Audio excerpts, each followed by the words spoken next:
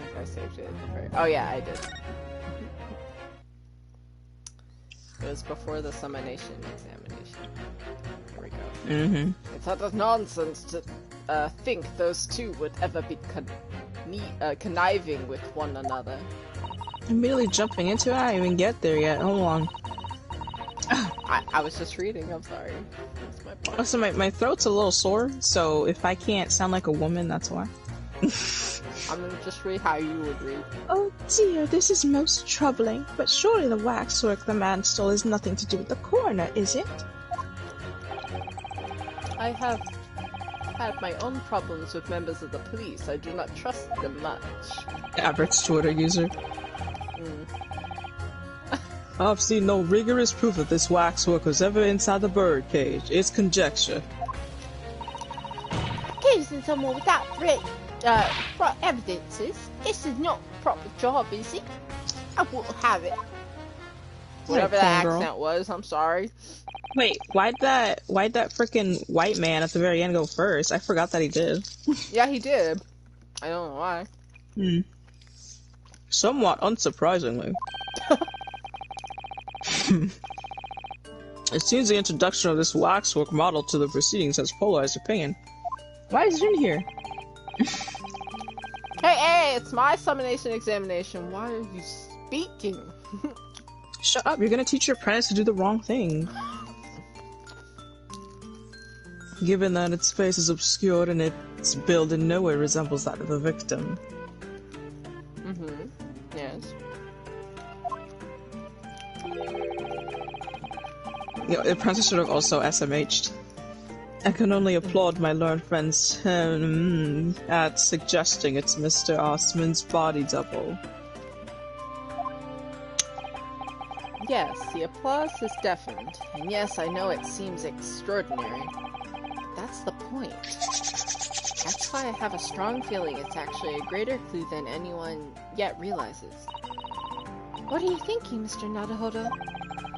I can't explain why at the moment, but I feel as though there's a specific reason why it was used, why it had to be this model. Really? A reason why nothing else would do, you mean? Yes, and I'm convinced. It's something far more significant than whether or not the model looked like the victim. Well, if that's the case, we must prevent the trial from ending prematurely at all costs. Yes, agreed. I'm not doing a very upper voice for her right now, because, like... Because my throat hurts. She takes a lot out of me. I have to find a way out of this. If you are ready, counsel, you may proceed with the summation examination. I should never read this. I should never, because it says the same thing. It's the same thing. Yes, my lord. And that's the same thing over and over, but I still read it. You gotta say it like there that. I am. He's moving his fingers back there. He is, I see them. The rebuttal.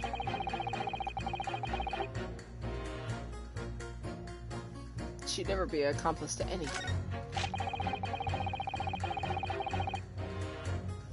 Okay, they're both in agreement.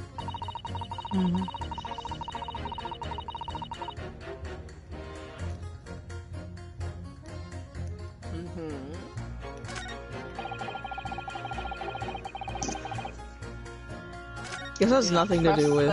It's like, I don't trust police. It's conjecture. Accusing someone without no evidence. It's not a proper job. Okay. If I remember, you got a lot. You have to do a lot in this summation examination. Yeah, they're crazy right now. I'm gonna have to freaking press them. The order of things seem to have changed around here for some reason. You're no kidding. I'm a copper, lad. It's a copper's discretion to bend the rules sometimes when needs must. I never remember this guy's voice. Literally. What's wrong with that? Where do I start? I've been working at the yacht for 40-odd years. I've never seen it. That's even more than I thought. We've only had a Metropolitan Police Service in town for 7 years, you know. But as times have changed, the public didn't trust coppers back when I started. It was rough.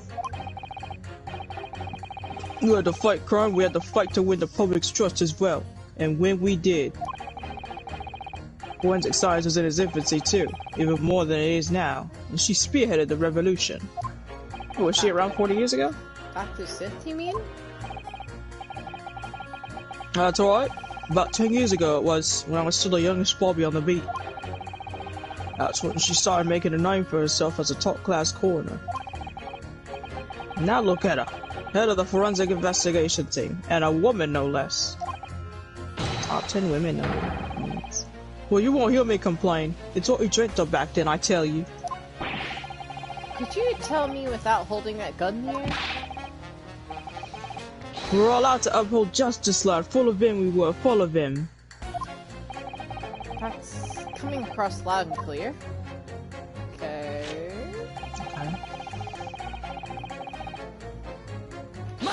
Can you put that newspaper down? Jesus.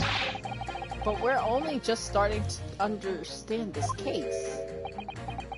Oh my god, that's... What are you reading there, sir? What? The man behind the murders on Solar Pond Street was caught in 2 days flat. That's real policing for you. That's Congratulations. really not relevant to this case, is it? You're wrong there. Because it was Dr. Sith in charge of examining the bodies, and it was evidence arise from her work that led the arrest of the scoundrel responsible. Oh. That's right. Oh, that woman is at the forefront of this country's fight against crime. The idea that she's somehow involved in this murky business is a load of old tosh. Oh, I know. It's up to me to press the jurors, not the other way around. Oh, they're tough. Okay.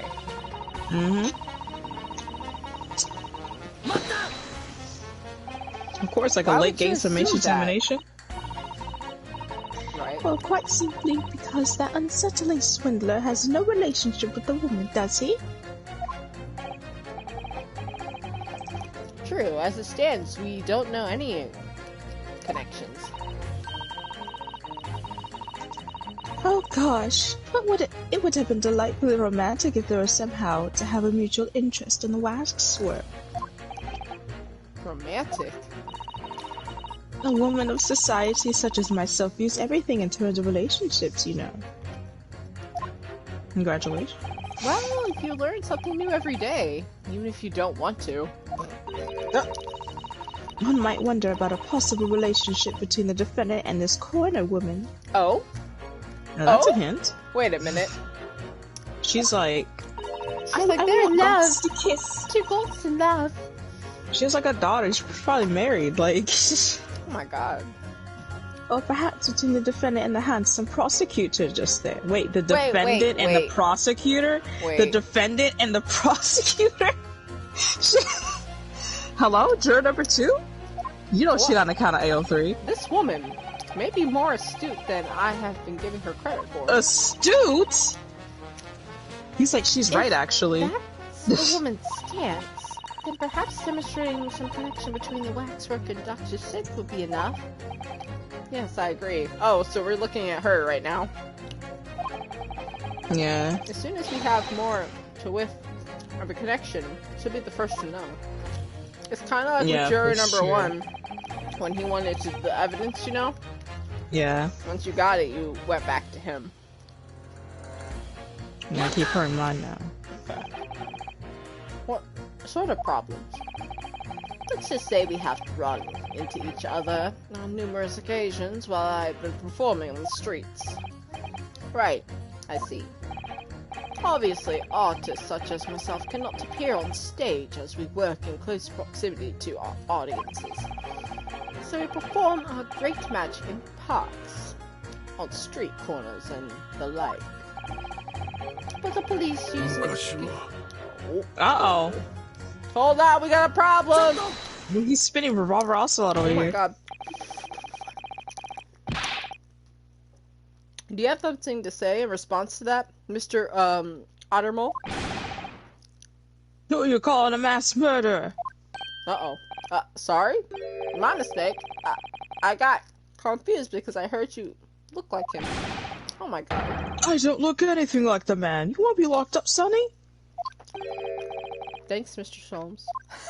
Don't listen to Mr. What'd you Sholmes! That's what I'm saying. Don't take the stuff he takes at freaking face value. Perhaps we could move on.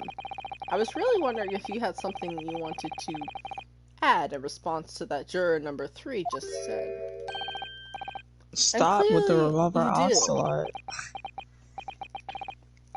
Back in my day, back in the good old days. Oh, here we go. It wasn't like this. It ain't Gregson, but... What was it like, sir? We worked our fingers to the bone of the public's trust, we did. And by Jove, we earned it. People respected us back then. Respected you? Uh-oh. They were called a coroner into question in them days. The coroner's report was the hallmark of an investigation done right. Especially Dr. Courtney Stevens put her name to it. That's not her name. She's the best of the... Hold on a minute. Uh-oh. I think he said her whole name. I don't think we've known her whole name yet. It's only Courtney Sith. However, he said Stevens. What are you talking about? Who's Courtney Stevens? Oh, sorry. Got a bit carried away there. Hold on. You don't have to... Aren't you supposed to stay completely silent? Like, go play with your cat or something. Oh, Jesus. her maiden name. Take you're saying her maiden name out in the front of court? Oh my god. In front of everybody without her permission? Stevens is Dr. Sith's maiden name. Her maiden name? So this... yes, so it was Ryunosuke, it was! Yes. Oh, of course, yes, silly me. It's Sith now, isn't it? Stevens. I'm sure I've seen that name somewhere recently. I wonder where it could be. Anyway, the point is, those are the great days of policing, not like now. Sorry to interrupt, sir. But do you think you could change your statement to include that name? Well, yeah, I don't see why not. Hold on a second. I haven't played in a second, and I have to look through these names real quick. Her name is Sith. Yeah. Or her last name is Sith now. Sith now, yeah. Do you think they would have something going on? Romantically, perhaps she's older than him. She sure is.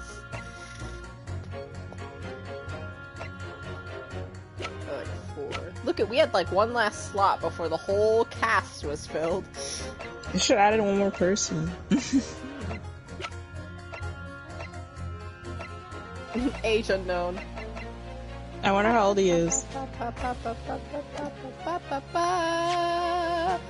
To look at your evidence. Yeah, we gotta look at the evidence real quick. See if you can find someone by the name of Steven's Universe. Steven Universe. No, not here. My bad.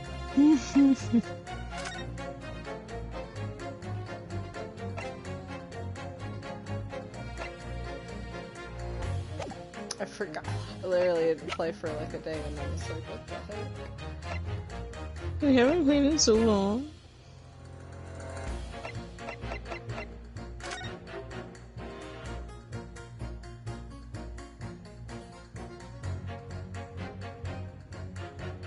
I mean, her name's here on these reports. The killer's autopsy report. Yeah, that name's there.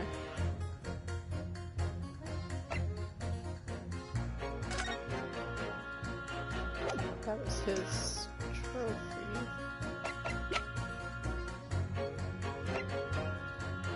I didn't look at the contract, did I?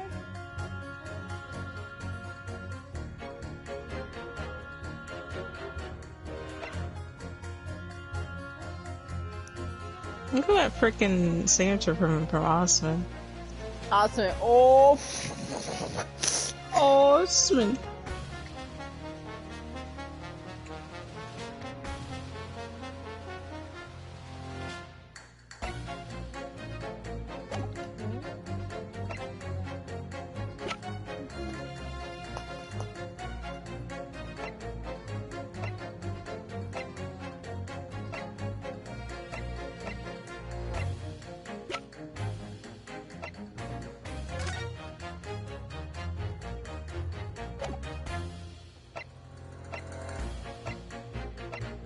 to like regain all my knowledge of everything here. Uh-huh. So nobody else has the last name of Stephen. Oh my god, I'm not doing it right. Yeah, nobody else has the last name of Stephen.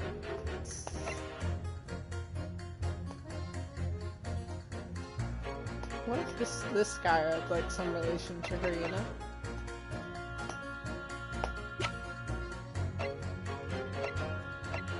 So what's the thing that you remember juror number, who was it, 2? Yeah. Oops, that's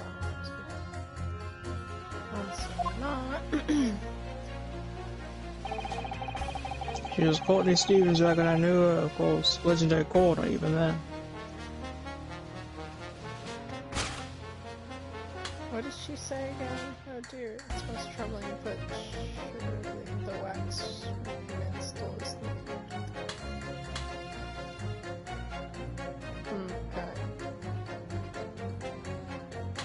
Yeah, she's just saying, like, so the waxwork has nothing to do with her, does she? What do you think about that?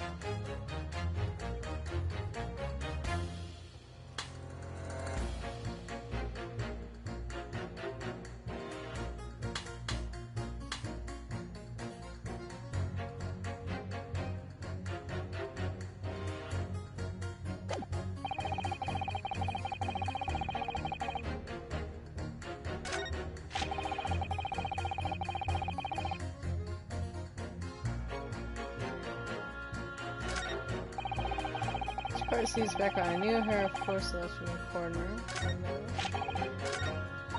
Who did I press? I was pressing him and then the other person jumped in, right? Yeah.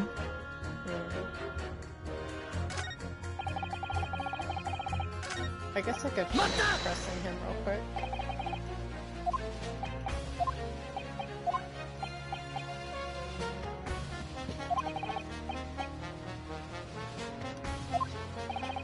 But the police use an excuse to make our lives difficult. Sometimes they often cook up a story to extort money from the poor. Well, that's definitely not right. Yes, and it is why I say that if you trust the police, you will have trouble. But here you are claiming that Waxwork model was stolen to star in an illusionary spectacular. The idea is so wild, I think it will take my chances and believe the authorities on this occasion. Oh, okay. This is Oh, the thanks. public of Largeview, Scotland Yard, is it? Our own police force in Tokyo is not even 20 years old yet, is it? Perhaps we should view what's happened here in London as a measure of what may happen at home. Well, like a Scotland Yard steak. Jesus. I wonder how a policeman would feel listening to the way his juror speaks with the force. I'm sure we have a word or two to say in response.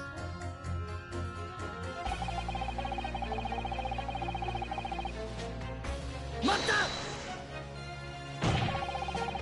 you claimed the whole instantaneous kinesis demonstration was a trick. That I did, but there's more than one way to pull a rabbit out of a hat, isn't there? Sorry? I grant you, given that this cage appears to have missed an explosion, there'd have been no need to use a real person. But if a waxwork had been used, the culprit could at least have had the decency to make it look like the victim. I'm not sure exactly how much criminals are governed by decency. The point is, if you're gonna make a claim about that waxwork being inside the birdcage, you need to give us some evidence. Without that, it's just not science. I suppose we should expect nothing less than a logical argument from a fellow of the Royal Society.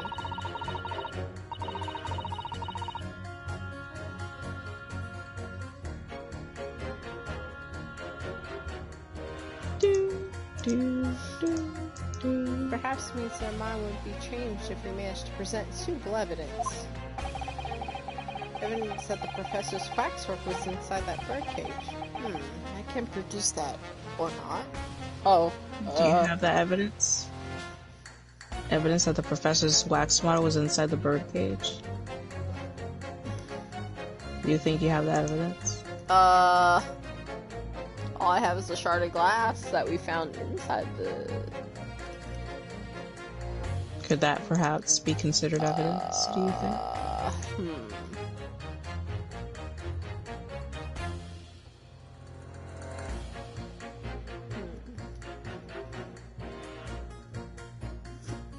I mean, yeah.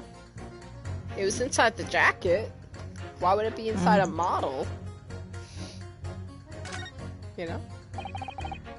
Actually, I do know. Something I'd like you I to played this game consider. before. You did? Oh? I must warn you that I firmly believe it's only wise to trust men in white coats. Okay. Oh yeah, for sure. I trust Kerbo till he tells my life. Yeah. So given your jet black outfit, I don't mind admitting to a sense of trepidation here. Okay, that's kind of racist. First of all, Why does it have to be black though? you don't trust anyone in black. Looking in the mirror must be very trying. I do have some evidence that proves the waxwork was inside the birdcage, namely... The birdcage itself. Da da da da! Oh, here we go. Da da da da da da! Listen... I'm not listening to your excuses anymore. You have none. Okay, it is like freaking the third half trial, you know? You played through the entirety of the first game, and then halfway through the second one, I you didn't still do the exact notice. same.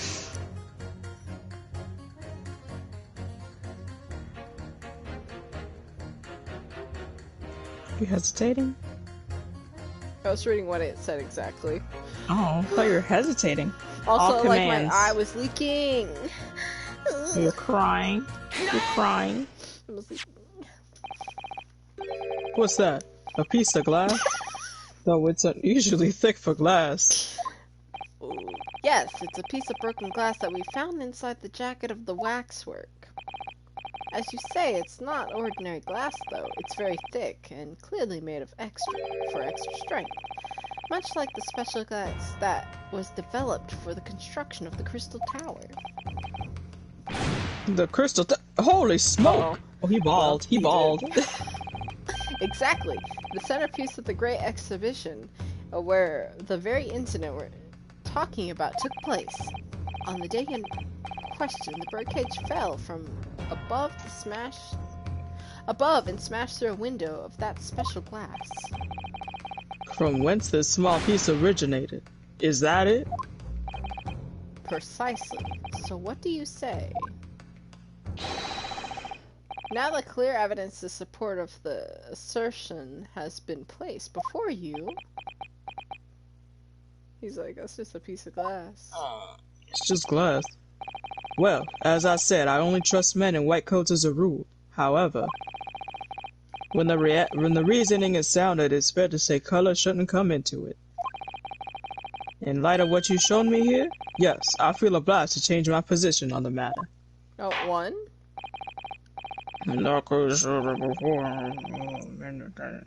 Amend your statement. Wait! The presence of that piece of glass leaves me a little doubt that the waxwork was indeed inside that bird cage. Okay. Yellow.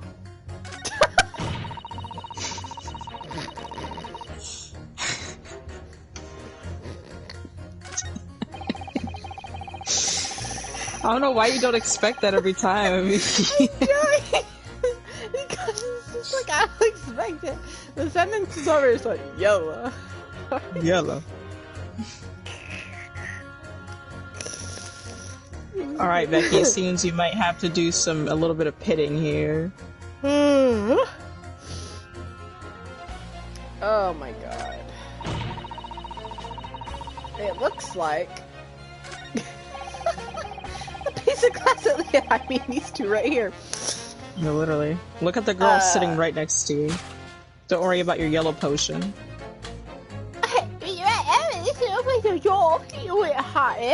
This is so without evidence. Did you hear what he just said? The two statements clearly contradict each other. Oh, those that you forgot.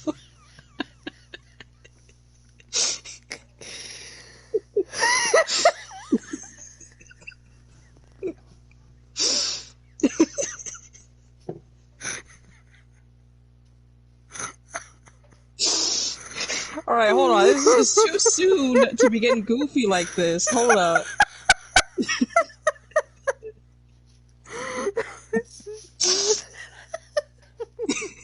I'm already crying of laughter. Ow.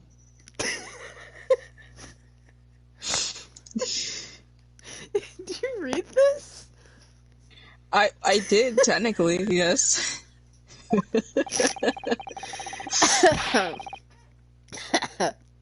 If you could just put your corn down for a minute. Just put your corn down for a moment, juror number 5.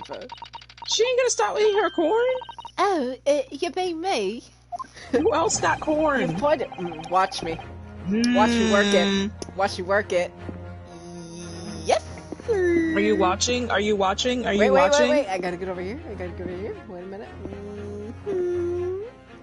Alright. You pointed out that it's wrong to make a accusation without evidence. But the accusation that the waxwork model was inside the second birdcage on the day in question is not without support in evidence, as the defense demonstrated to the juror sitting beside you. Oh, is that right? You weren't paying attention. I ought to slap you. I mean, would it be fair to say you didn't follow the argument? I don't understand much besides Colonel Corp, to be honest. Of course you don't. If I could interject here. Please do, sir. Now that this assertion of yours about the waxwork has been backed up with some solid evidence, it would be wrong of me, as a man of science, not to pursue the matter further. Dang, hit him with that fire!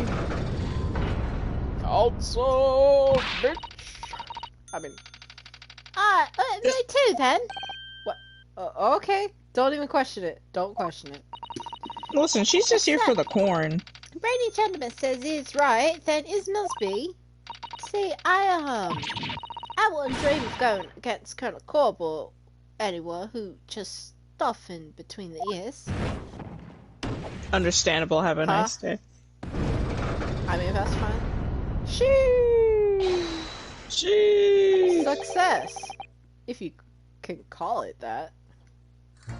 Alright, who's next? Of course it's got some evidence. There's a whole other cob of corn, isn't it? Lovely job. What? Hello? I know it seems a little far-fetched to think guess she that is the last waxwork- one. She was, because the cop went first. I forgot, so I was like, Yeah, why is so this? I hit X and I was like, oh.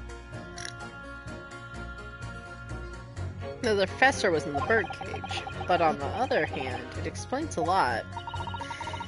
If there really is a reason why the particular waxwork had to be used as Mr. Assman's double, we must do everything we can to make the jurors understand it. The truth is, I'm sure that that's the key to this, but it's the most puzzling part of it, too.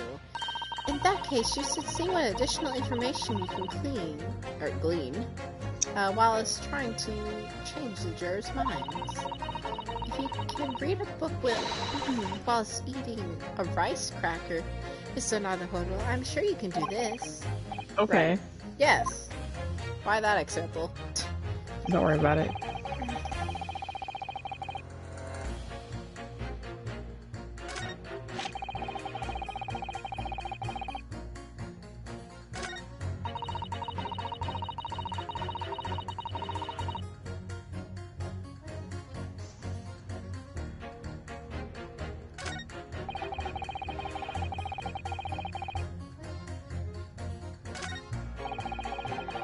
Okay, then those two. So it's just these three over here. Oh, well, four this way.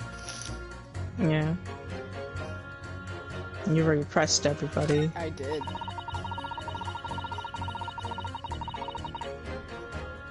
She's questioning this, and then he's saying they're nonsense to think those two would ever be complicit with one another. She's questioning it, but he is not. Yeah, Uranowski was like, we should go back to her when we figure something out. Yeah, because it's just those... This...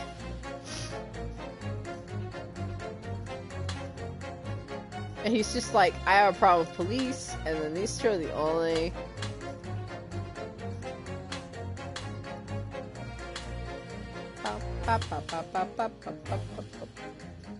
Damn it, that guy over there and her are the only two that say something basically the same, but one's a question, one is not. One's he's sure, one she's like, I think.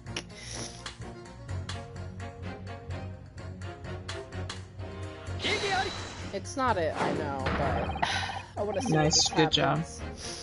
Good job. Those two statements are fundamentally at odds with one another. I like how he says it differently if you do get it wrong, too. Well, Mr. Formal. Oh! He's ignoring me! Dang! There's to be a new Herlock Sherman's events are published next month by the looks. My lord! The foreman of the He's jury ignoring me! me! Why are you snitching? You're such a baby! Is that so? Well, I shall have to reserve myself a copy at the local newsagent in that case. Mr. Sato, no one is listening to what I'm saying! Oh, this is embarrassing. Oh, Sato, no one's listening to me! Saw that. Oh no, the Master Princess saw that. Oh no. He's like, saw he's that. They're like both laughing at him right now. Perhaps this would be a good opportunity to have a rethink, Mr. Naruhodo. Oh. Fear not, my learned friend. I heard every sorry word. I told you he was listening. This Thank is you, embarrassing. Bansies. Oh my god. Oh, gee. It sounds like I'm on the wrong track here. I better think. Oh, he was listening to me. He was the only one listening.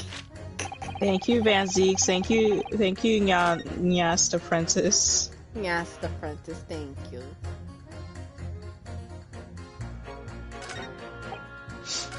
Alright, we're just gonna forget. We're gonna forget. Oh, dang it, I did again. I forgot that that man is the first man. What the heck? Oh, bless you. Oh my god. Thanks. Forgot he's first. I don't think I pressed him after this.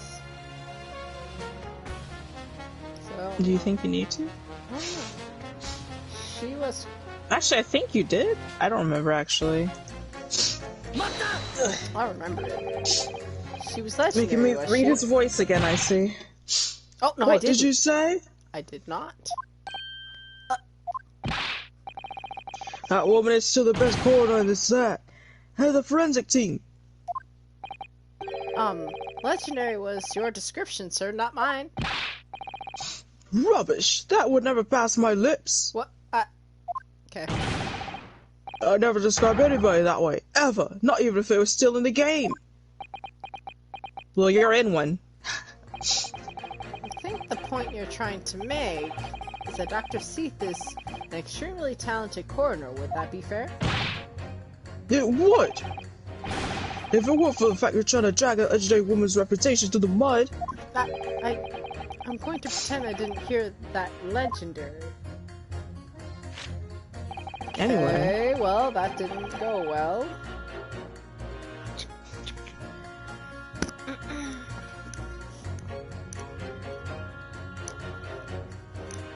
There's something you fundamentally are misunderstanding, I realize. There is something, yeah. And once you realize that you misunderstand it, then you'll know exactly what to do.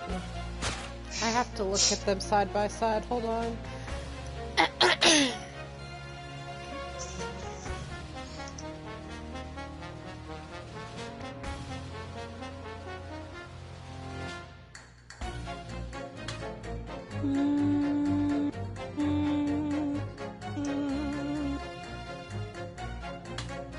I think.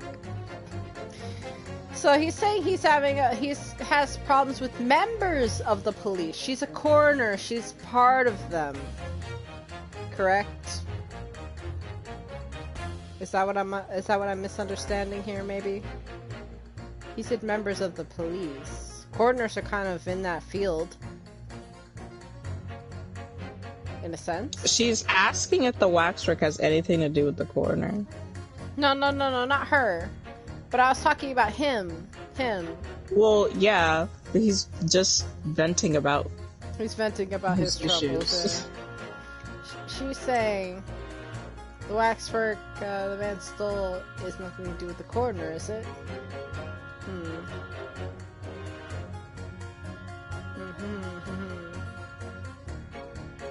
Remember what the waxwork is based off of.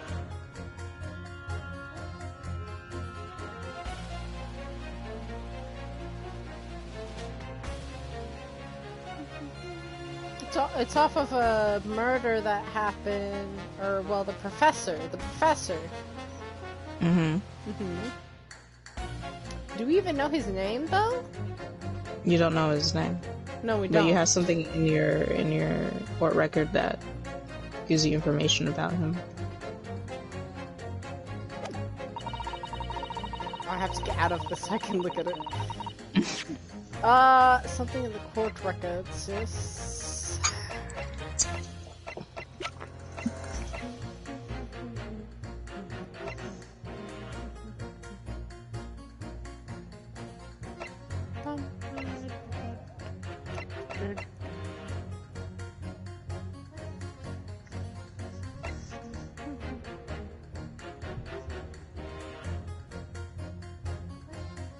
It was a closed trial.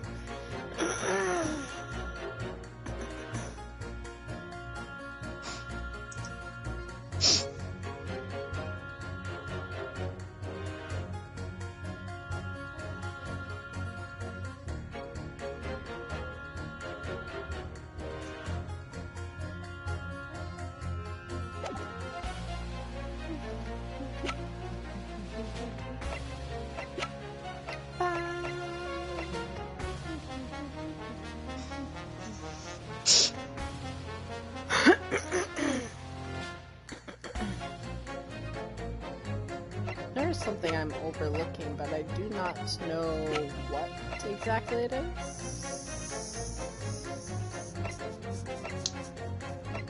Juror number 2 is literally begging you. She's asking. Surely the waxwork has nothing to do with the coroner, does it?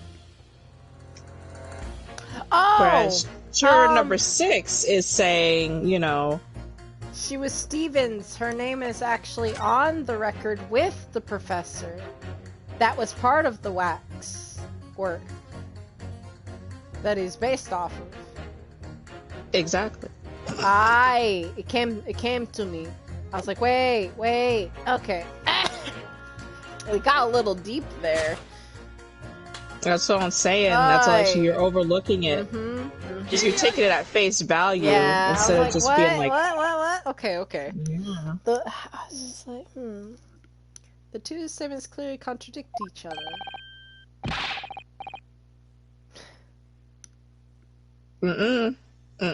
Not gonna get this out of me. So, juror number 2. Oh gosh, me? What can I do for you? I'm gonna do my little walk again, hold on. I presume that you heard of what juror number 6 said in his statement. It's brought to light the maiden name of the coroner, Dr. Sith, which in return has revealed a connection that wasn't apparent before. Well, naturally, as a woman of society, I find such connections and relationships to be irresistible. But oh golly, I'm afraid I failed to see what you mean. Dr. Sith's maiden name is Stevens, and though that name, the coroner, is very definitely linked to the waxwork killer, the defense has evidence to prove it. My goodness, evidence, you say? How utterly enthralling. Counsel! Oh, so the court cannot overlook the Ross remark. I very much hope there is some substance to your claim. Of course, my lord. I would ask the court to look at this. The evidence that clearly links Dr. Sith to the mass murderer known as the Professor. Oh. You're like, what? What you have? Blah, blah, blah, blah, blah. Take that! And I throw down, like, the freaking, like, autopsy report. Right. Easy as. I have a certain, autopsy report from 10 years ago. 10 years ago, in fact. 10 years ago? Did I mention that? Oh, 10-year-old autopsy report? What relevance does that have? Read it. Read it. It is, of course, from the autopsy of the person portrayed in the waxwork, the killer known as the Professor. Exclamation point. The Professor's... But the man was a capital offender, so... So what? That's right. This is the significance of death, certification of death that was drawn up after the convict's execution. The identity of the killer was never made public, so that the report gives few details. But what's important is the name of the coroner who wrote it. Courtney Stevens. Oh my! Courtney Stevens? What? Struck a light! It appears that the professor's autopsy was conducted by Dr. Sith 10 years ago. And a few days ago, Mr. Drebber very deliberately stole the waxwork of the professor from Madame Truspel's. A waxwork that doesn't in fact resemble the victim, Mr. Osman, as well. At all. Sorry, at all. At all. At all. And do you suppose there's some unsavory relationship between these events? Absolutely. I'm sure of it. There's no doubt in my mind that the professor case is at the heart of a link that we have yet to uncover. Between Dr. Courtney Sith and Mr. Enoch Drebber. Alright, I need to have it up just in case you say it wrong. No, I think I've remembered it surely from yesterday. Hidden links. Uh-oh. Mysterious connections, secret relationships. This is almost extraordinary. Enoch. We're surely obliged now to explore this further. We need one more. Somebody come in. What, right? Oh, We can't let well, this child there come it to an is. end now. Not while there's this cloud of suspicion hanging over the yard's best corner. It wasn't like this in my day, but we're still here to uphold justice in the end. Okay. They could not convince 1 and 4. I feel like in most system examinations, you cannot convince juror number 1 for whatever reason. We convinced him late. Yeah, like that one time when he was like, "Oh, I'll get all the men to do it." It was that one time with freaking fair play. As a result of the summation examination, the jury's overall leanings have changed. 2 jurors now called guilty against 4 who called not guilty.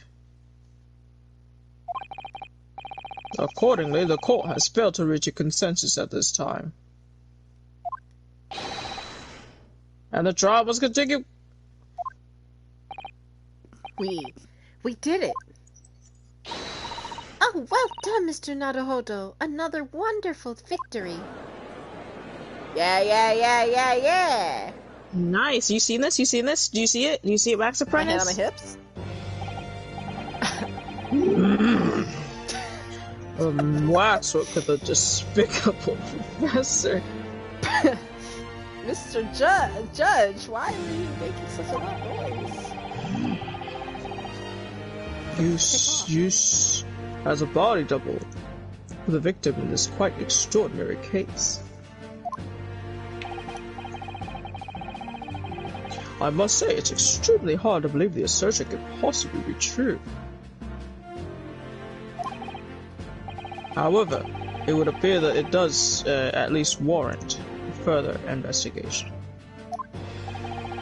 Dang, I could have sworn people would, like, write out the entire, like, script for the frickin' trials.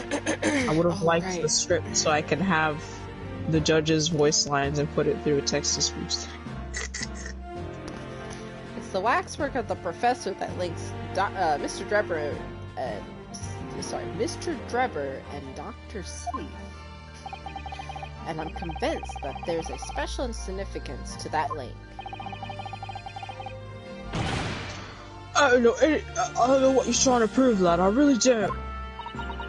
The truth, sir. By using evidence and testimony.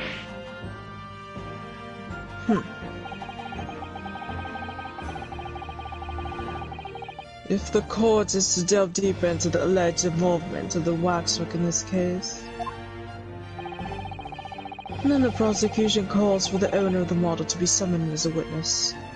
Oh, let's see her. Come on. Yes. Oh yes, bring her in, please. Madame Tuspels. I really thought that Lord Van Zieks would object to this whole line of inquiry. Very well. I concur. Make arrangements for Madame Tuspels to appear as a witness with immediate effect. Listen carefully, my learned friend. Oh, yes? You should know that you're on the brink of opening Pandora's box. Oh, am I? Is that a threat? Are you threatening? Yeah, I want to open it. You scared? You scared of me opening Pandora's box? Pandora's box? I said Pandora, but it almost sounded like Panera. I said Pandora's box. I was like, hello? He threatened me. Judge, he threatened me. 45 minutes. Oh? 45 minutes gives me a lot of time. Ooh. So with Master Apprentice, are you like single? Are you speaking to anybody right now? And Van Zieks gonna be like, he doesn't speak to anybody actually. Was I asking Lord Van Zieks? No. During that time, the prosecution will summon the new witness and prepare for the taking the stand. Bowing. Shut up. Madame Tuspels, yes. I shall see to it at once, my lord. Yeah, who didn't Is he gonna stay in here? Just stands right there, like... he just stays in here in the dark. Oh, I didn't know I was gonna compete. Yeah, because that's the summation examination. Okay. Nah.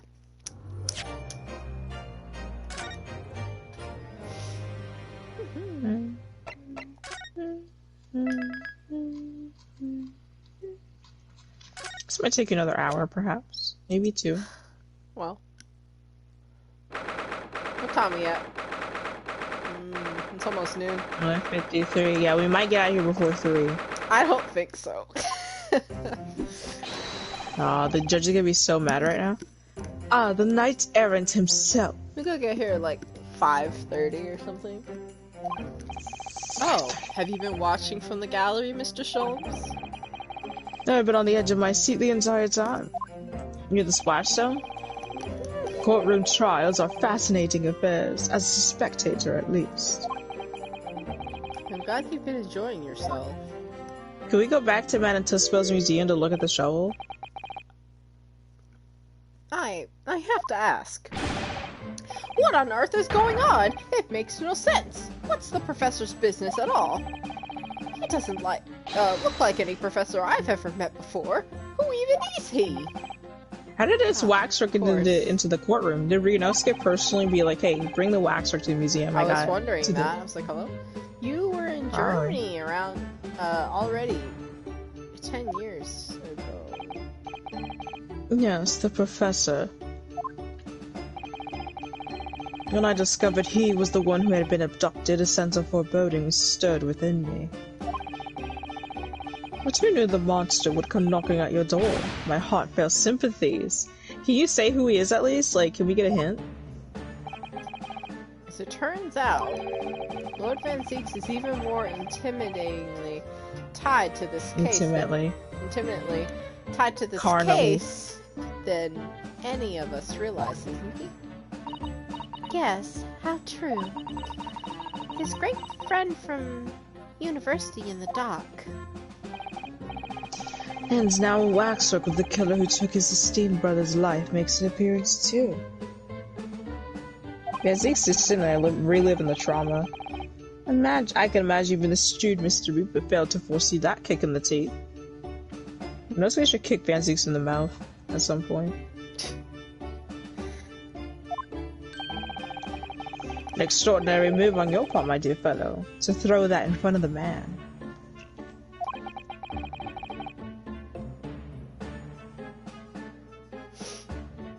You make it seem deliberate. I can't help feeling that this professor case is really very puzzling. Oh yes? In what particular manner?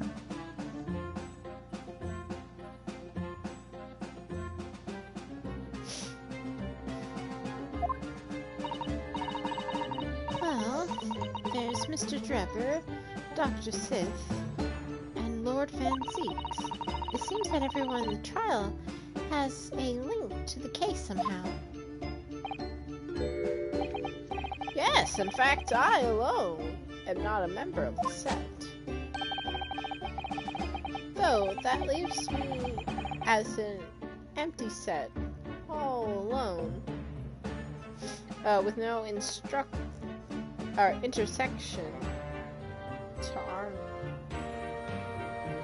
to any other. I said arm. I was like, hello? Excuse me. Who's excusing themselves? I don't know. Oh wait, I know who. Oh, literally just remembered. DD. Dr. Sith. DD. Ah, Courtney Sith. Nay, Stevens. Good day to you. Hello, Sholmes. That was very shrewd of you. In what particular, pray? You requested that 10-year-old autopsy report from Gregson, didn't you? Why would you assume such a thing? What kind of tension do we got going on here? Because Gregson told me. Oh. Okay. Nice snitching, Gregson.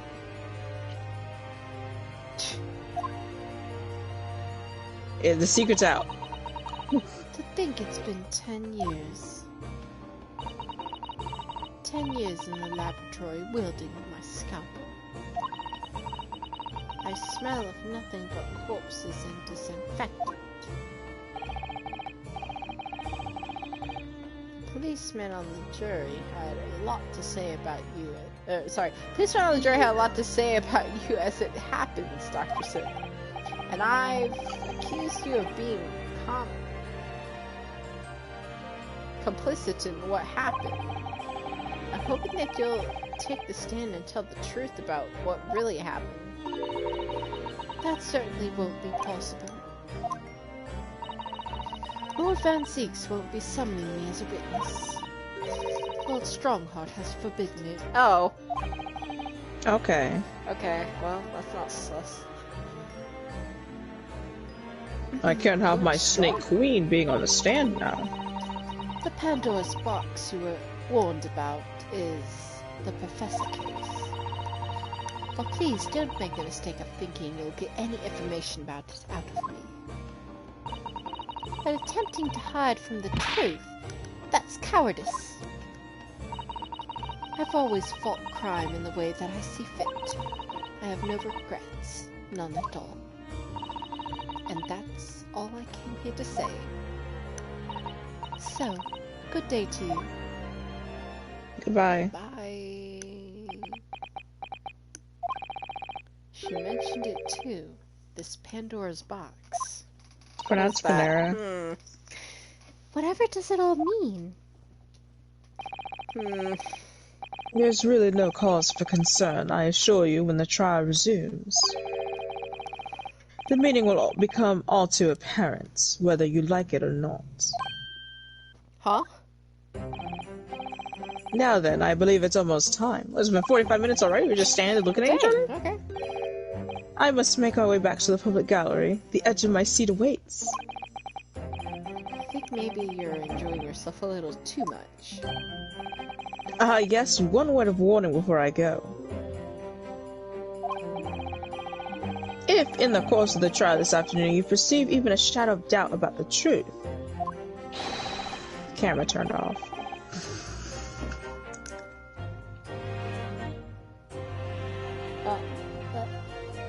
Don't let it out of your sight. Pursue it like a dog with the bones. He's like, Shob's like shut his eyes for a minute. He's like, hold on. I can't see. My blinders are on. To the bitter end, you understand. Do not falter, whatever may come to pass. What? Alright, I understand. Thank you. Good. I shall make myself scarce then. Goodbye. Oh! I purchased a bar of caramel earlier, so I shall be gnawing on that as you gnaw away at the truth. His own Go. candy. Good day. Go have fun. Are you allowed to eat in there? What did that If the warning judge from can't, you Mr. shouldn't be able Schultz to really either. mean, I wonder? Especially the bit about whatever may come to pass. If you know, you know, or you know, scared. What's happening? It's time for the final chat. Oh god. Yeah, like already. What? No, it can't be. Uka is free. It can't be. That's what you said as the judge. When McGilden was on fire. Uka, it cannot. Now we remember it clearly. Listen. We're to find the truth, no matter what. Every time that we saying it can't be, I just think of that one line that Aku Aku says. Alright, what time is it? Alright, we got like 2 hours, not even 2 hours before this man gotta go home. Alright, so... Out by 3? Okay. You'll be out by 3. Master Apprentice is in here the whole time, he's just standing there. Like, In the name of Her Majesty the Queen, I hereby reconvene the proceedings of this court. my lord, I have to pee. Hold it. My lord, my apprentice has to go pee. Well, Okay. why are you telling me? Just let him leave, he's not a part of this, is he? Council's foot.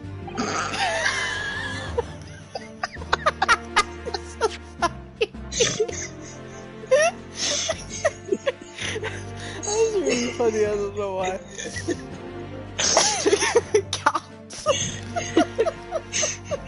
I can't even read it, just for sex, I don't care. The prosecution is wrecking my lord. Why are we laughing? What's happening over there? What are you snickering about?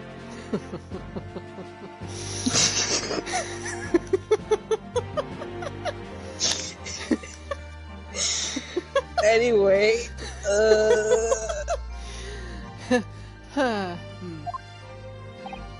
that's still the old bottle from earlier too. It's uncorked. The fence is also ready. That's a. Alright. It's getting too silly. As the court is aware, the case is under scrutiny began with a damaging incident at the Great Exhibition.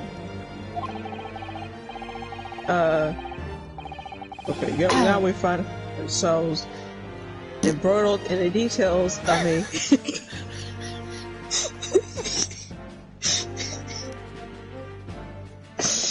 This is goofy. What the heck is this supposed to be goofy? I'm sorry. It was sent to the gallows a decade ago. My bad. This trial has certainly defied all expectation. Anyway, I'm sorry. Why did you laugh? It seems to be the fate of all trials in which this Nippon is involved, my lord. Anyway, let us begin our exploration of the defense assertion that the waxwork is cardinally involved in this matter. Lord Van Zeeks. My lord? Are we still awaiting the arrival of Madame Tuspels? Oh, she's not coming. here? She's not coming. She told me she wasn't coming. She called that her Uber was late or something. Not at all. We have Ubers? Her little carriage. Oh, yes. She's in the antechamber as we speak and ready to be summoned. Very well, bring in the witness. At once, my lord. Why can't you get the witness apprentice? Go get...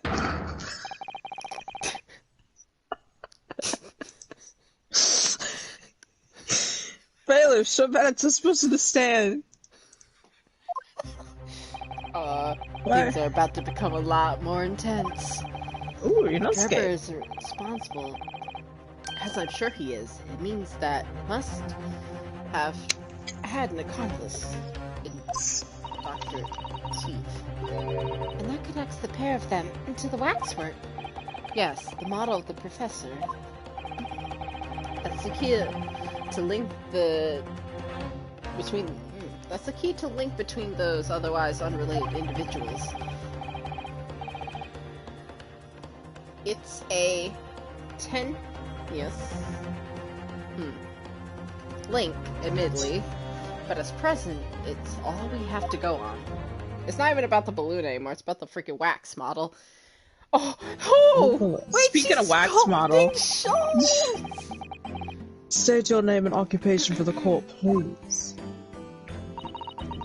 My name is Madame Esmeralda Tuspel. I'm a waxwork artisan. And oh shoot. Proprietress. And the proprietress of the Madame Tuspel Museum of Waxwork. You will have to pardon me for the working as I testify. My new exhibit must open very soon. When I looked her up in the wiki, I think she's really small. Oh, so I have to he finally look her up. got a statue, does he? Now, there are two of them in the world. Oh my! What expression is she carving into the face? Girl! A number of days ago, a particular waxwork model was stolen from your museum. I bet he's got like a little like lint roller. Just in case, you know. Lint roller? That fur, yeah, just in case that fur come out. Can you confirm this?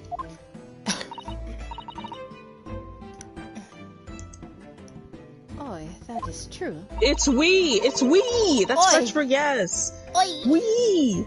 Oi! We! Wee. We is with a W, Oui. not a O? What do you, in French? At first we believed it had been kidnapped. A waxwork model? Kidnapped? Council? It's been kidnapped, Council? We've been saying this Council the for whole the time. defense. Yeah, why did he just say that? Yes, He my knew lord. this. There was a demand for ransom money left behind by the culprit. However, according to what I have been told outside the courtroom, that was not the true reason. I understand it was utilized as a substitute for the body of a murder victim. I don't know what voice to give her. I keep switching up her voices. If she's supposed to be French, but since you can't even say we right, I don't know. I can't say we, right? At present, there is no Wag. more than conjecture opposed by the defense. Does it look like I know French? I feel like you should at least know what we is. I forgot what we was. Does it look like I know We French? is yes. No, I forgot how it was spelled out. I don't look at how French is Omelette spelled. du fromage. Huh? It's cheese omelet, or something like that, I don't know. This is the victim of the case in question, Mr. Odiosman. But of course, I am well, he is part of my Oh, there it is. Oh, That's the this- part of his name. Personage exhibit. That was the pun of his name, Odious. Odious. Ah! Yeah. The test Odious say man. what is evident, but Mr. Osmond does not resemble the professor at all. Yes, but perhaps their faces are very similar? Are you suggesting that we see now the demasked visage of the professor? There's a key. Hmm. I have here the key, but it's strictly forbidden to open the lock. Uh-oh. This is absurd. Uh-oh. Oh, you're mad now, huh? You're mad? Pardon? I don't know what face you've carved into your fancy figure underneath that mask. But clearly, it won't be that of the actual killer. Why do you doubt it? Do you not want to see his face? Indeed. Why are you even agreeing to this? I want How to would see you the know? face. Let me see it. Now let's see the face. Just do it right now. Public. This is only for people in the courtroom. One-time event. See the killer's face. The man's identity was never made public after all. The trial took place in a closed court. The proceedings were strictly confidential. Yeah, he's like, that face isn't... The condemned man was summarily executed. His identity remains a closely guarded national secret. She's got her ways. Just like how poor Marie Antoinette got her wax model done because the actual woman just went up there after she got beheaded and just did the wax model. Just like that. There's no possible way that a repository of a tawdry exhibit could get its hands on that information. How do you think she got her hands on Barack Obama? Whatever that says. Well, homage, I believe. I don't know. It does seem you are unaware of the trespass principles. What principles? The family trespassers have always prided themselves in sculpting the models perfection. I love perfection. Every detail, including the visage, it's fashioned with complete fidelity. Et voila. It's voila, a principle. There is well-known legend about the trespass waxworks from the time of the French Revolution. A member of the trespass family is said to have made a waxwork of the queen who was executed. Oh, there it is. Oh, that's literally what I was talking about. There you go.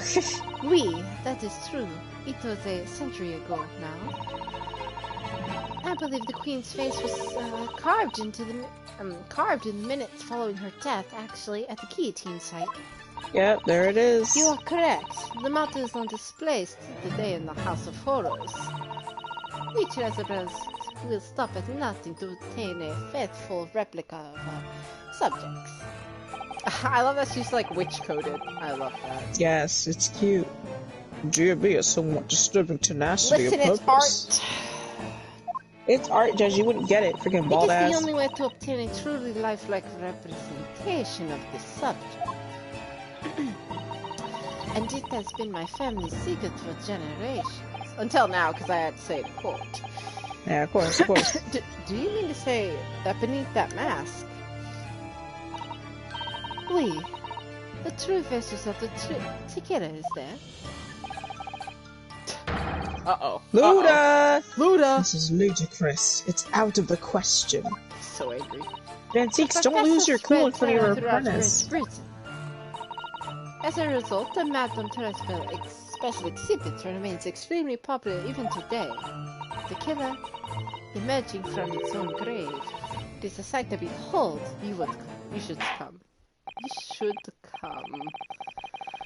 I think that will be beneficial to you hear your formal testimony on the matter.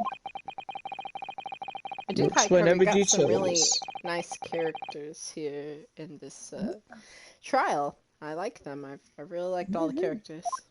Oh! I'm saying, well... Oops! With pleasure. With pleasure. I just kept... I meant to press square. My big thumb kept hitting X. What did he say? Your whole hand is just one thumb. You're like those thumb people from Spy Kids. Every detail in this. Yeah.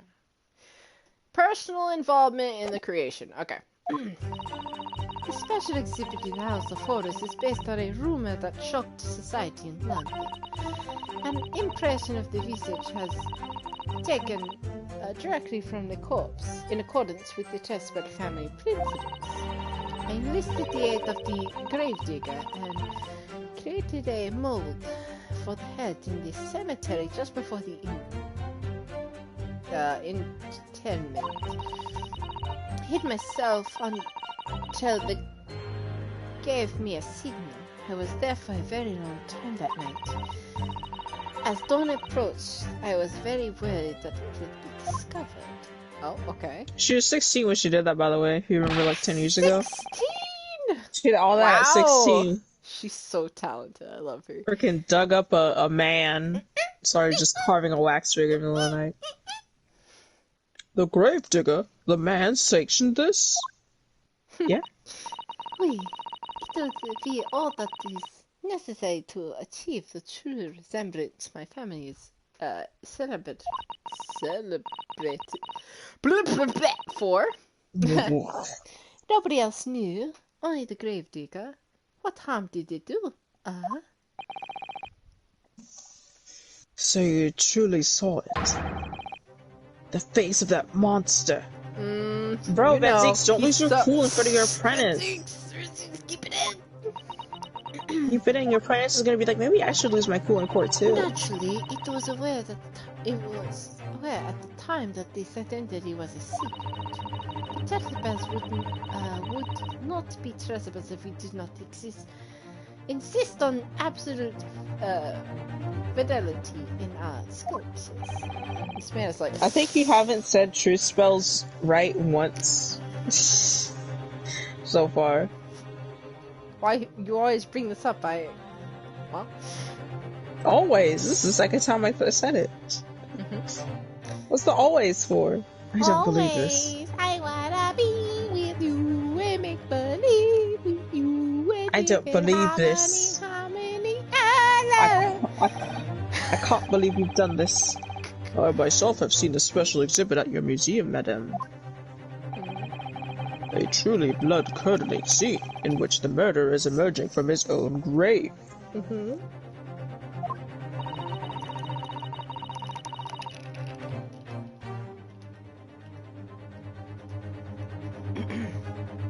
The scene it depicts was the subject of many rumors in London 10 years ago. I have here a newspaper from the time. oh, she still has Oh, it. let's see it. Oh, Dravus' dreadful encounter. oh, there's his signature on it. That's weird. Why would his signature be on that? Huh. Why is Osmond's signature on that? The special exhibit Looks was around. based How upon the strange is Picture that? in this article. I was just like, wait a minute. Osmond was what? His signature on the what? It was the most detailed account of what happened, as reported by the eyewitness who saw it. You just gave me an article with a signature of a man that I didn't know was around this time, so She doesn't know either. she didn't see it. Man rises from the grave. It's too absurd for words. He hates this, absolutely. He The does. public enjoys absurdity, monsieur.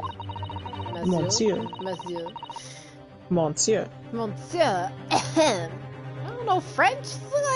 French? Well, maybe I you know. should learn it. Nah. This is why I You have, got Duolingo? Download it. this is why I have reproduced the scene as carefully as possible in my museum.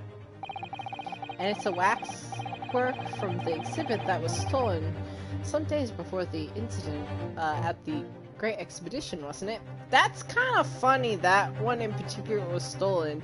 And now we see Osmond's signature on the picture of that specific scene. So it's just like, that connection kind of is like, Yeah, sus. That's correct. The professor you see before you here.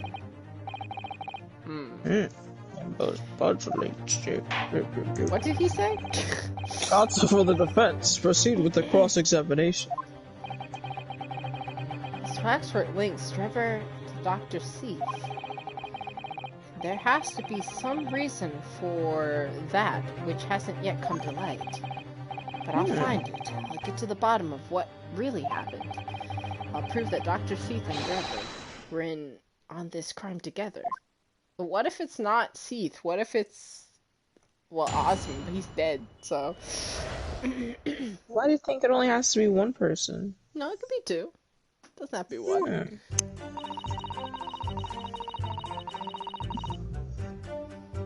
Okay.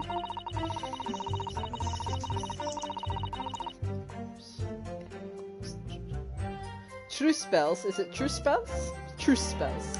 I don't see an R, but I think it's two spells. Two spells. There's just the R in there, man. For some reason.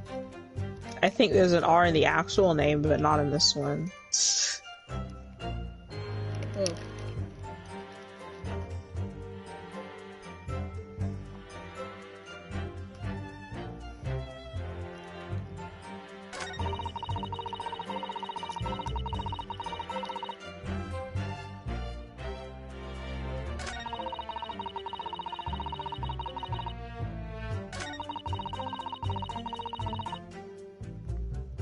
Okay, so the last two I don't really... I might give more about the last two statements, but we'll see.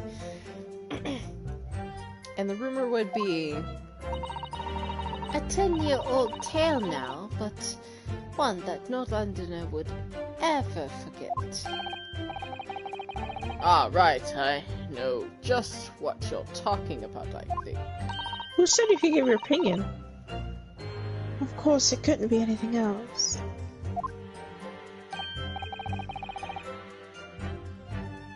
Yes, that story will never disappear. The table of the condemned killer rised from the dead. This is the central attraction of my House of Horrors. The rumor was A horror of houses. The rumor was whispered all over the city, and it was like this. Oh, I get this song. I love this. I love this OST. Mm-hmm. He was in a low gate cemetery.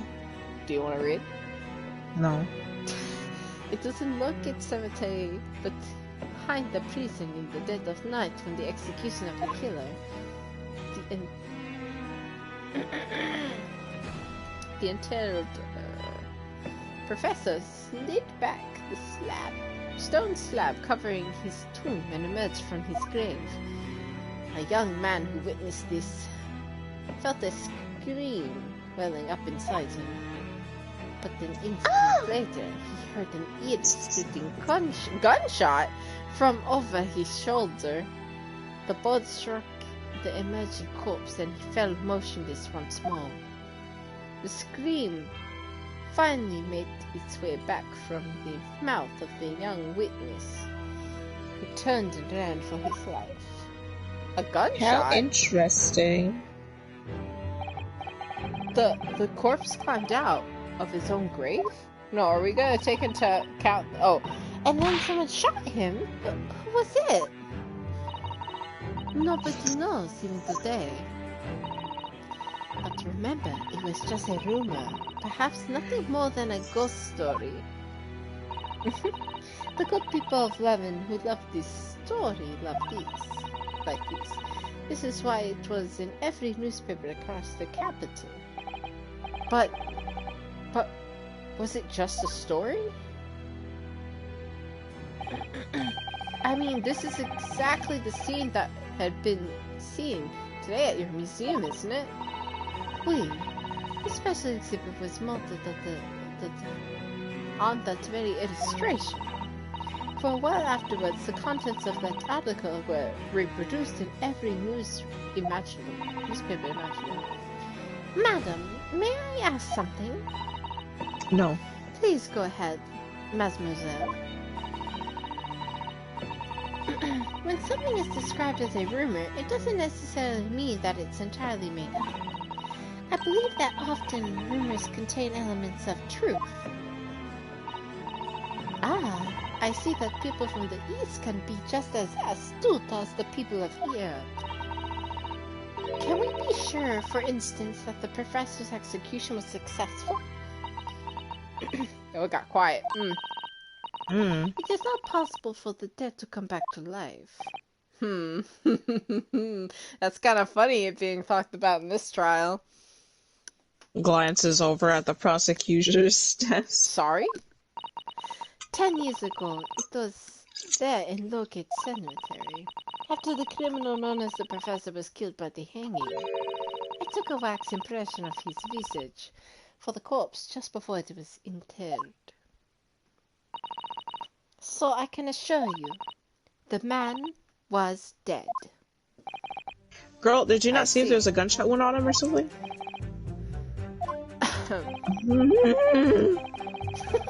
It would certainly appear that the dead man suffered the intended fate. Yes? Anyways. Hope you good, Benedicts?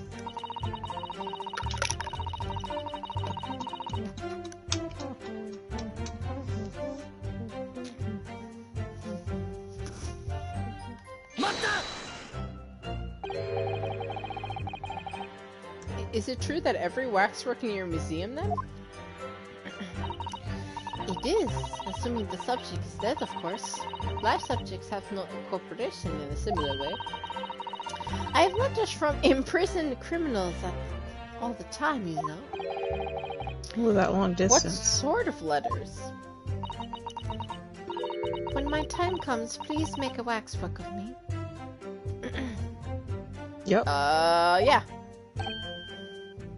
No.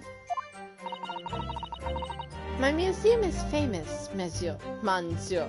Manzio?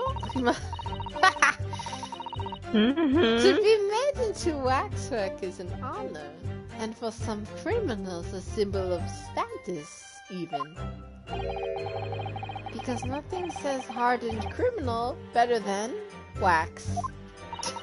Okay. You know, scary to see House of Wax. And it is thanks to one killer in particular that my museum has gained such popularity in London. I refer to the star of the special exhibit, of course, the Professor.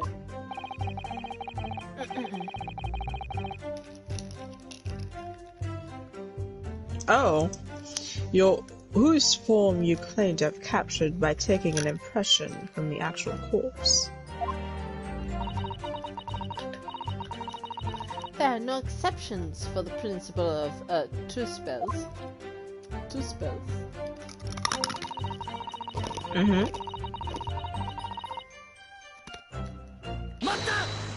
We're just gonna press everything and see what happens.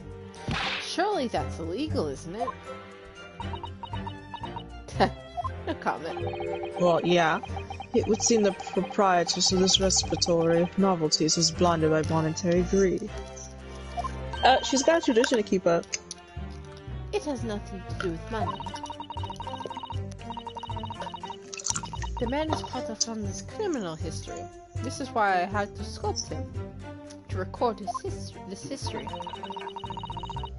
It is the raisin. Raisin. Raisin. It's The raisin. It's a raisin. It is a raison d'etre of the Tuspes Museum. But if the man was convicted in a closed court and sent to immediate execution, then surely nobody but the members of the judiciary present know the killer's true identity. I assure you, behind the mask is hidden the true face of the Professor. She is so sure, like, she is like, it is him. Yeah, she says she was there. Why would you doubt her? And this man's like, Do you it's not realize him. what you see? The Professor's identity is a national secret. Bro, she broke the law to get into the graveyard. Why are you doubting her? She has had no contradictions in what she's been saying so far. Like, I understand. the truth about the special exhibit has been revealed, I must perhaps close. Of course it will. Will your entire museum if you don't tread very carefully, madam. Don't threaten a queen, dude. That will be another interesting chapter in the history of my family, I think, don't you? So 10 years ago, Mask.tech. on the night of Professor's execution, you took a wax impression of his face for the corpse. Oui. Exactement. Extractment.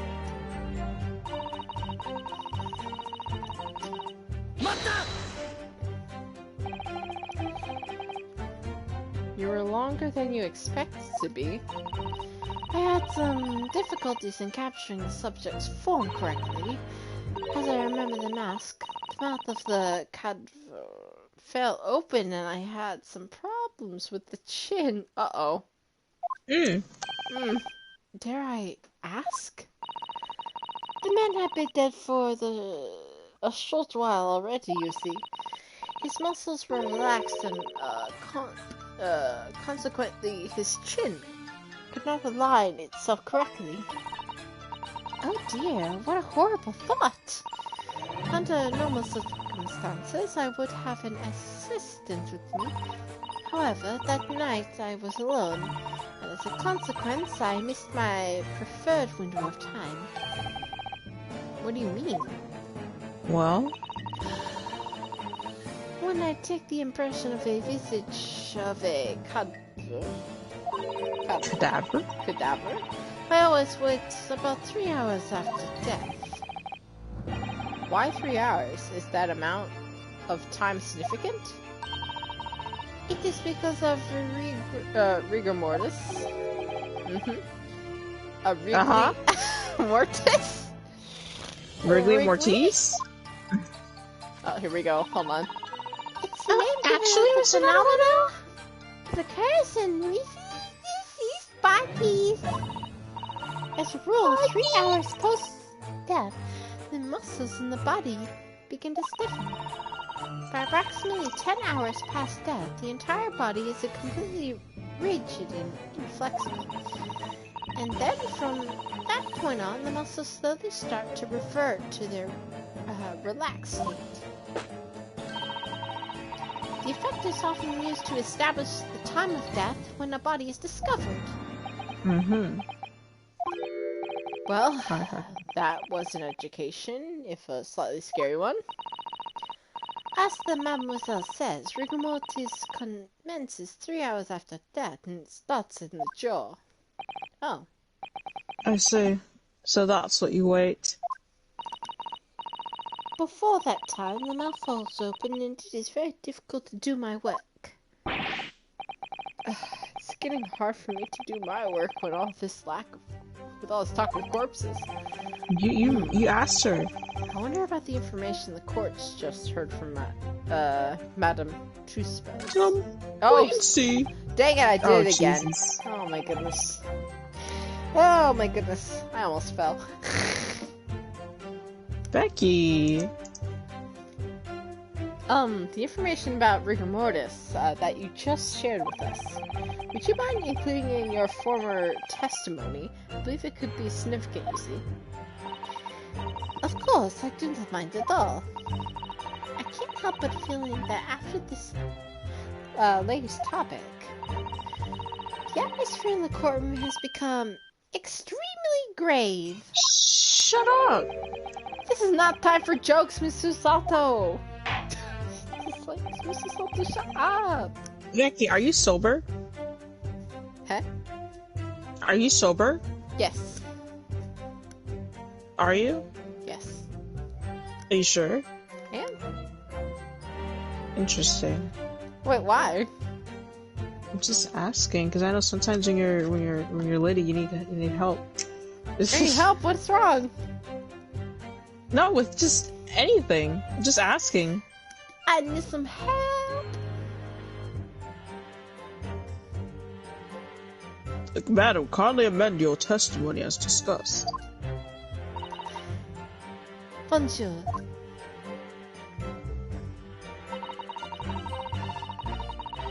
It took me very long time because it was before the onset of rigor mortis. Okay. Ha!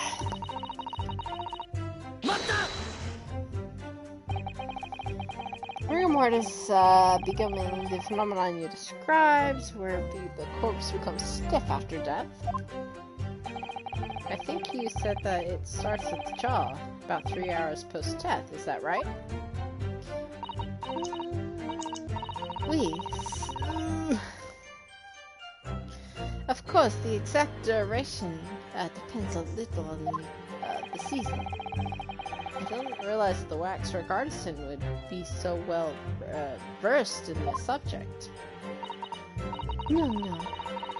This is not elementary knowledge in the field of legal medicine. Well, I had no idea about that, but maybe I won't admit to my ignorance about forensic science. I would ask my father to give you a to give you a very simple primer, if you'd like. I think corpses should be your domain. I'm not good with them. Oh dear, I'll do my very best.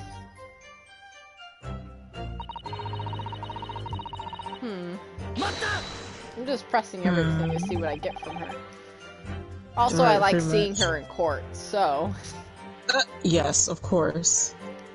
You said that dawn was approaching. What was the time of day then? Approximately. Well, I could not say. But then I left the cemetery with my utensils and wax. The morning light was becoming visible. Oh. Well, The execution took place on the 17th of June, which had the earliest sunrise of the year. huh. Indeed it did. First light would have been around 4:40 in the morning. It really is early. The fact is, I had very little time, so I finished my work in half an hour. It was necessary to complete the impression and bury the body before daybreak, of course. If somebody had discovered me, it would have been a catastrophe, so I had to hurry. Is it me, or does Mr. Sholm seem to be taking shape more quickly now, too? You certainly appear to go extraordinary lengths for your work, madam. It's art. Madame. I wonder, is what she just said particularly significant? I'm just gonna take that everything she said is significant. Wait and see. Yes, wait and see. Madam, those details about how long it took you to complete the sculpture in the early sunrise, did you include them in your statement? I believe they may be significant. Of course, if you would like me to. You're quite right, Mr. Naruhodo. It is intriguing. Sunrise at 4 in the morning would be absolutely unimaginable at home, wouldn't it? That's not quite what I meant by significant. Call I read your formal testimony then, madam? Amend it again, please. With pleasure, my lord. I hurried to finish my work in half an hour before sunrise. Then That's not... In the half hour before sunrise, then I left as soon as the corpse was interred. Bye! So that's all I have to go on? What's your feeling, Mr. Naruhodo? For some reason, Dr. Seath went along with Drebber's plan. Now, if that's really true, the professor is the only other thing we know of that links the pair of them. So I feel that the waxwork must be a clue to this mystery somehow. In that case, we must use this cross-examination to uncover exactly what it means. Otherwise, the jurors are sure to revert their leanings and the trial will be over. I agree, but interestingly, Uncovering what the professor has to do with all this means more to Lord Van Seeks than anyone. That's the impression I'm getting anyway. Yes, as I do. I mean, whose brother was murdered by the professor? Girl, Was it yours, he has Inosuke, a or profound his? connection to the professor as well. Yeah, there it is. Becky, what do you know about rigor mortis? Not much. Let's take a look at the autopsy report for the killer real quick, Okay. shall we? Here we go. Yay! Aha. At midnight. Hanging at midnight. When did she say rigor mortis sets in? Like 3 hours 3 or so? hours. Yeah. What time did she do the sculpting at? So...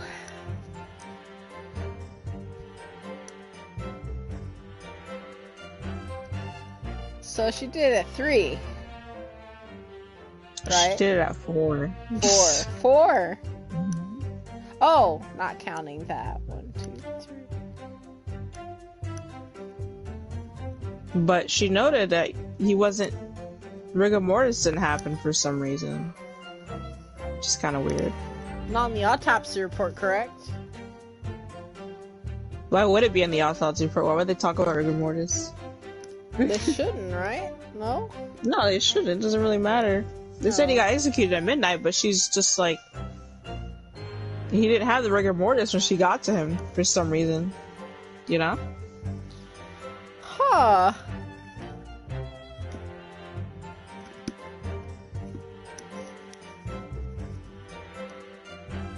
Well, somehow I turned down my volume on my headset. I was like, why is this so quiet? It's because I turned down the volume.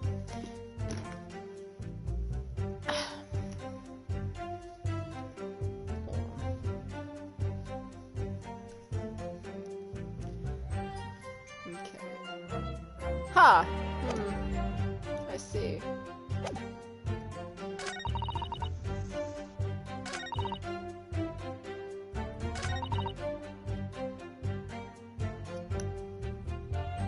It took me a very long time before. What? As she says it. Well, Dang nice, good job. Ah! Congratulations, you win. She said it took me a long time because it was before the onset of rigor mortis. That's Yeah, huh. weird. That's weird. Hold on a second.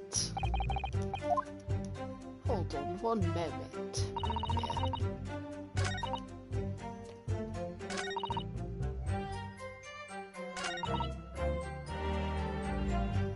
It was before the onset of rigor mortis. It took me a very long time. Well now, you said differently in your testimony. It's just weird how you wouldn't have had the rigor mortis at that point if it has been about 3 hours after he died. That is true. Is that what I said? Yeah. That by hanging at midnight, by 4 it would already been. So that's weird. That's a little weird, sis. Matter to spell. Do spells. I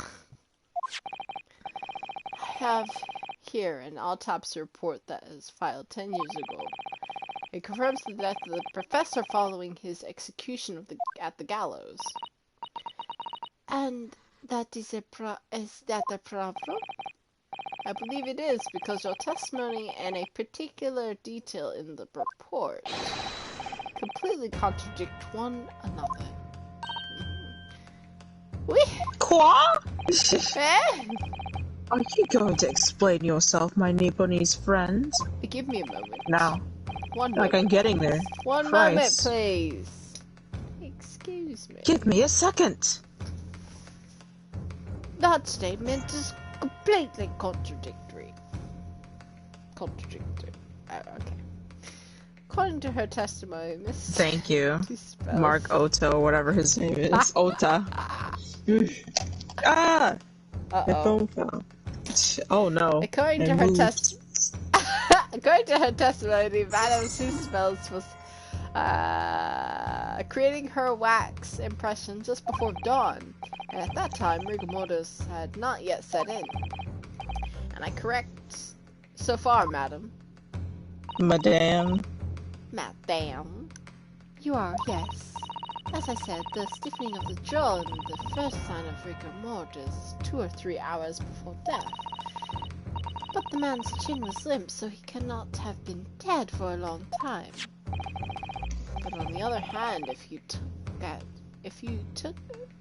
took look at Dr. C's report. I was like, that does not say took. If you took a look at the report. It's quite clearly states the following. Death by the hanging confirmed at midnight.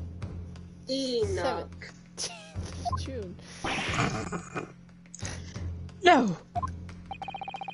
If the professor is indeed dead at midnight that day, then by the time you were sculpting his face, rigor mortis would have Oops. said. Keep bumping Sorry, the mic. said it.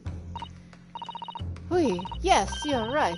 The chin would have been completely stiff. In other words, this report is wrong. Oh. Yori. No coroner makes mistakes when recording the time of death. The very idea is absurd. Yeah, Zix, why don't you pour yourself some wine? There's only one possible conclusion. The execution Bitch. didn't actually take place at the stated time. Impossible! When he does that thing. Counsel, this is beyond folly. This is really weird. When he does that thing, what? Nah, I just like it. I think it's funny. Okay. Yeah, I like it too. Oh, I gotta put some trash. Trash? I am trash. Enoch.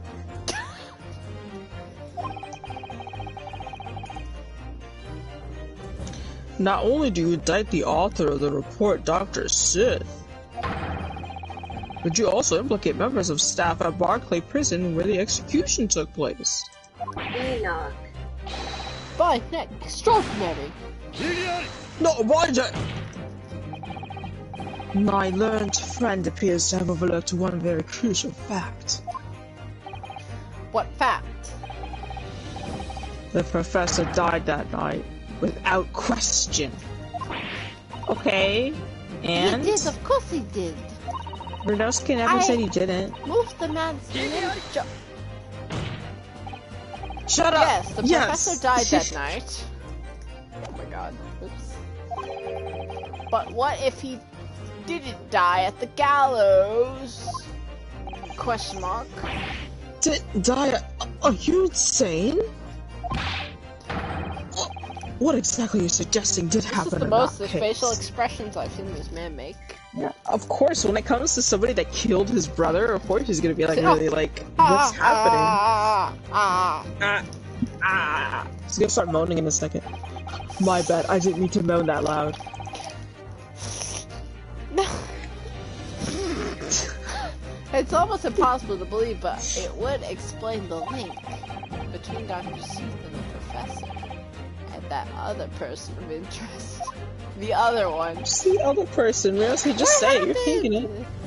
I have an evidence that will explain exactly what I'm suggesting happened that night. Oh, do I? Go ahead, present the evidence. Do I? He's getting ahead of himself, sir. Counsel, present the evidence at once.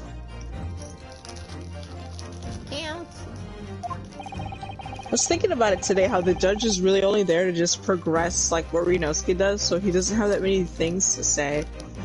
So it's like, the evidence of that allegedly explains what really happened on the first execution.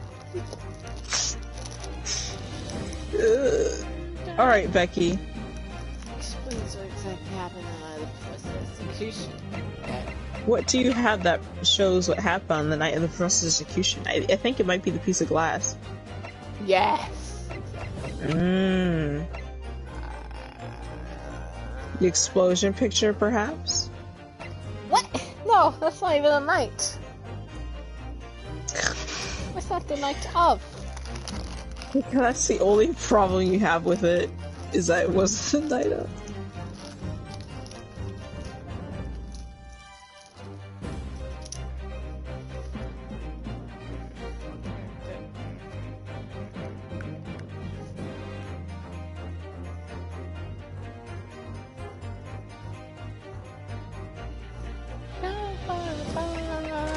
I had to take a look at this yet.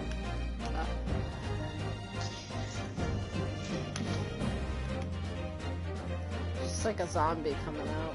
Has, comma, and citizens of that car. I left my cursor there, hold on. And rises from the grave. And criminal returns. He dead of night, local cemetery. Oh, it's all cut off. It is. Get a close-up of Enoch's face. Nice. The Great Stink. What does that mean? Mad Sheep Rampage. Charles Darwin to receive Copley Medal. Okay, well that's just true.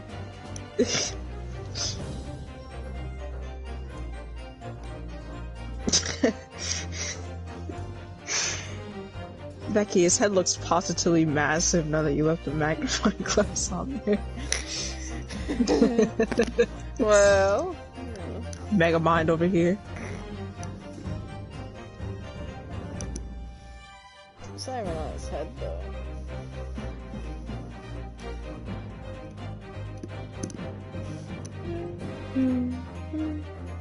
Wish you could shut up the PS4's music when you're at a party.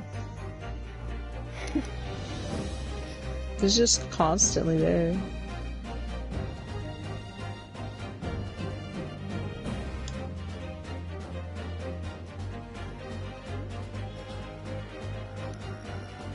Are we good, Beck?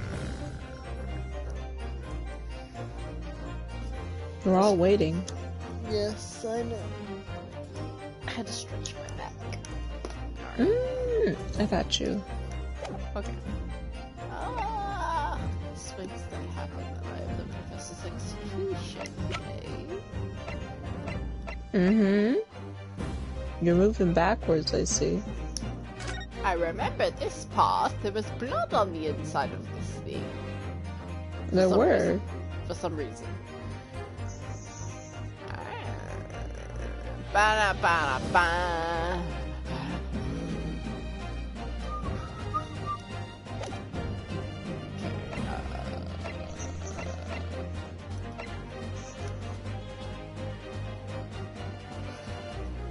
I like how this is just like, it's obscured by a lock. And she's just like, the lock's forbidden to use. Right. And it's like, what? She's got the key. It looks like somebody's gonna have to open it.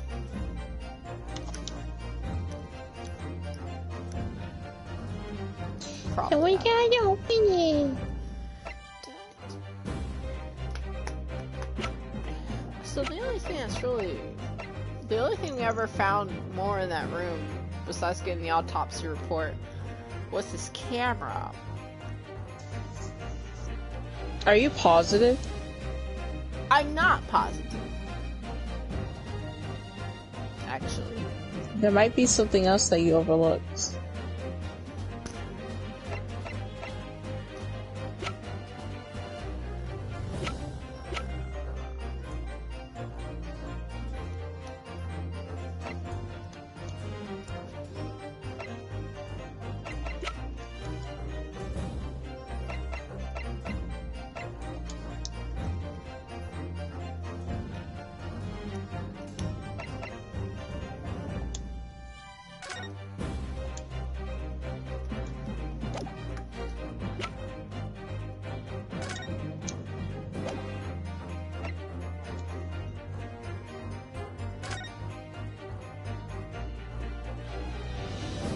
There might be something else you overlooked.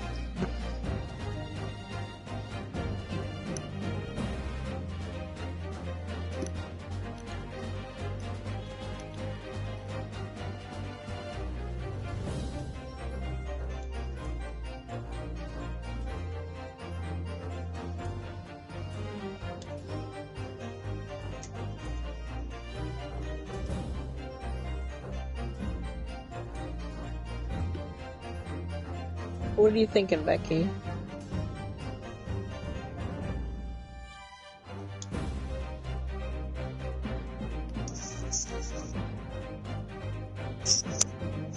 Hmm?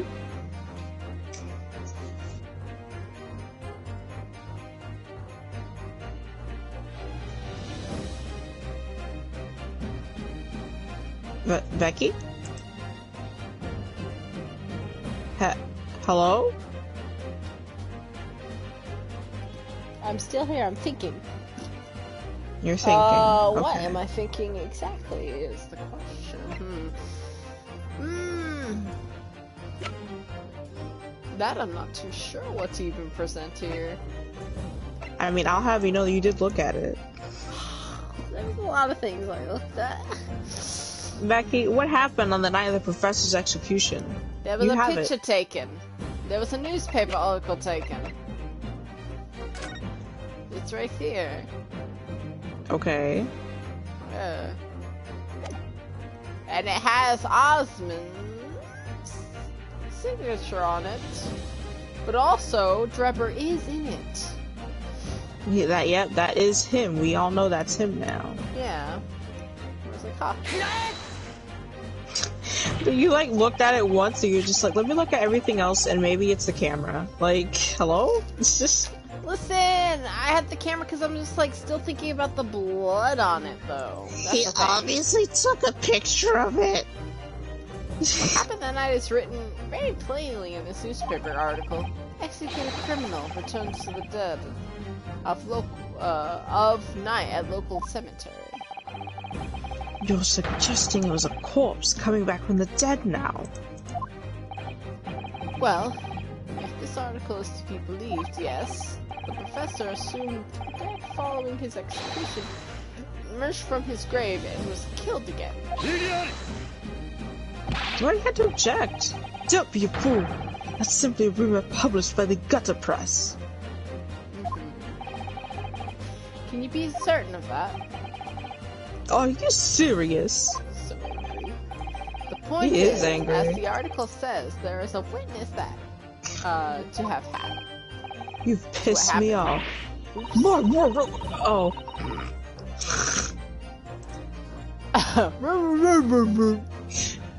Yes, indeed.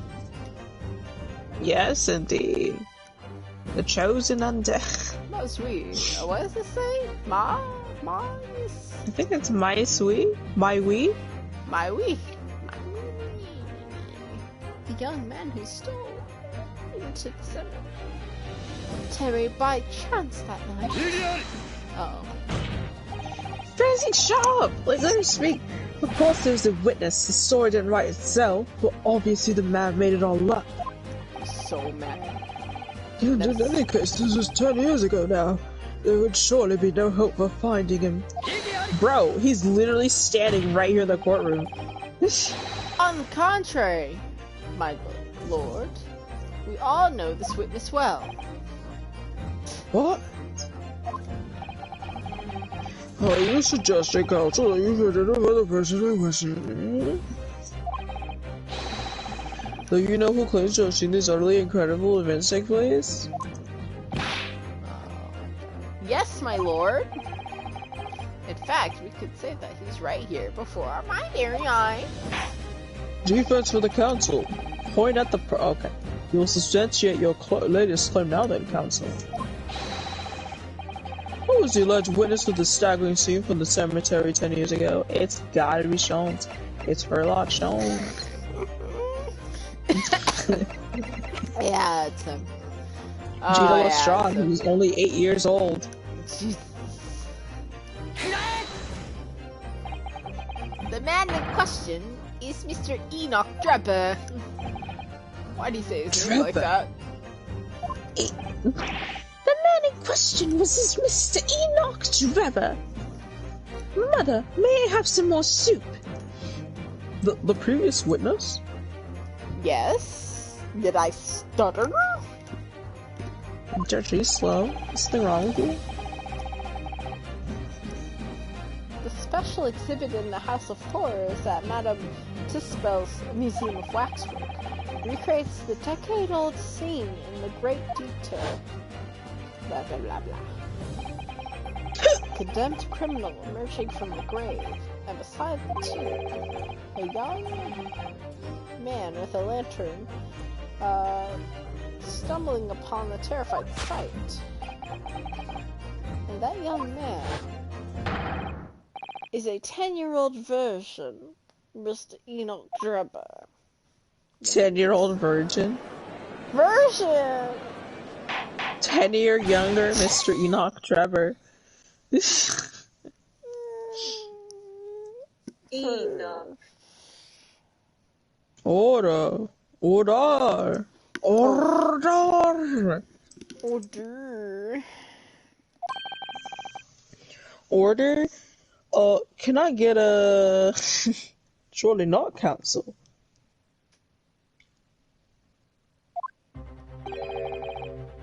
Trevor was there, in Logic Cemetery. Nancy says, like, his mind is gone. What is all this talk about Mr. Drebber? Is that name significant? Of course, Madame Tussauds doesn't know, does she? No, she's just here for one job and that's it. Yes, extremely significant, madam. To your situation as well, in fact.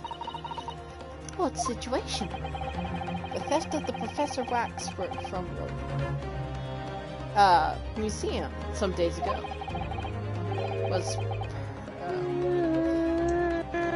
perpetrated by the very same man. No! What? But that would mean... Dot, dot, dot. Madame Tussauds. Yes. It would appear you know the name. Enoch Drebber. Oh. Oui, yes, I know it. But from long ago in the past. Huh? What? Oh, mine! Whatever.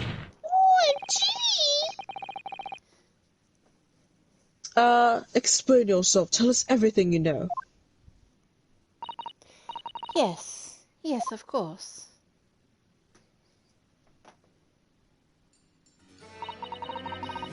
The story of the young man and the terrible sight he witnessed in the cemetery 10 years ago was published in every single newspaper in London and throughout Great Britain. However, in all of the articles, the witness was simply described as a certain young man. No details were published about his identity. His name was never revealed. That is, apart from in one newspaper. The Detail Circus. It is a paper from which comes the article I ought to show in the court. You're saying that his full name was only publicized in this article? Goodness me! Yes, there it is. The university student who experienced this shocking event is Mr. Enoch Drebber. A disciple of science at the University of London and a resident of... Unbelievable. Oh, yeah? When I read the article, I went to meet with the man. His discovery of the condemned criminal coming back to life in the cemetery in the dead of night would make a perfect exhibit for my House of Horrors, whether it was true or not.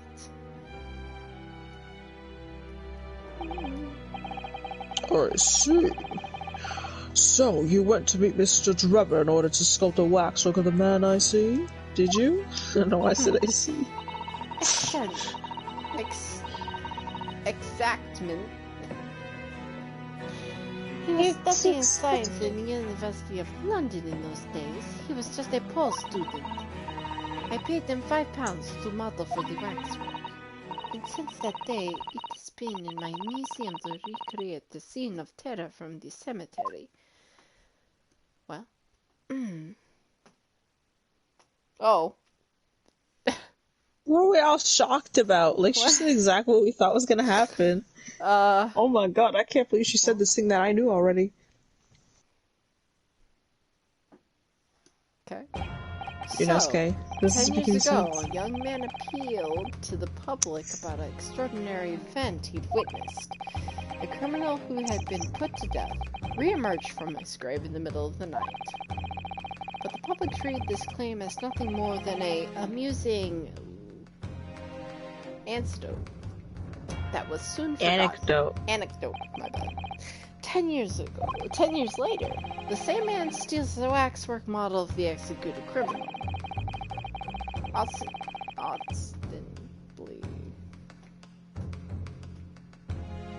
To use a body double for a victim in the case we're discussing here today.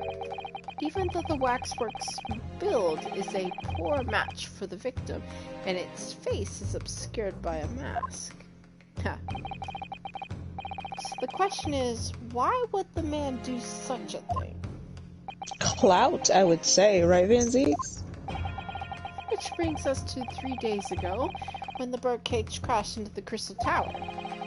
If the birdcage had in fact contained not the body of Mr. Osmond, but the same waxwork, the coroner from Scotland Yard, who investigated Dr. Seath,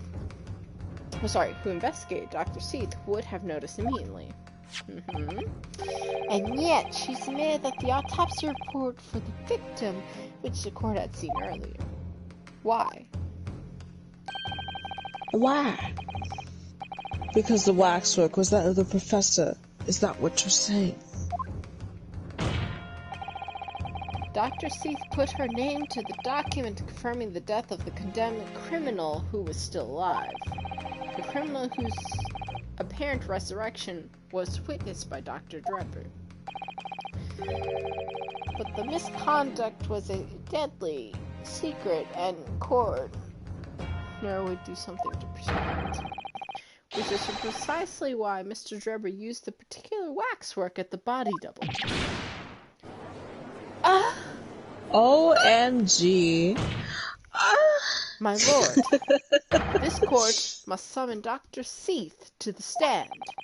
The defendant is determined to find out exactly how the coroner and Mr. Drebber are connected. Uh-oh. Exclamation point. But according to the missive, I love it when he fixes his wig. I don't know why. I was like, Oh my god. According to the missive I received this morning through the prosecutor's office.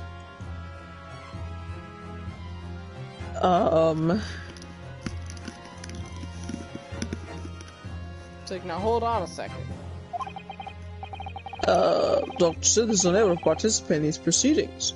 Is that not the case? Who cares, bro? Bring her in. Bring her ass in. Right? Am I right, She told Benzie? us herself, didn't she? She got kind up and said not to. Lord Vangelis won't be summoning me as a witness. Lord Strawguard has forbidden it. Oh no! Becky, help me. Hold on. Hold on.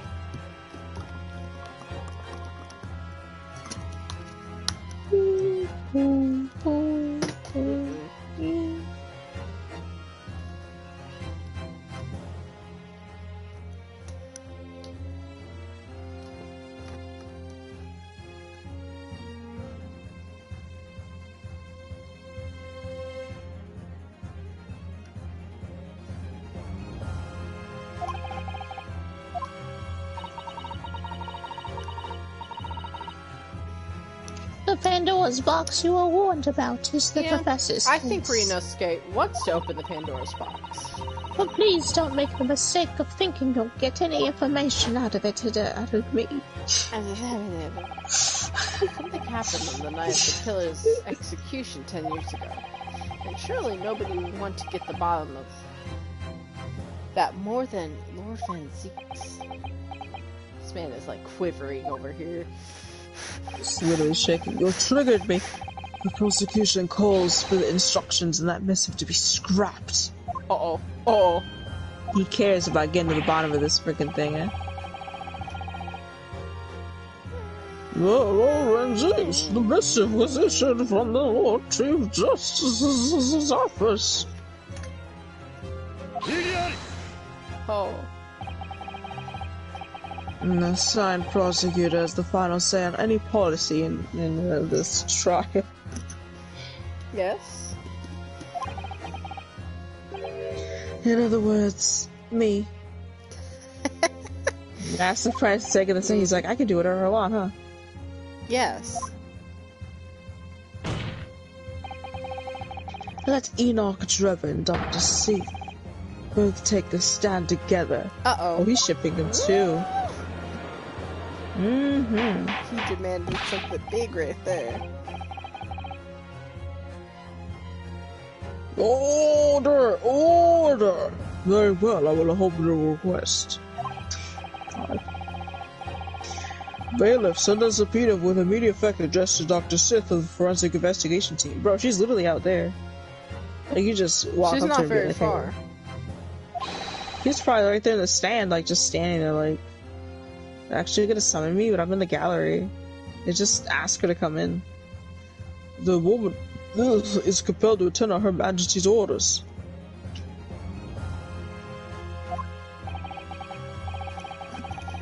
Alright then, Enoch Drebber.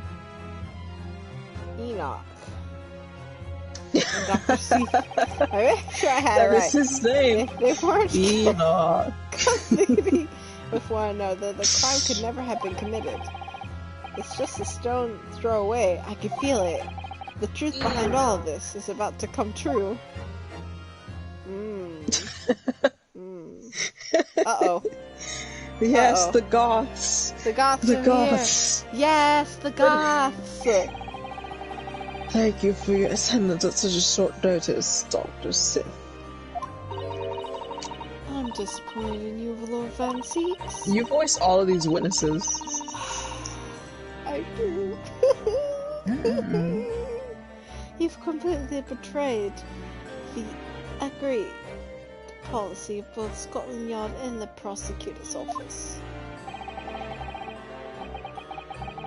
Betrayal is not in my nature, as long as the truth isn't compromised.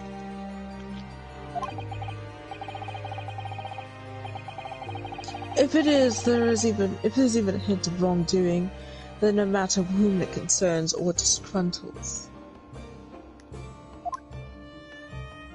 I don't care. I'll pursue the matter to the bitter end, as would any prosecutor worth his salt. Bro, Van Zeek's not freaking making fake evidence? That's crazy. Uh-oh. Mr. Drebber. All took commands. The victim's life by means of a machine that you constructed in your workshop. Start messages.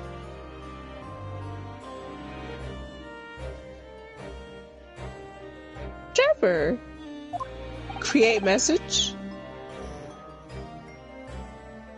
And Dr. Sith, as the I guess. investigating coroner, you were the first on the scene to examine the victim's body.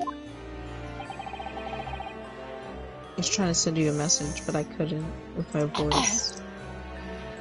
It is belief of the defense that you collaborated with each other and were both conflicted.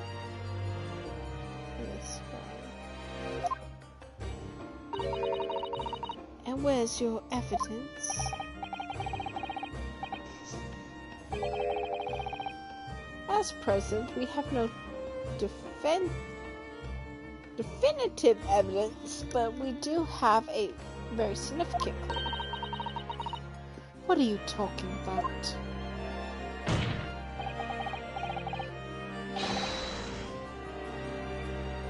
I'm talking about, of course, the waxwork.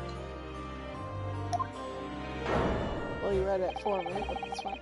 This model of the killer known as the Professor, who was sentenced to death 5 years ago. You don't Gave myself something to do.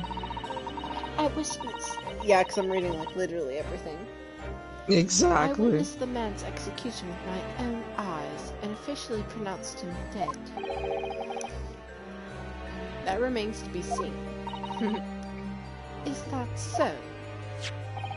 According to the newspaper report from the time, on the night following the execution, the killer came back to life. Don't waste my time.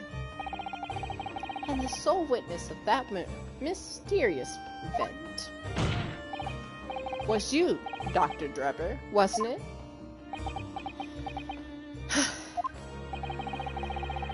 If what you say in the graveyard was that night 10 years ago wasn't some chilling fiction, but reality, it would make you, what, privy Yeah, privy. to a very great secret of Dr. Seats. A secret so profound it could compel the coroner to compare a collaborate... Compel. Compel the coroner to agree to collaborate in your evil scheme, in fact. It's not gonna say anything, dude. Mr. Of Drebber, course. tell the court.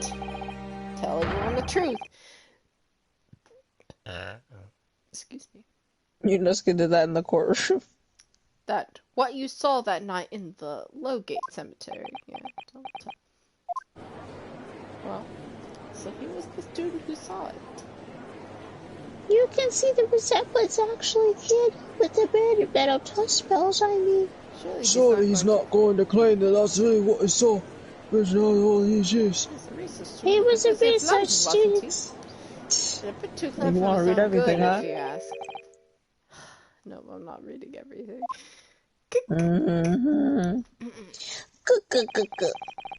What an interesting twist. Oh, we twisting. When at the time, not one person would take me seriously. Yet now here we are, 10 years later, and suddenly my story matters. And in a court of law, too. There he goes. Very well then, if everyone so wishes. Let's be frank. I'll tell you the truth of what happened that night, for what it's worth. She looked at him. Mhm.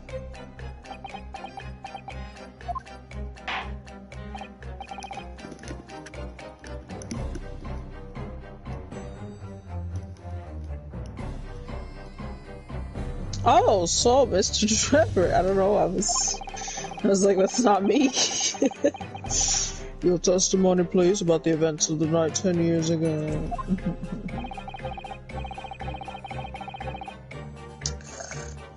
You will tell the court exactly what you stumbled across in Lowgate Cemetery.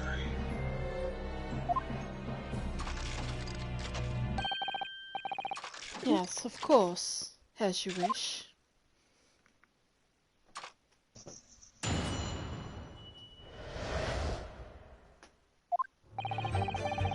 Oh, it's getting faster. Yes, ma'am. Woo! Oh boy. Dun- The reason I was in Lowgate Cemetery at all 10 years ago was for a spot of moonlighting, shall we say. Yes, the illustration in that newspaper article is based on what I witnessed that night. But thinking back now, I realized that I never actually saw the professor. Soon afterwards, I was visited by a young woman who sculpted the model of me from wax. Then I gave up on my dream to becoming a scientist, and it was all because of that newspaper article. Okay. Now, hold on just a second now. I see something wrong already. Wait a minute. You're claiming you didn't actually see the professor now? Yeah, what the heck? Shrugs. Of course. You'd have to have a screw loose if you believed a corpse could come back from the dead. Haha, looks at them. But you're saying this article is... Not worth I can read us, okay? printed on. I think that would describe it. Do you want to read your favorite character? I can let you do that. I don't know what voice to give. If the details in the article aren't true, it nullifies your argument for why Mr. Drebber and Mrs. Heath would have been working together. So, he's discrediting himself to cripple my argument? You claim to have been in the cemetery on some auxiliary business. Can you elaborate? No. Here you go. But I don't know what voice to give him. I don't know. That's right. Grave robbing, to be precise. Yeah, that's it. As you know, Lowgate Cemetery is at the rear of Barclay Prison.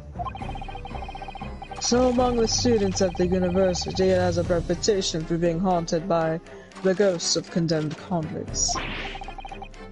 Grave robbing, you say? Is that a ghost? All men be like... Yes, exhuming fresh corpses to sell is a reasonably lucrative. Of course, I never laid a finger on any valuables buried with the dead. Oh, here we go. So you were one of the so-called, I don't know. Resurrectionists? One can I Capriccio later, I won't be able to read anything. A particularly unpleasant start on society. Resurrectionists. Resurrectionists, yeah. Resurrectionists. There you go. If only the Master Apprentice were just a resurrectionist. Actually, my fellows and I went by another name. The Repurposers. I don't know that one. Repurposers, there we go. What's happening? Oh boy. Feet quite beyond the pale. You would have wiped my reputation, sir. Hello? Yes, well, I think I suffered retribution enough.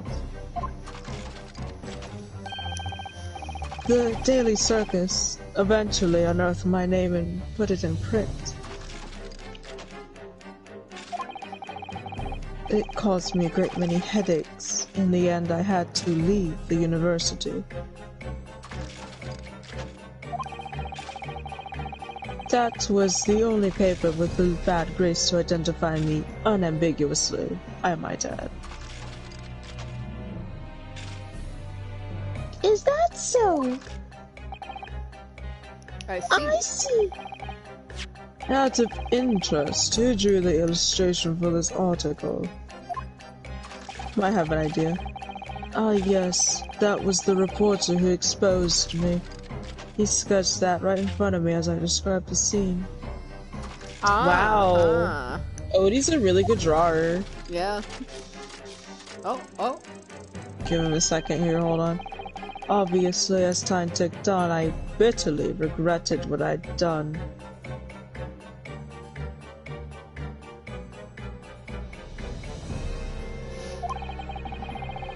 Claiming to have been something I never truly saw. Foolish. Very foolish. Have seen. I said been. Oh well. Well, counsel for the defense, you may proceed to the cross-examination now.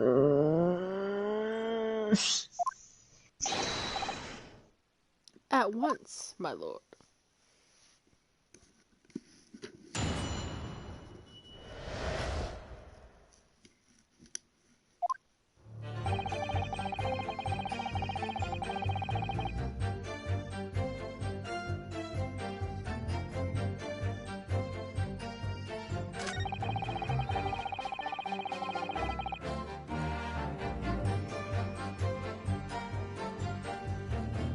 You could. Yeah, I was like rubbing my eyebrow. Ugh.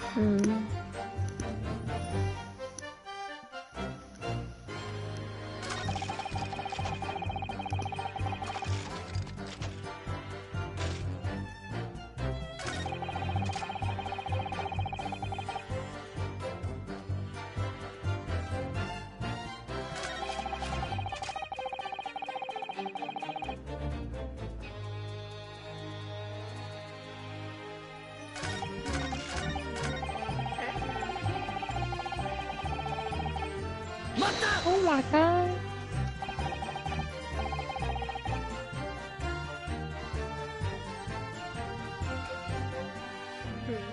By moonlight, you mean grave robbing, do you? He means gaslighting, actually. Surely you only need to look at the graveyard scene and my appearance to gauge the answer to that. I mean, you look like a cosplayer, but that ain't neither here nor there, you know?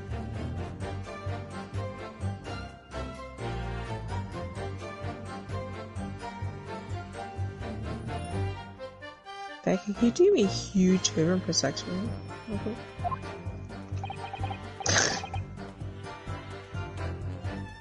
The lantern and spade.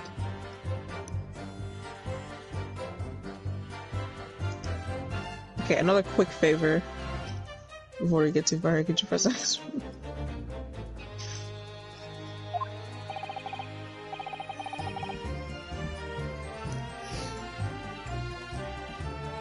Who on earth would want to buy a dead body? Well, any major hospital.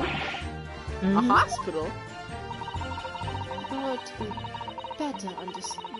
order to better understand the human body, the study of anatomy is crucial to medical science. But there isn't a hospital in the world that has enough specimens to work with. Though obviously they can't openly express the interest in obtaining more, by dubious means. As aspiring scientists, we young research students had no money to work with, as I'm sure you can imagine. So we made arrangements with the hospital via some of our medical student acquaintances. We would never take anything of value from the graves. This was all for the furtherance of science, you see. That's what we all told ourselves every time we stole into the graveyard at night, spade in hand. That's your shovel, Mr. Trevor. You realize body snatching is a serious crime. Apprentice, tell him it's just crime. If you were caught, you would expect any of the gravest of consequences.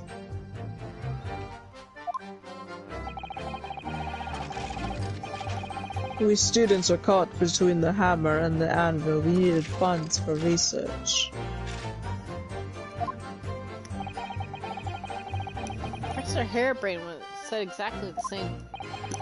I mean, Professor Harebrain said he'd do whatever he could for money. Yeah.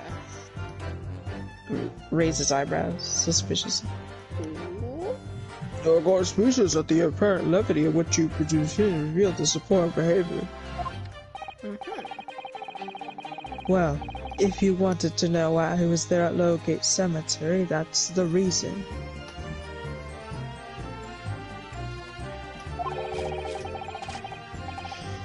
But I never expected it to end the way it did. That I regret to this day.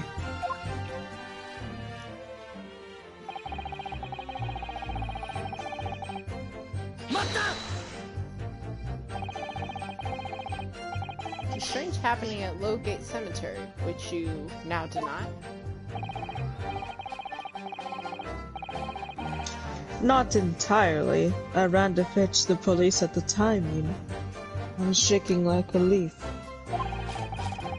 But they didn't believe a word of it. In fact, I was very nearly arrested myself. Unfortunate stuff. Yes, Ian. That's really So sad. you went to the papers instead. Becky, unfortunately, I had to pee, so you're gonna have to do this on your own real quick. Okay. I actually probably have to pee too. Hold on. Okay, we're just gonna sit here and look at Mr. Driver.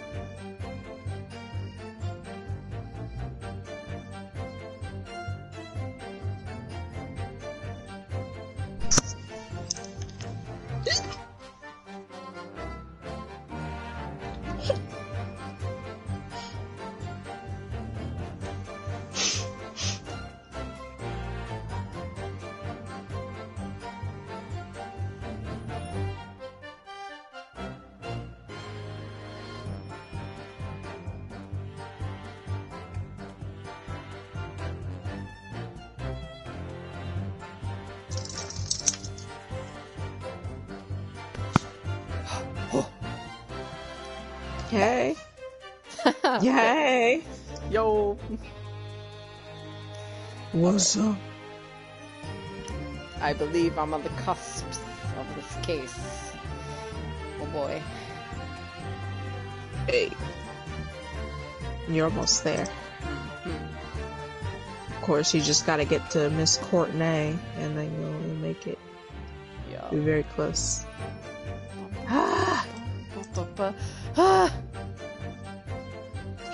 Did I read this? I don't remember. I didn't do it either way. Okay, well, let's just go. It doesn't matter anymore. In the end, though, it was reporters from the gossip rags, the gutter press, that came to get my story.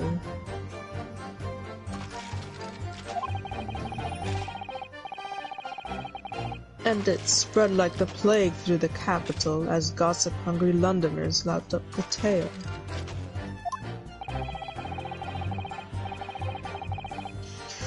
The story was in every single paper at the time, with the exception of some broadsheets.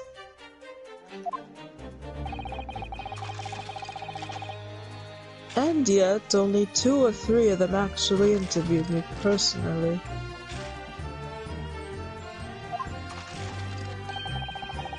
Most of the accounts turned out to be very interpretive ghost stories.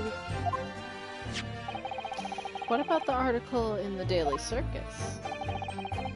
Not important. That particular journalist found me at my dormitory.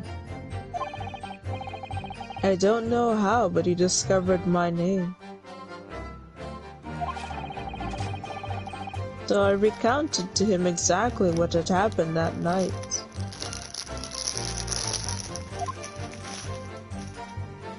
You know, Skay out here making a lot of noise behind the desk. What is that? Hold on, I gotta get my snacks. And from your description, he drew this illustration? Precisely. That's how I learnt the condemned man was the infamous professor. Because the reporter told me so. I had no idea myself, you see.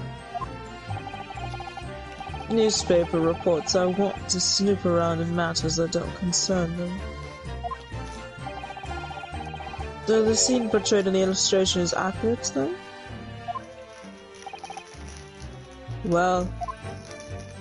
Oh, well. Thinking back, and I really actually saw the professor, although I didn't see him. On that. It makes sense if you think about it, but if you're not sober, then it won't make sense. What are you like talking me about? What are you talking about? Literally, I have no idea. I think I explained already, didn't I? No. Logan Cemetery is at the rear of Barclay Prison. Yeah. Hold on, making a lot of noise. It's Rito scared right now. Actually, it's the judge, because he has to be out here before 3. Guys hurt. Stop. So, it was renowned among us. Ooh.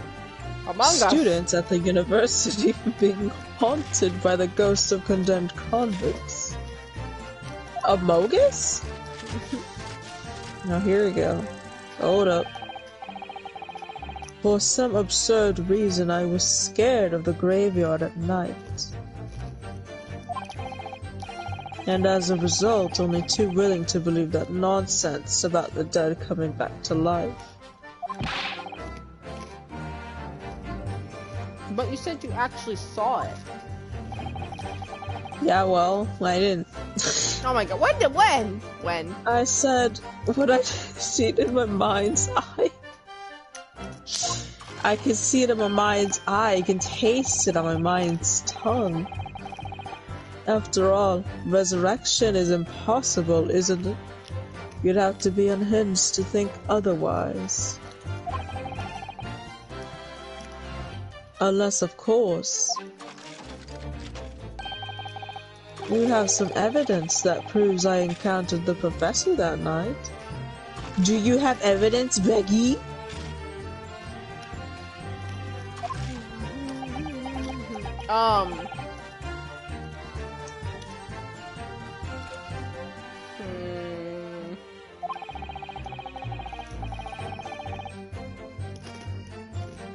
Is there any material evidence I could show that he really did see the professor?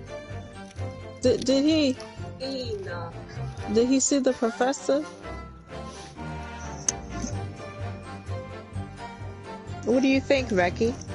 Uh-huh. Mm-hmm. The camera. The camera? Okay, what about something else? I keep thinking of the camera. I'll probably play it somewhere else. The camera is rent-free and you're-free. If we had anything at all, if we have anything at all, Naruhodo. I know. Mr. Naruhodo.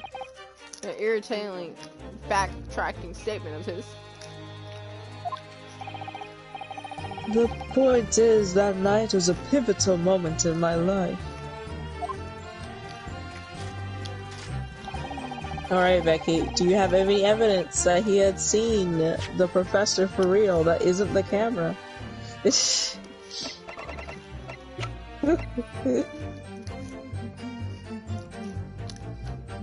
obviously the birdcage, like, literally. It has to be. Oh shoot.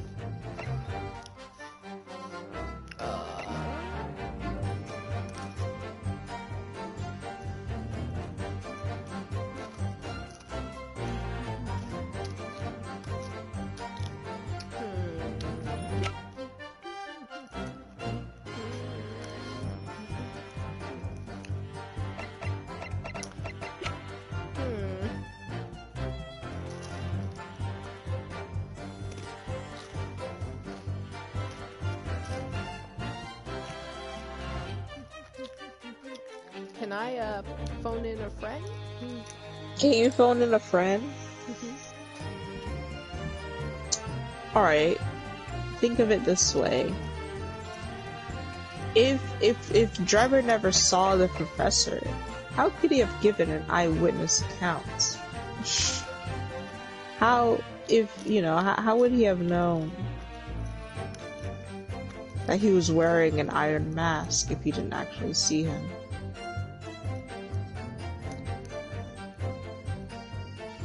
It was a closed trial, wasn't it? Like, how did he know that?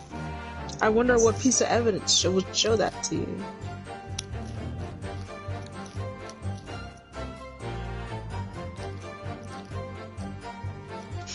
Can I phone a friend? Ryunosuke's gonna win $1 million if he gets through this. Oh yes. Mm-hmm. Would it be the actual Iron Mask itself? What would prove to you that at that night he saw the professor? You have evidence that shows that he saw him that very night? I don't. You don't. Are you positive?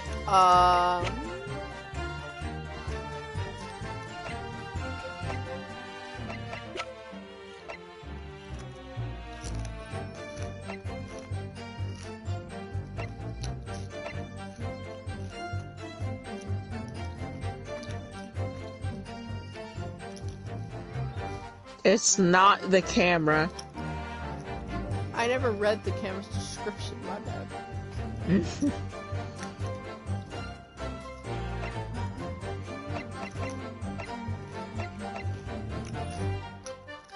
Huh? Something in the night?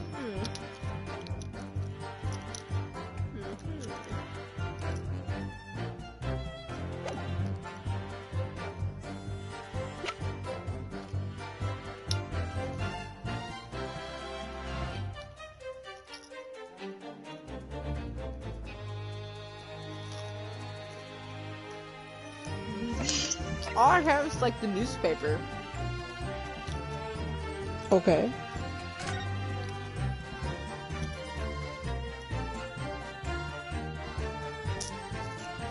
That's all I really have, right? That's all. Okay.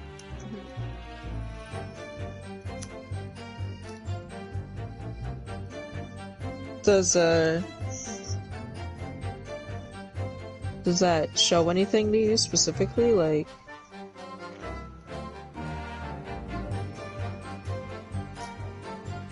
I mean, it shows that he sees him, but yeah. Okay. yeah. Alright. The Great Stink.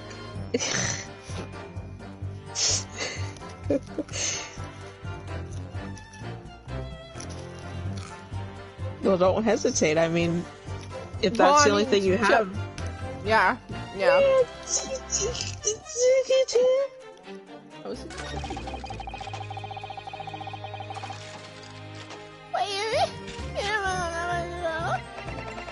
I never saw the professor before. Like, really?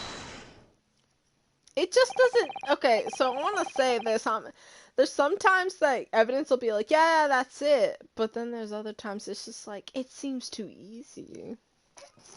That's why I'm telling you, you literally do not need to overthink it. If it seems easy, then it probably is. Because it's literally just saying, like, Trevor's just saying, I didn't see him. And the article says that's an eyewitness account. And it's like, you literally lying. Like, it doesn't matter. Sorry, Mr. Drebber, but I don't believe that. Don't believe what? Your latest claim. You did see the professor on that night 10 years ago. Oh dear, we seem to be at odds, but I was there, and you were not. I know what I didn't see.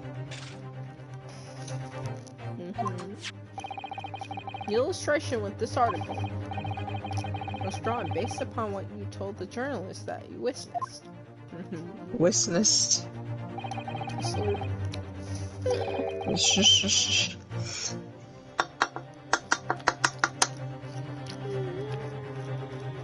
A figure emerging from the tomb, wearing an iron mask. Ooh. To think, how would he have known he was wearing the iron mask if he wasn't there? I'm really curious about who's behind this mask. Right? Yes, when the killer was tried 10 years ago.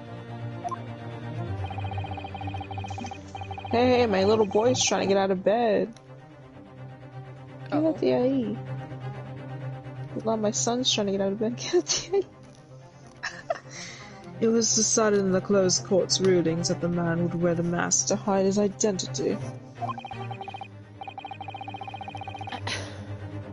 It wasn't to be removed even during his execution and subsequent burial. That's really disrespectful, honestly, burying someone with their face covered. I don't know. Not even the prison wardens wanted to see the man's face. Huh. But obviously the provision of this mask was not public knowledge.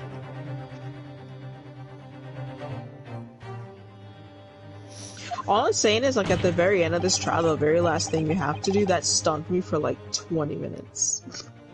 Oh boy. I was just sitting there like, what? So, Mr. Trevor, as you just heard, a lowly student of the University of London certainly wouldn't have known about the condemned man's mask. So unless you've actually seen the professor that night, it's inconceivable that the artist would have included the mask in this illustration. Got him. I like how she's standing. Yeah. She's so polite. Trispel. Oh, whatever he said, whatever. He said, order. Well, Mr. Driver, like, it doesn't matter. It's a vile scene, isn't it? If you look closely. And as I've already been at pains to point out, I was utterly petrified.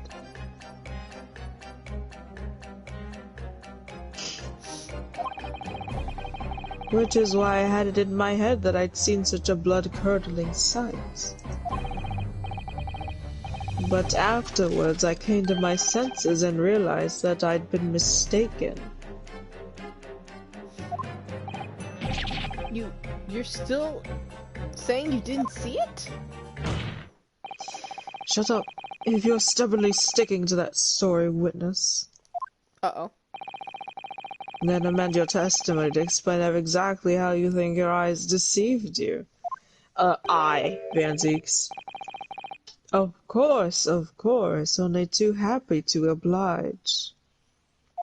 I can't believe he's still not going to concede the point.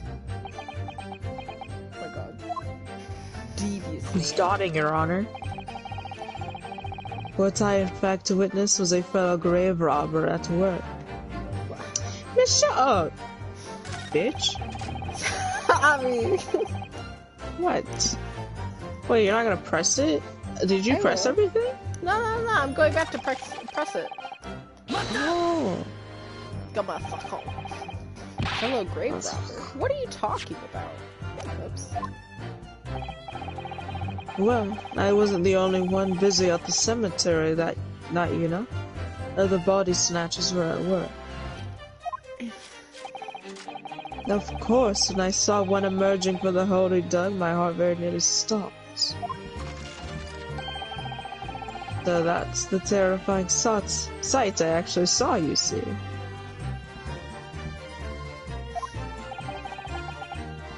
You're claiming it was just another student on equally insidious business as yourself? Many of the medical students would wear metal masks to protect them from bacteria during dissections. Clearly the fellow was using such a mask to protect his anonymity. What did you say? Now hold on a second. There's more to the story, isn't there? The article goes on to say, for the next second, a gunshot rang out, suddenly from behind. The bullet pierced the resurrected man's chest. His breath then stilled once more. I assume that the sex what? Okay. Discovered the miscreants at work, perhaps, and fired upon one of them.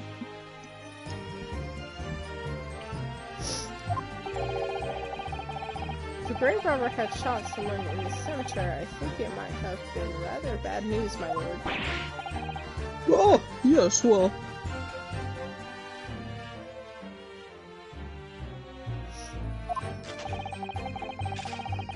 I can only assume it was an embellishment bolted on later by the reporter. Oh, she's angry. Look at her. Girl, what's up? What's wrong?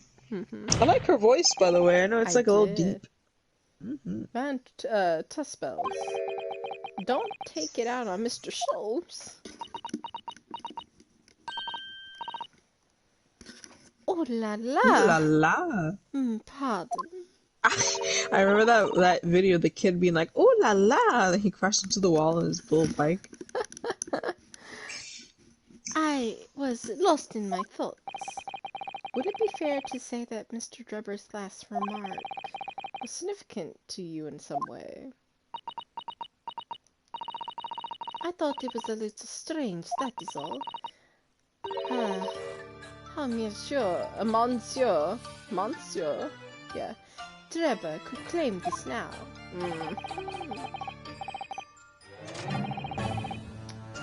If you don't mind me asking, madam, what are you talking about? Oh boy, he's mad. Well, when I met you 10 years ago at your university dormitory, you recounted to me about your advances in the cemetery slum, including the gunshot. Oh my goodness! Uh-oh. Stop! Stop! Stop! You might want to watch your tongue, you know. Hey, who you threatening? Uh-oh. And Zeke said, "Shut up, everybody. I'm a cab driver. That's no way to speak to a lady." Respect women? Respect women. This meant his wife. Respect women. The whole time his wife was respect women juice. This whole time. Oh my god, we love to see it. This apprentice is just like, wow, I should respect women too. A man of culture. Grr. Please, Madam Tuspels, continue. Of course. According to what Monsieur Drebber told me at the time, he did hear a gunshot from behind him, and the bolt hit the condemned man. I said nothing of the sort. No, you were very specific about the details. About the mask that the figure was wearing. And the blood that splattered over you when he was shot. Enough! Shut up, woman! You're making all this up! He said, "Shut up, woman." Riz is gonna be so mad right now. That will do. That'll do, donkey. That'll do. Mr. Trevor. Yes? You refute the account just given by Madame Tuspel.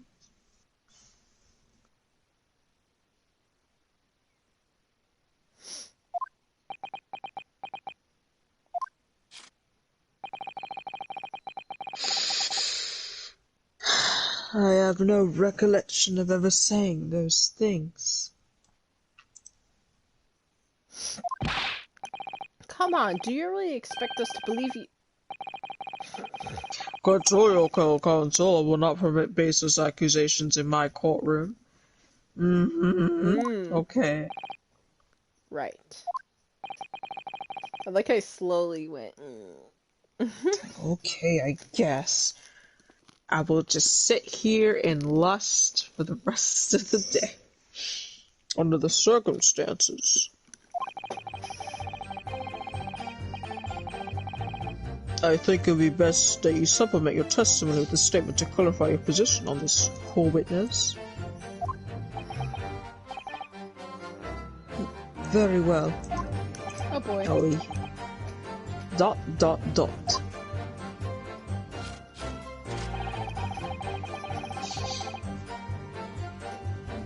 There was no gunshot from behind me at all, nor any spattering blood. Honey, well, Becky, looks like it's about that time. Is it about that time I can present the camera? Because it's been on my mind 24/7. Rent free? Please. No! I bet. Wait, that's not fair. Wait, hold on. What? I got ahead of myself. Wait. Hold on. Becky, did the camera get updated to show the blood? Well, I thought I did look at the blood. Hold on, we gotta look at something real quick. Oh my god. Oh my god. Oh my god. Hold on. I swear I looked at it. Oh my god. It doesn't say blood. No! Did it not save it? I swear I looked at the blood. Wait. No, Naruhodo did not. He was alone. Oh my god, hold on. He was. This is literally the saddest thing I've ever seen in my life. This is gonna make me cry more than the other game did. Becky, it was about that time, and then what? No! What a wonderful machine! We're gonna go over this real quick. You really love contraptions like this, don't you? I swear I've seen this dialogue. Oh yes, anything mechanical I find absolutely is irresistible. Almost irresistible, surely. Well, whenever I see a pocket watch, for example, I can't help myself. I simply have to take it apart. Oh, never mind, I don't remember this. That's... No, she did, yeah, because you talked about the dad's watch. Sometime by... yeah! Poor Professor... Yeah, what the... what? I think what had happened... What? It's... Wait, just look at it again. Look at it again. Look, Mr. Naruhodo. What is it? On the bellows, just here. Seems to be very dark. I remember this dialogue. Yeah. Let's see if it updates. Because it's like it looks like blood.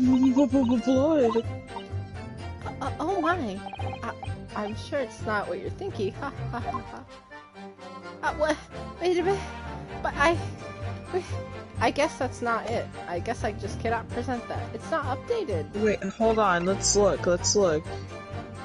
No, it is updated. When the lens is extended, dark staining is visible on the bellows. I've got a penalty though. You did. Just keep going. Let me see what happened. To check the last statement of my lord, I would like to overrule your objection, counsel.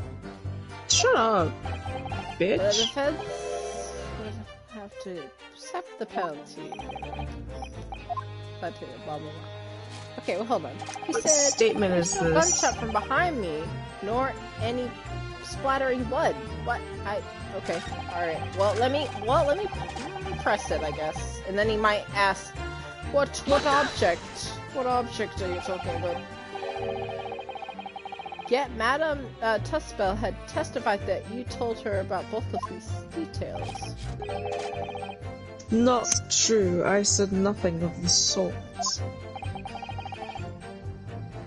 10 years have passed. Without material evidence to the contrary, you have no grounds on which to question the witness's word. Oh, so now you're with him all of a sudden, huh? Tell me, Madame Tuspel. What exactly did Mr. Drebber say about the blood that apparently— oh, there it is! Splattered on him. Oh, that is what he told me. All of a sudden he heard a very loud gunshot from behind his back. The bullet hit the figure who was emerging from the tomb in the middle of his chest. In his heart.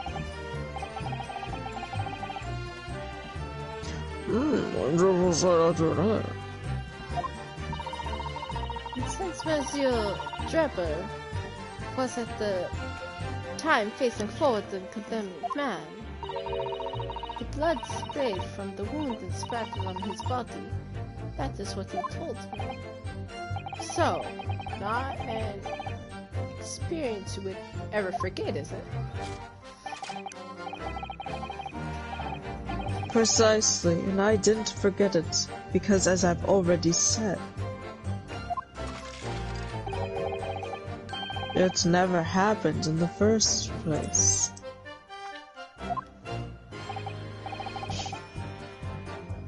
He's clearly lying.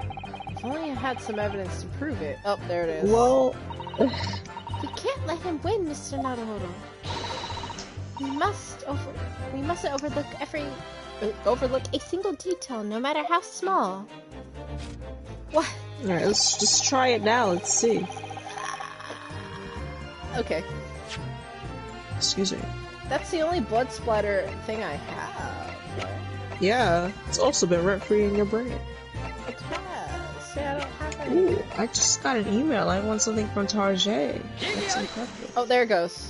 No, it didn't. What? Nah. It's not. It can't be this. It has to be a different statement. Oh, wait. Yes. Did you ever press the statement after that?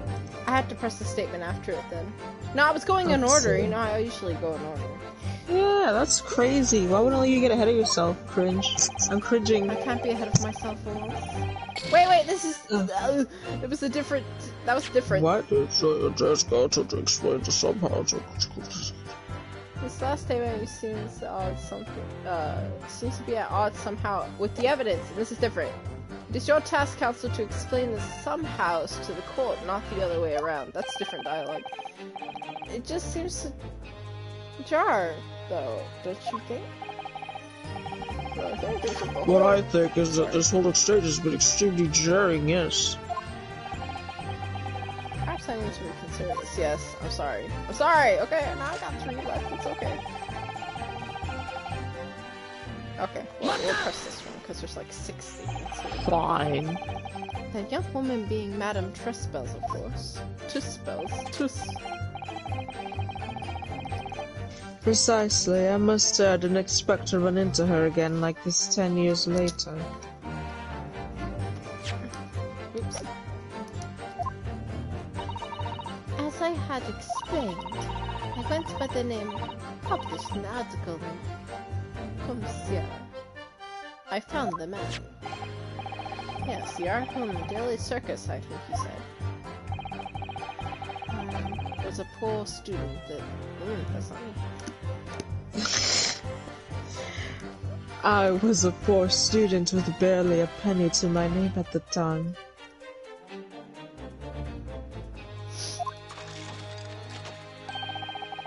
And the young lady put £5 in front of me.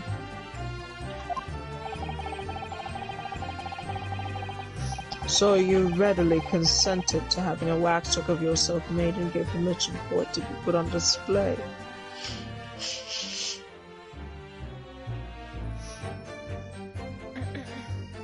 Oh, Kuja's is snoring. Oh, snore?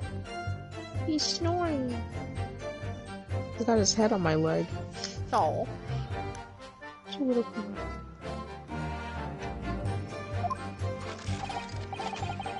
I did.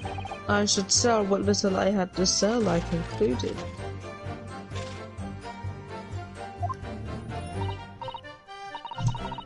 Ah, oui, I remember now. I purchased something from you that day. Yeah, whatever that was. Yeah, give him a second. Did you? I can't say I remember. What was it, madam? Oh! His chimera. His chimera? Ah. Oh, yes. Uh-oh. I made a point of taking it with me whenever I made an excursion into any cemetery.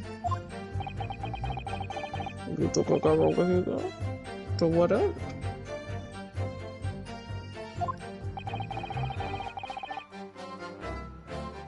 To record the details of the bodies I disinterred.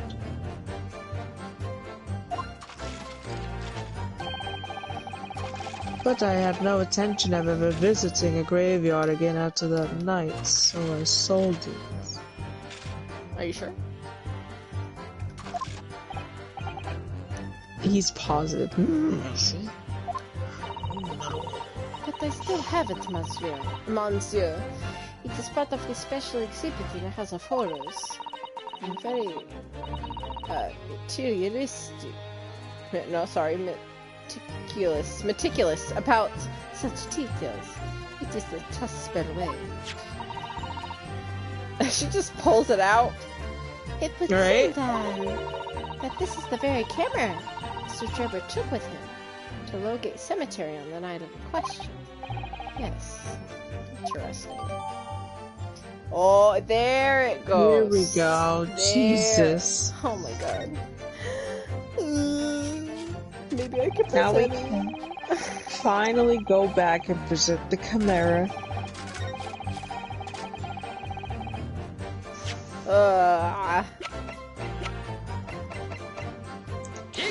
Jesus. Mr. Drebber, do you remember this camera? Oh. Just But this is the camera from the fateful night. Yes, we borrowed it from the House of Horrors. It's the camera you took with you to the cemetery that night, Mr. Drebber. and is that supposed to be significant? This kind of camera is rarely seen in our homelands, so my colleague and I, were keen to examine it closely. We noticed that the lens extends forward to the rest of some bellows, but like this. Uh-oh. He said, "Hold it." He said, He said, "Hold He said, it." Mata. I was like, oh, that's different. That's there, just on the bellows. Yeah, you see it? It looks like dark red stain. Looks like Fancy Much like my some wine. blood. I don't know. He's gonna jump over Oh, and he's lick sweating. it. That's right. It's a rather conspicuous mark here on the bellows, in fact.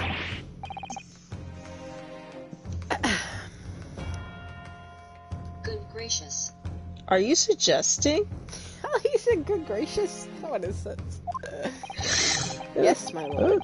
It would appear to be a splatter of blood. Something that could be confirmed with a simple chemical test, isn't that right, Dr. Sith? It would be difficult to determine if it was human blood and not the blood of some animal. But yes, to test whether or not it's blood at all is simple enough. I propose that Madame Tuspel's testimony was correct, and that on the night in question 10 years ago, you were splattered with blood from the gunshot wound. Well, And that, furthermore, you really did witness the condemned professor emerge from his tube. Uh-oh. Uh-oh. Fancy a little put too his close. hand over his face. right. There's simply no way you could have forgotten such a traumatic experience. Uh-oh, you dropped his stuff. In other words, the only explanation Is that you're trying to hide the fact that you saw the professor that night. But why? Why would he want to do that? Clout. Well, not for his own gain, it would seem. For whose then? Who could benefit? Mr. Drebber is obviously lying in order to protect somebody. My goodness. He's shielding someone? Oh, yeah. Yeah, look at him. Well, I mean, don't just look at the person, wait, you know? look, she's looking away too! Oh my god. Yes, my lord, and clearly. It's someone who doesn't want the truth about the professor's coming back to life to be exposed. I mean, like, she's... Welcome to... He is the person who...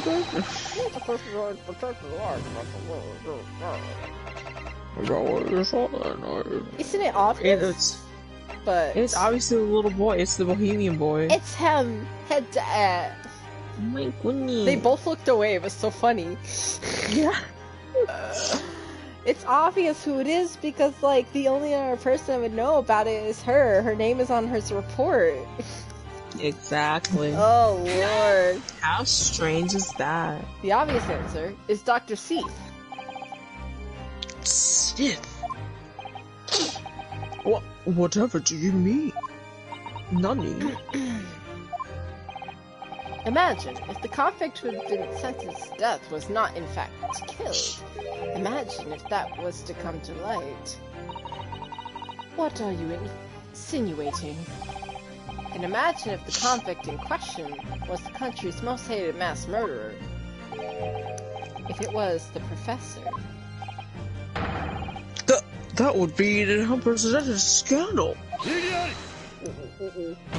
Why are you rejecting? I'm right here. This is beyond a joke. Need I point out that the dead cannot come back to life? What you're suggesting would mean that the execution never actually happened. Yes, that's exactly what it would mean. Yunosuke, why is he rejecting once a man is set to the gallows he hangs? No one could escape, not in Great Britain. Uh-oh. Objection! But the fact That's is, there was a objectionable! witness in the fact that the man did escape his hanging. Oh. If that were really the true cause, the implications of misconduct would not stop at the supervising coroner. What are the law implications of this? You take the honor of the entire judiciary from the ground up.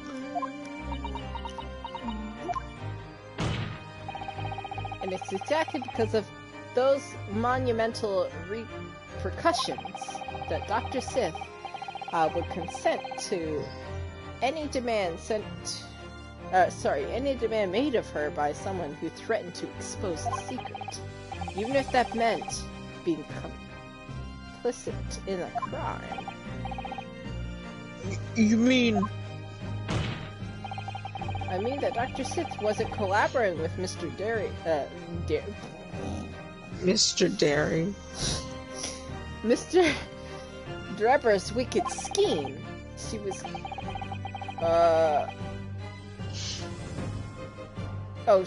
she was Coerced. Yeah, she was coerced into collaborating in order to protect her decade-old secret. She switched the dead body of Mr. Osman with the waxwork model and fabricated the autopsy report. That's illegal! You can't do that! She was...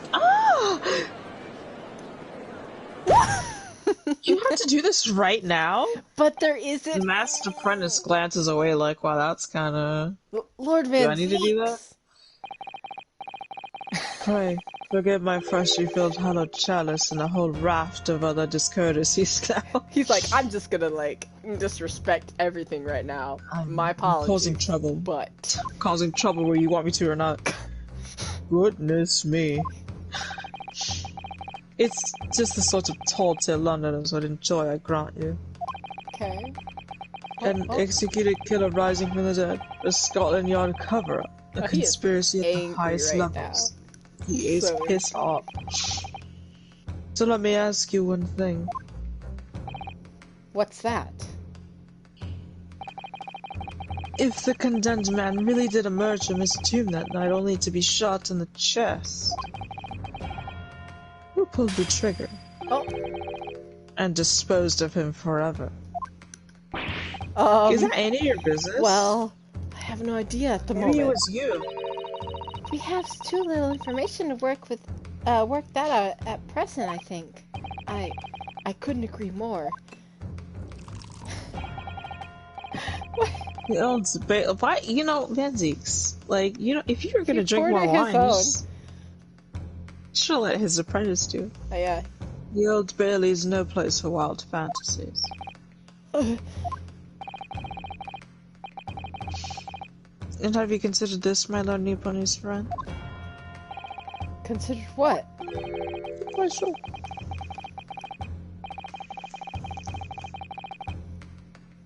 That's Oh, I see. thought that was her I speaking. thought it was her too. It's not. Do you realize just what a dangerous endeavor it would be to coerce this woman into such criminal activity? I'm gonna get in trouble. It's tantamount to declaring war on the entire British police force and judiciary. Well, wouldn't that be what Cosmo wanted? What? Hard to imagine any sum of money being offered for research could warrant it. To rely on some staged deception when so much at stake would be madness. Well, I suppose. And this was no petty crime either. The victim was murdered. A man who'd already invested money in the venture and would be instrumental in future profits too. Yes, I had no reason to kill Mr. Assman at all. Or are you forgetting that his death results in me receiving not a single penny?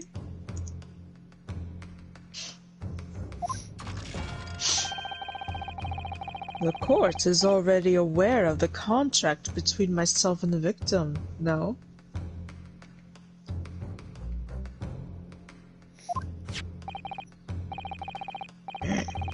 Yes, the contract, that's true.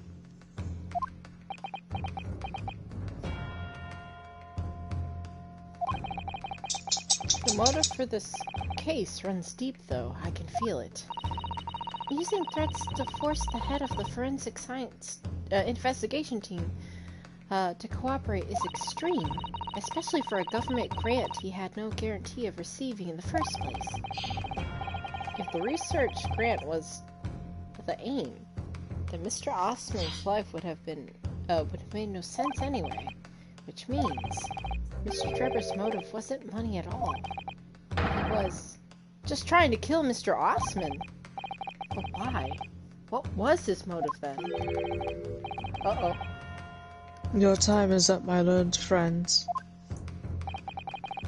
I'd say you have one last chance before the jury lose their patience. Oh, I hear that. With this charade. Be casual.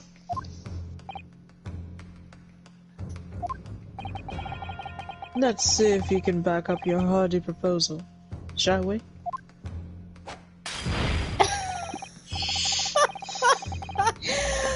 Oh my goodness! Oh my goodness gracious golly! He was like, whoa! Oh my god! Whoa! Watch out! Be careful with that thing, man! He still leaned back too. How do you expect why this engineer would throw all caution to the wind and threaten his own country? Throw, huh? Throw, huh? He felt it coming. He knew it was gonna happen. He's like, I knew about this one. All of his training. Mm-hmm. I just wired up a pair of Cat-like reflexes, if you will. Ooh. I mean, you already know. This was before the catnip. He hasn't got the catnip in his system yet. What am I presenting? I don't know what I'm doing. Becky, present evidence that Mr. Drebber wanted to kill Assman. What's his, real motive? Alright, who exactly was Mr. Assman to Drebber? There's a connection that no one's seen yet. And I'm going to have to present 2 pieces of it. Oh, to show what it is.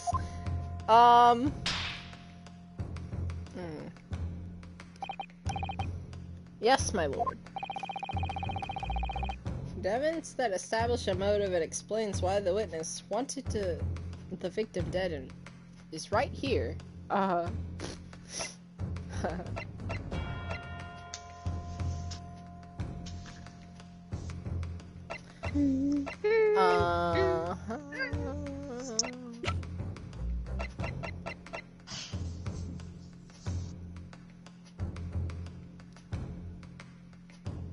The motive.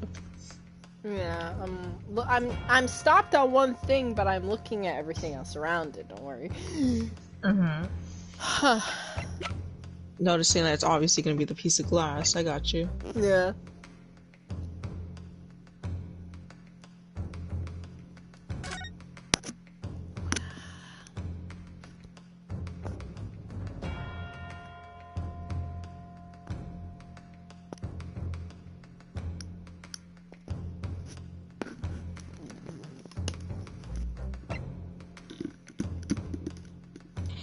Mr. Trevor is to receive 30% of all.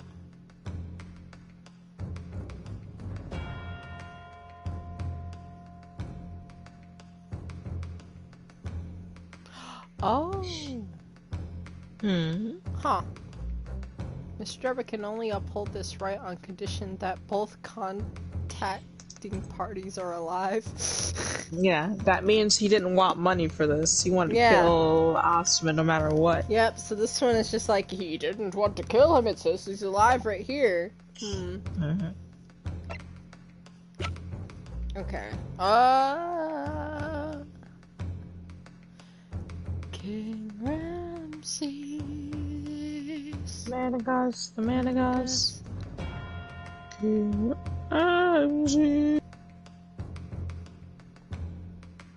Okay, a motive, huh?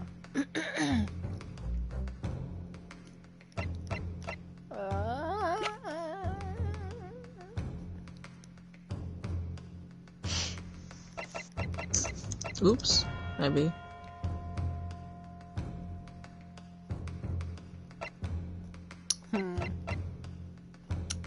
Ow, my tongue. Kind of pinched. Okay.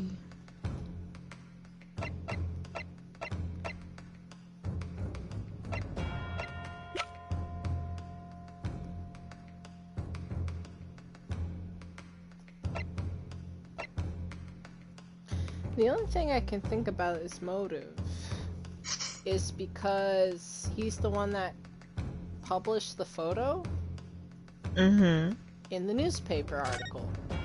His name is written on the photograph. Yeah, no one else did that but him. So, take that as you will. Yeah, that's the motive right there. Because, like, it literally shows Mr. Trevor in all his full, with the camera in the shuffle, looking at the iron masked professor, Mr. Trevor's dreadful encounter. And this was with the case for a man who was thought to be dead. Resurrected. Yeah. And now he's just like... But then they're gonna ask, like, who shot this man? So, you know, whatever. They can figure out themselves. Jesus. It's this newspaper article, my lord. That was written 10 years ago. Guys. And every detail has been examined already. What could it possibly tell us?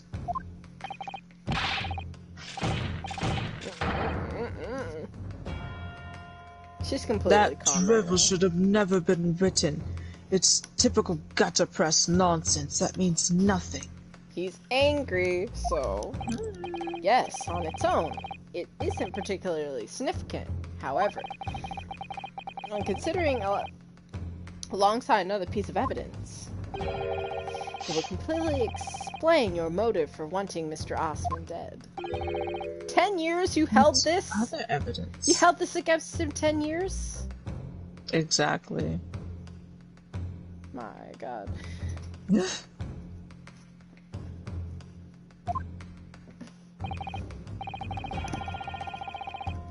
God, so you supplant your judge to go to school without delay. Supplement evidence? Uh-oh. That's exactly what I said. The evidence in which is cross-examined with the newspaper article establishes a motive for the deed. Oh, Jesus. Alright, Becky. Oh, my brain. Okay. Well, think about it. How about if you think about it this way? Yes. What is another piece of evidence that you have that has something in common with the article? What do you have that has in common with it? The iron helmet here. What related to Osman do you have? Oh, Osman, my bad. Oh, sorry, Osman. My bad. Please, hold on a second. Please be patient.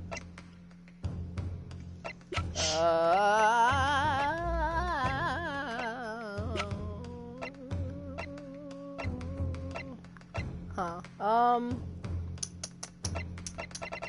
To Osman, huh? Mm-hmm.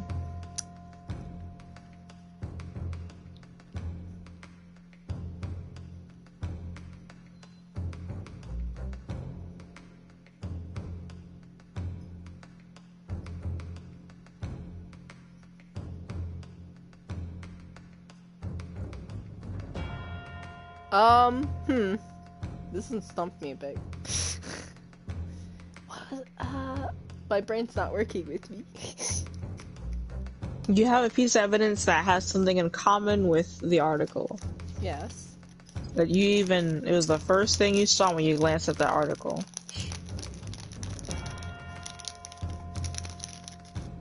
Is it the camera? The first thing you saw when you looked at the article. That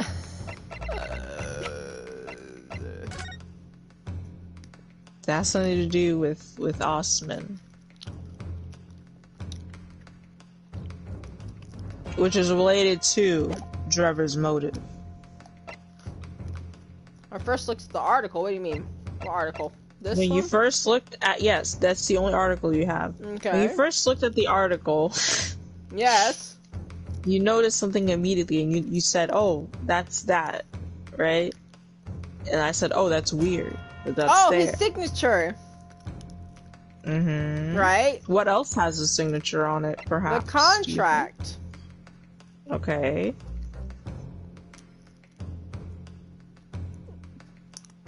But why would he kill him? But the thing is, this is what I'm thinking. I was just like, but it says that they have to be alive for the contract to go about. Trevor did not want money at all. No. He doesn't. He just wanted to kill him. Just remember this, that the fact that Austin put his name out there meant that not only did his university know that he was grave robbing, it also meant that, like, people would know and they'd be like, oh, you're obviously lying about having seen the professor rise from the dead. Especially when they looked back at the body and they saw that he was dead, and they'd be like, you're literally lying about this. So he was grave robbing, and then people think he's lying. Wouldn't that ruin someone's reputation? Yes. That sucks. Wow. Well. Okay, I didn't think about it that way. I was like, I wouldn't think about a signature. They mentioned it way back then, like, I think once or twice. It's so much dialogue. Yeah, right? Man, oh man. In this contract, my lord, Mr. Trevor, this is the contract you signed with Mr. Osman. Yes, that's right. The very documents and facts. That proves I had no reason to kill the man. There's also his alibi pretty much being like, I wouldn't kill him because I wanted to get money. Right. Let's see what it says here. No, I'm afraid not. What? What? What? Nani? Nani? What? There's something very significant that this newspaper article and the contract have in common. I noticed the signature was like, oh, that's Osman's. What's his signature doing on that photograph? He was there. The signature was the first thing you saw, so I'm like... I just didn't connect it with the contract. Signature there, that kind of thing being what connects them. And the contract have in common. Really? And it's this, that common link that shows very clearly why you were determined to kill Mr. Odie Osman. Odious, man. It seems the defense has uncovered something the rest of us have missed. So, my learned friend, point out what these two pieces of evidence have in common.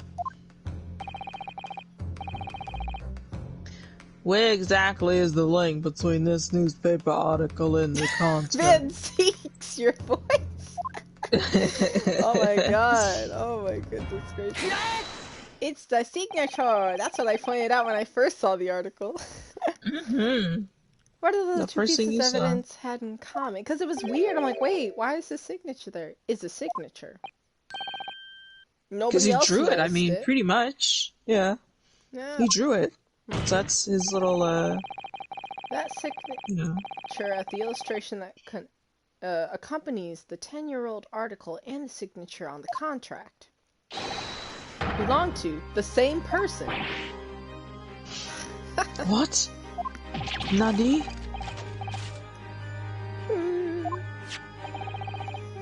As the court has heard, the illustration was drawn 10 years ago. It's a very good illustration. It's very nice. By Yeah, a it's newspaper pretty good. reporter who found Mr. Drebber and interviewed him about the ordeal. He even was mad Painful about. sight, perhaps. He was even mad about the reporter. Remember how he talked about the reporter? Yes. Mm-hmm. If you look closely, the reporter's signature can be seen in the bottom right corner of the drawing. So he didn't like this reporter at all. Like, you can literally tell he, like, hated him. So... The man ruined his reputation. yeah. And if you look at the contract here, which was signed between the witness and the victim last year, yeah, and you can clearly see Mr. Austin's signature at the bottom. Don't be seen now.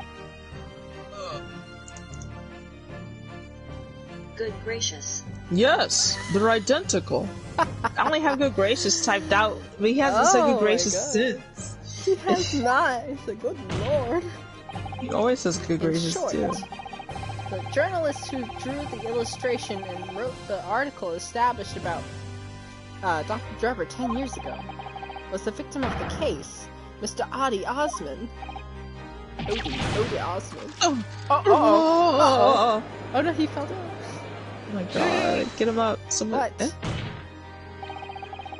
But explain to the court why. You gotta ask him.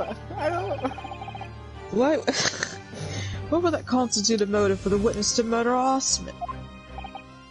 Well, if you think back, you'll remember that Mr. Drebber talked about the article in his testimony. Let's go back. Grandfather, you say? Yes. Yes, it's only was quite exercise reasonable cooking.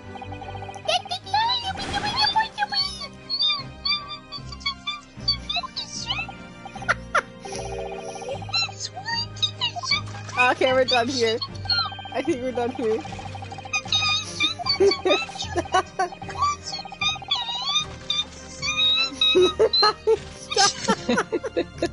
Stop!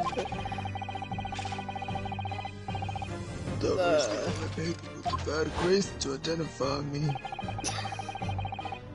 Then I gave up my dream of becoming a scientist, all because of the newspaper article. Yep. The hate. He just hated. Hated that man. At the time, you were a student at the University of London who dreamt to become a scientist. However, a single newspaper article changed your entire life. Me, however. So Mr. Osman used to be a newspaper journalist, did he? He has a DeviantArt. He didn't deactivate. He didn't get to because he died. He did, my lord. In fact, it's widely held belief that Austin managed to position himself as the heart of his criminal network, thanks to the many dubious connections he made during his time as a reporter.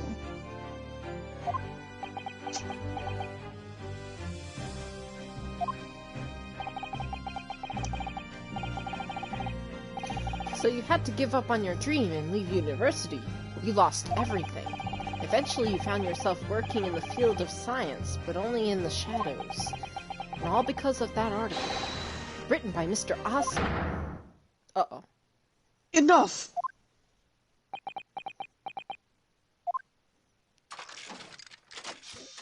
Does a gay little dance that pisses you off? Stop this endless drivel about my life. What? Explain yourself, Mr. Trevor. Yes, it's true. I had to leave the university as a result of that article. But it was just the straw that broke the camel's back. What do you mean? Almost every student of science in the faculty, was too poor to actually conduct any research. But they struggled on with their hypothesis anyway. We all did, only to have them taken by vultures. Sooner or later, you knew your ideas would be stolen and patented by some wretch or other, after all. There it is! Abby? Good gracious.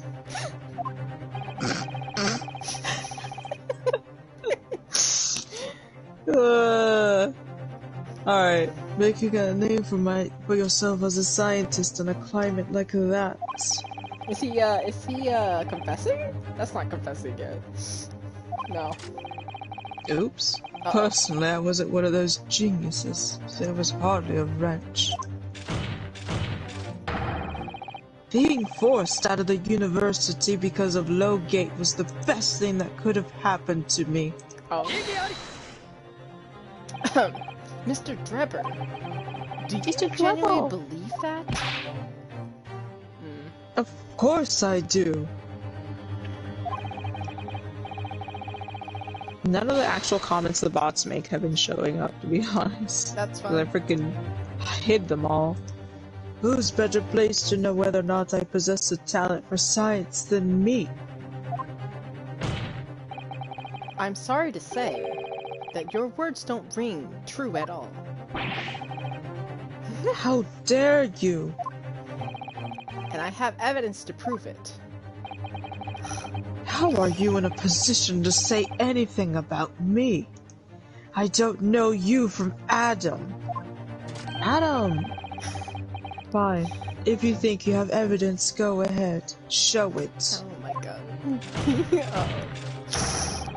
What could you possibly have to disprove the idea that I was happy to leave university because I lacked talent? Oh. Oh.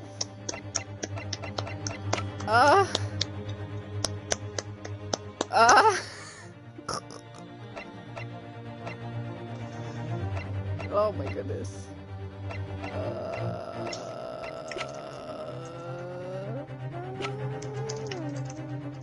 Dang, I don't understand this. Huh. What could you possibly have to disprove the idea that I was happy to leave university because I lacked talent? Can you solve this riddle? Ha ha ha ha. It's a riddle, yeah, but...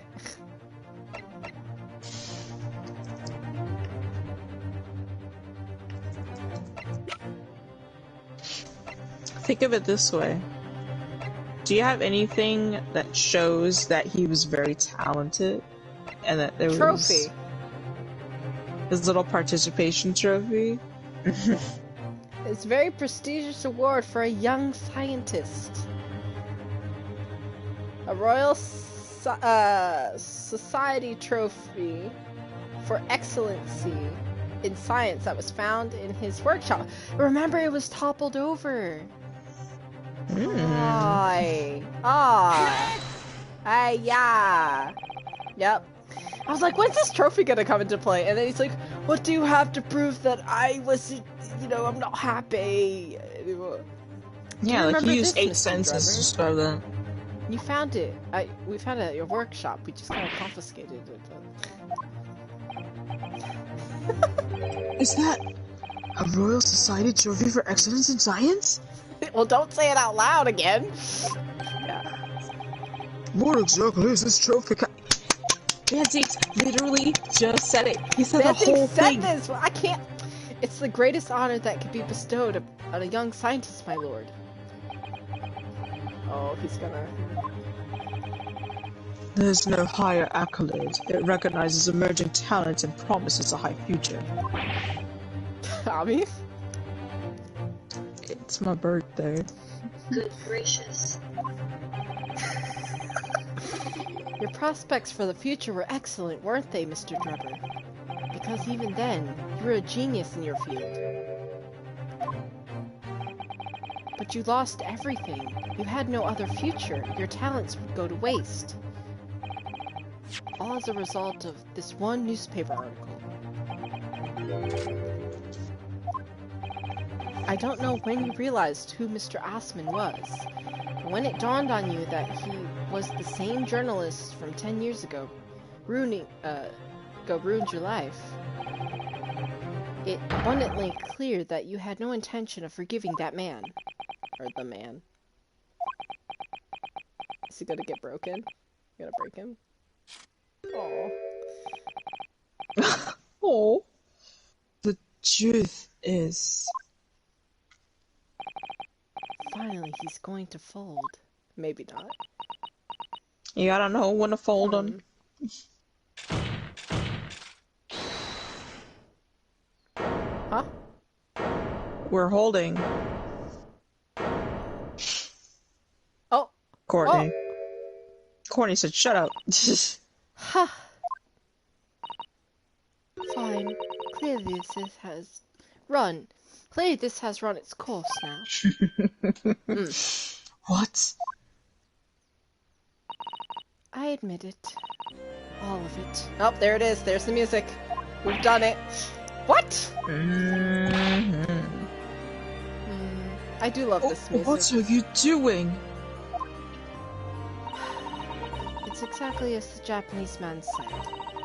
I was coerced into going along with this man's plot to murder the victim, on the condition he kept my dirty secret from 10 years ago.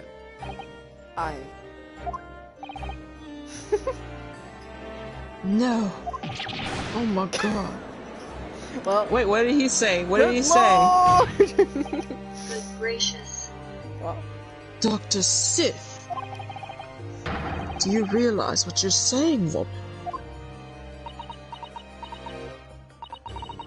it's all true. That day, when I arrived at the Crystal Tower and saw the bird cage, my heart nearly stopped beating. That memory from a decade ago that I'd done my best to bury deep inside myself. It was the professor again, staring back in my face. And then, before I had a chance to react, I noticed something else. There was a note tucked inside the model's jacket.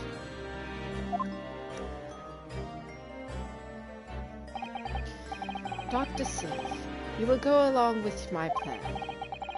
For someone who knows the truth about what really happened that night 10 years ago.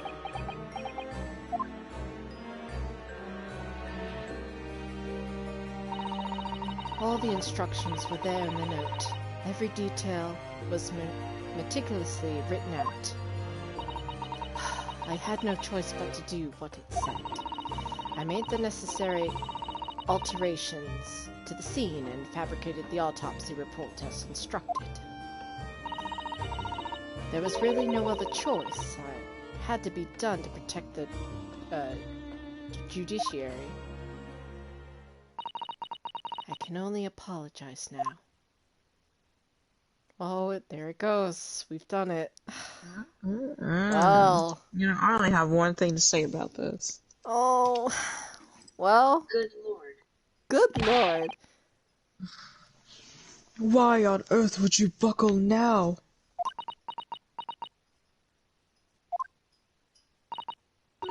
Well, there's no point in trying to hide it anymore, is there? I would only have done anything.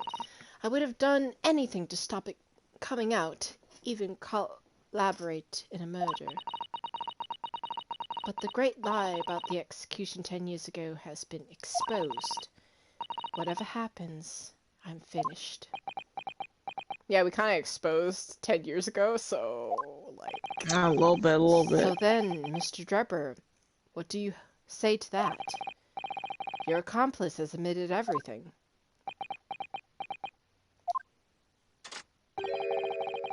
Surely it goes without saying. You admit your part in it too, then? I admit nothing at all. What? What? Are you seeing this, Cosmo? Have you forgotten that the Kinesis machine was ripped to shreds by an explosion? Short of me admitting to a crime, there's really no possible way for you to prove I did anything wrong. No! Yamero! Why is she still here, girl? You can go She's home. just here. She wasn't told to go from the. Whatever this man says, I admit everything. He threatened to expose my secret, so I went along with his plan. And Lord Van Zieks? Yes? I hope you'll accept my apologies. What happens next is in your hands, of course. Oh, she looked at him directly and hands on her hips. Mm-mm-mm. Uh-oh. I've heard more than enough now. I'll hereby present the final findings of this code. He said, it's almost 3 o'clock, guys. I have to go home. Like, I don't know about you guys, but I'm hungry. I have things to do, you know? This trial is not the proper form in which to pursue the alleged wrongdoings of Mr. Drebber. Do that somewhere else. The defendant is Professor Albert Herbrain. We forgot about that, man. Where is he anyway? Yeah, Very true. It slipped my mind. Isn't he one of your closest friends? Michael. not mine, his. As the court has heard, Dr. Sith has admitted to the allegations brought by the defense. Thereby absolving the defender of all possible guilt, just like McGilded trial. Just like, well, my god. you can figure it out, you but you mean- can go home now. The guy's like, I'm done, dude. At the present time, it is 2:45 p.m. I have to be home by 3. The conclusion of this court is that the defendant was not involved in any wrongdoing. He wasn't. He was literally out of this. He was not even there. Does the prosecution have any objection? Yeah, I do actually. Oh. You sure not to freaking whack him in the face with all that gesturing. He's like, ugh. Not my lord. Oh, congratulations, Mr. Naruhodo! You've proven Professor Hairbrain's innocence! Susato's like freaking cheering so hard over here. You did it, yay! Without further ado, then, the adjudication. Unless the prosecution defense have any other matters to discuss?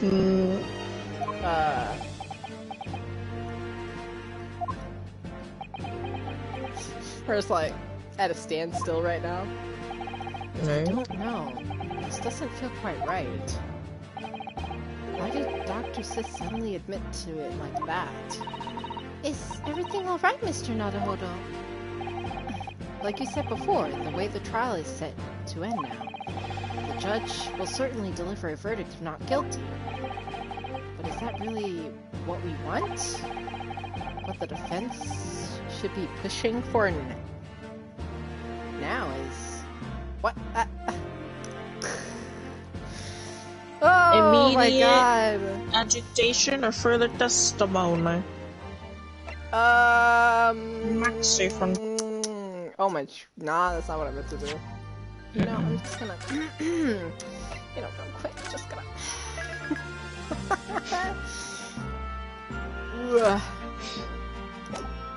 Okay, so...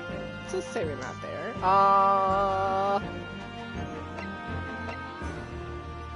I think we're just gonna go for the top option, honestly.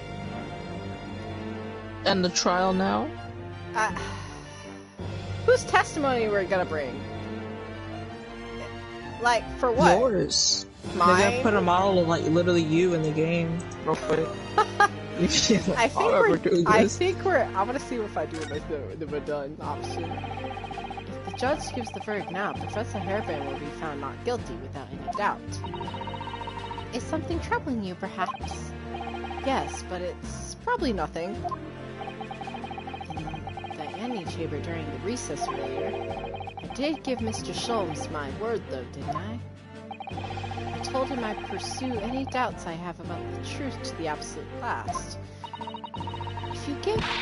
Yeah, oh, she's just reading my mind again. If you give Mr. Sholmes your word, then it most certainly isn't nothing. And it means there's only one right answer here. Yes, you're right. I don't know why I ever was ever wavering. Huh. Huh. The defense objects to the trial ending at this time, my lord. Interesting. I beg your pardon? We demand one final testimony. From who? From Lord Van Zeeks. Ba ba ba ba ba ba ba ba. Ba ba ba ba. You do realize I'm about to educate your client, I presume?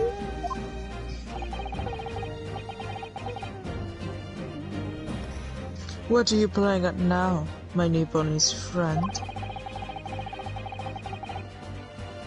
Why would you want to obstruct the conclusion of the trial at this point? No defense lawyer in his right mind to do that. Well, I would. I just feel like it, Hold on, right? what exactly are you thinking? The truth I is, just want to do it. the whole truth, and a way to bring it all out into the open. Right! Yes, in hindsight. Oh, yes. One word of warning before I go. In the course of this trial this afternoon, you'll proceed with a shadow down by the tool. I'm waiting out of your sight, pursuing like a dog with a bone. Oh, whoa, whoa, whoa, whoa, whoa. To the middle end, you understand. Do not falter. No matter what may come to pass. I'm interesting, but, like, he didn't want to end the trial, so I want to see what this is about. Wait, let's see who's in the mask! We gotta show who's you in want it? to find out right now? You're gonna have to find that out in 2-5. Not that. No, not that. The metal one. I'm not talking about the You're gonna have other. to find that out in 2-5. Oh my god. I'm sure Mr. Sholmes knew. Must have deduced that this would happen. Mr. Sholmes, he's half right, but also yes, I'm here to. He's really smart when he wants to be.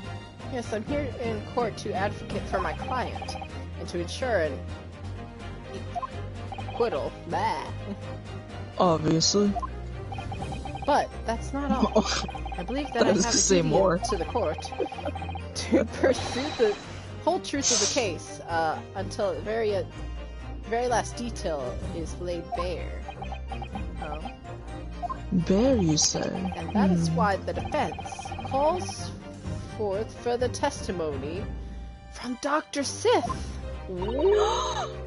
Testimony from me about what? About the nature of your collaboration with Mr. Enoch Drebber. Ha! In case it escaped your attention, I've already admitted to everything I did. She just kind of said, I admit to everything, but not really admitting to everything.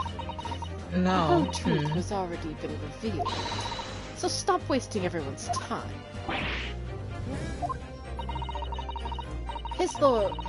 As his lordship made very clear, your client will get the acquittal you wanted for him. There's simply no point, protracting this business further with another tedious cross-examination. Uh-oh. It's so funny to me. Hey, Doesn't forgive matter. my careless handling of that hallowed bottle. I slipped. It slipped from my finger. So my finger was trying to pick it up, but it fell. That's what you call it? What is your objection, Lord Van Zeek? The prosecution also calls for supplementary testimony from the witness. Man, thanks. Don't be stupid. Oh, I'm stupid. I'm stupid. If there's more to this case than has yet come to light. I'm stupid. I'm stupid. Then I will join my learned friend in pursuing the facts until the bitter end. Oh. You what? Lord Van Zeeks. Oh my god. You're so freaking cool. Oh my god, he's kinda hot. regular to say the least. Damn, Van Zeeks, that makes you really hot and sexy. Do you want to fuck right now?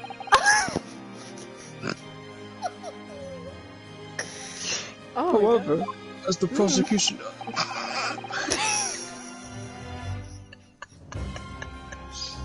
I got ahead of myself.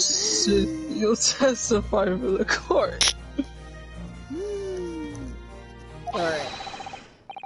Well, if you could explain the full extent to your vomit in the murder apparently committed by Mr. Trevor. Very well.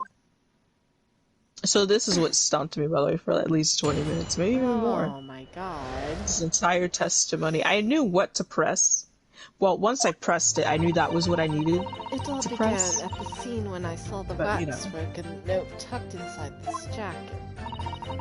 The actual body of the victim, it's indicated in the note's instruction, was beneath the experimental stage. The body had to be arranged in certain ways to implicate the defendant, which was my job. I enlisted the help of the entire forensic investigation team to dress the scene appropriately. The truth about the execution 10 years ago is a state secret of the highest level. I had to protect it. Okay. Okay. So I was right. The stage and the machine were all specifically designed for the deception. So it seems, and all meticulously prepared. You did well to see through it. You're a very shrewd boy. So kind of you to say. And what about this autopsy report then? All I did was record the location of the body as being in the Crystal Tower instead of under the stage. That's all? That's a terrible corruption. Only my team were aware of the deceit. And then only under my explicit instructions. Nobody else at Scotland Yard knew about it. Knew anything about it, I assure you.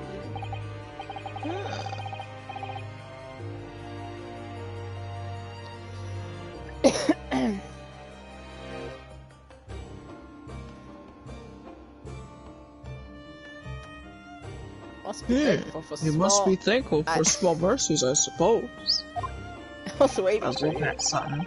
Well, I believe that testimony has clarified everything. There's no particular need for a cross-examination, I would say. No, I disagree. I can't shake the feeling that something's wrong. She's smiling. Well, just look at that Smug. expression on Dr. C's face. It's the defense's right to cross-examine any witness following testimony. What is it about you Japanese that makes you all so doggedly persistent? It might be the racism, I don't know. Very well. If you so desire, counsel, proceed with the cross-examination. Yes, my lord. Aww.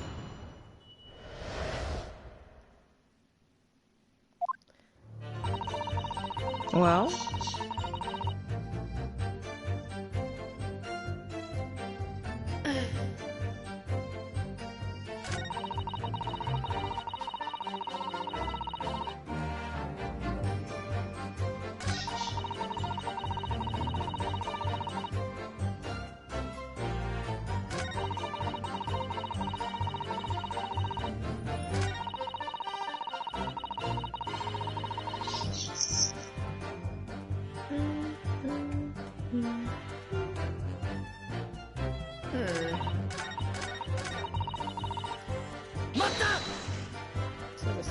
same thing, I suppose.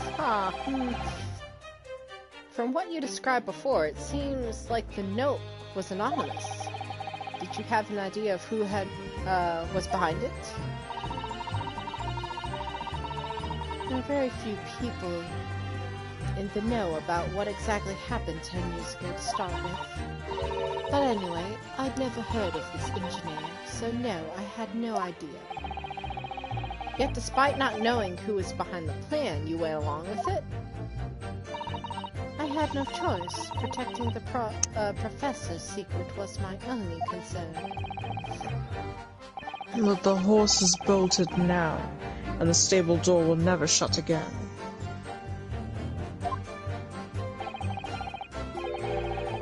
Scotland Yard! Yard's reputation would be immeasurably damaged as a result of all this. Yes, thank you, Lord Manseeks. I'm well aware of that.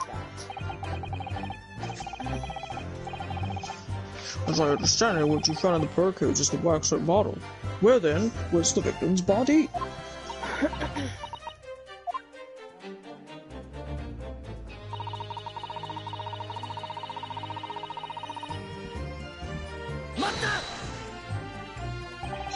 So you knew about the special construction of the stage used to carry out the trick then?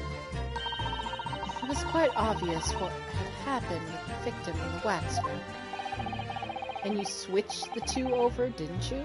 In other words, you recorded the victim's body as having been discovered in the Crystal Tower, and the waxwork? I wrapped it and sent it by carriage to the specified address at the specified time. And why were you given such directions? Presumably so it could be recovered by a driver and returned to Madame Tussauds. I see. And then you put the birdcage back on the experimentation stage. Yes, although someone obviously made a mistake about which cage would go where. Oof. Thought I'd make it perfectly clear to the team, but still. I suppose we're focused on the victim's body, that being a more important detail. ...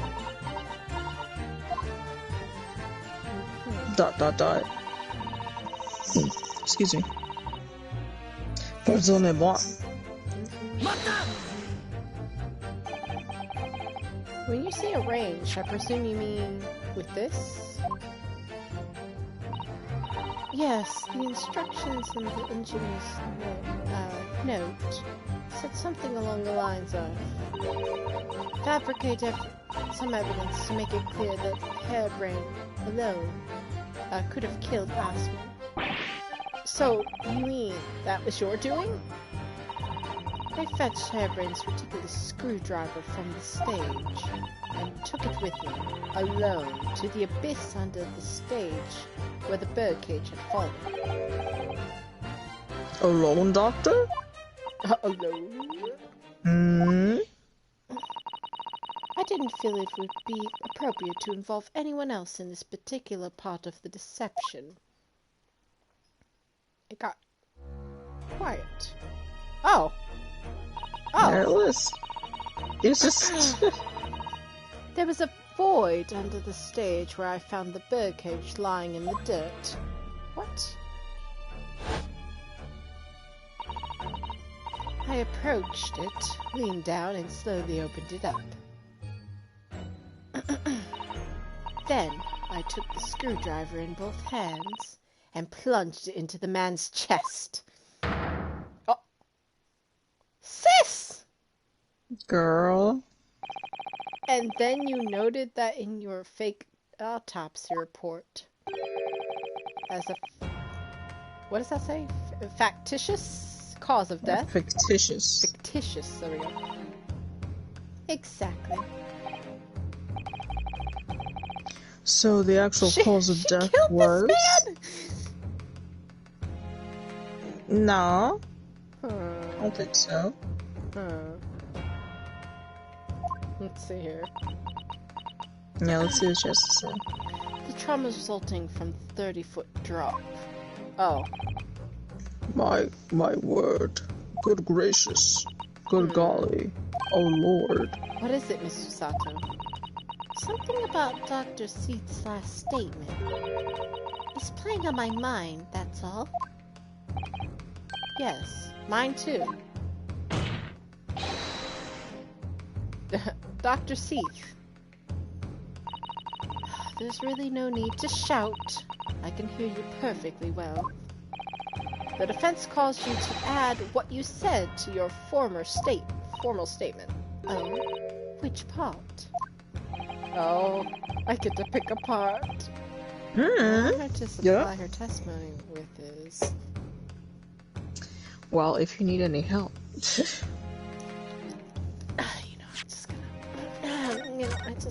Just gonna say what she's gonna do. This is why I was stuck on it. If you do pick one that is quote unquote wrong, yeah, she'll change it. And then if you realize like, oh, it, right? Yeah, that's what it did. That one, yeah. Damn. It's either the real cause of death or what she did to him. Now, I mean, I can tell you that she has something that whatever you choose, hold on. The one that you're supposed to choose directly contradicts something in the evidence. Right. As for what that evidence is, you might need help figuring out what it is, because that's what had me stuck as well. I was just like, what am I supposed to be doing? Well, here it says the cause of, here it says the cause of death is the sharp impale, the sharp pierced the heart. Yeah. And then additional vertebrae was additional observation, right? So...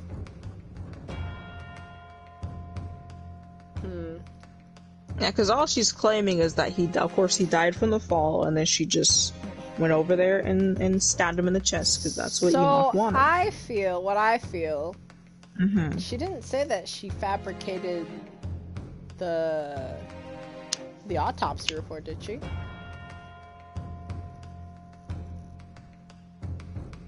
Not directly, no. So what I'm thinking is what she did to the victim. So whatever she says here, maybe just go with your gut. I'm just gonna do that because if I do that, let's see what happens. I just want to see what her testimony comes to. How you stabbed Mr. Osman in the chest. That part. You don't. I don't think you have to press it. By the way. But there's really no need to point. I'm not gonna press it. I want to see what this does. The prosecution concurs. You're pointing too, Van Zeeks, you motherfucker.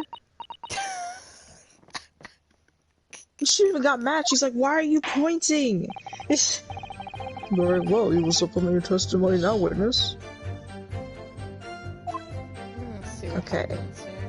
I just want to see something. Mm-hmm. Yeah, you want to see what she says, pretty much. Yeah, I want to see what if it.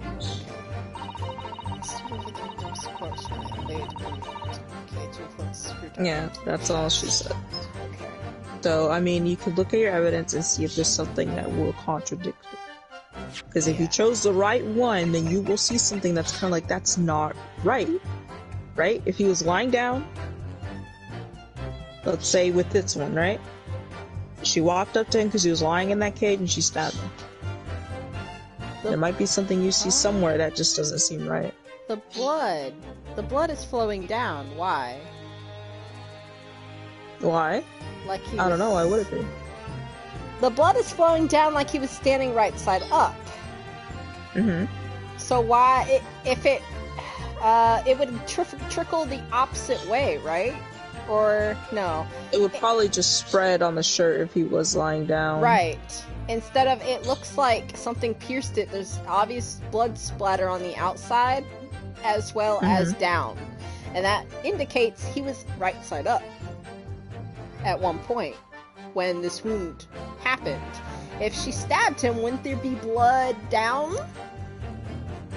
Like, well, it wouldn't be deep enough, but it would have probably soaked in the clothes around the area. So, If that's what you think, then go for it. You still got a lot of chances. I was yeah. Was I really Congratulations. right? Was I really right? So Congratulations. good. That took me so long to figure out. I was like, what is happening? What's wrong with me? Yay, I did it. You did it. Wow, I'm just so good at this. Like I can kill somebody or something. Well, looks around. Wow, Oh, immediately I was just like, in the autopsy report, it says his cause of death was stabbing. What I was thinking is if she said, see, I was thinking if I was wrong, I can go back and change it and be like, well, it says the real cause of death is this. But I remember that the blood stain was like dribbled down. So that wouldn't make sense. He would be right side up while it would be down. So it's like he got stabbed while he was up.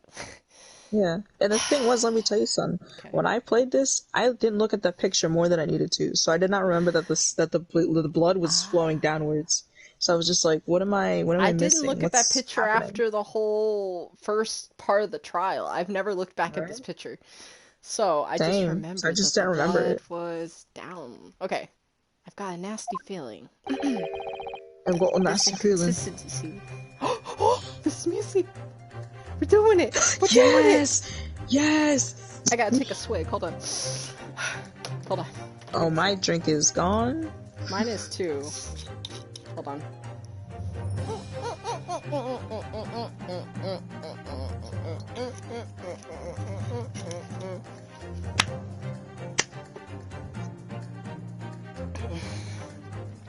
You're almost there. You are almost there. Oh god, that is inconsistency points to the extremely uncomfortable truth. What on earth is the matter, Constable? Have you lost your tongue? Oh yeah, baby. I'm gonna do it. I apologize, my lord. Doctor says in that last statement of yours, there's just one point that seems to defy explanation. Out with it, my learned friend.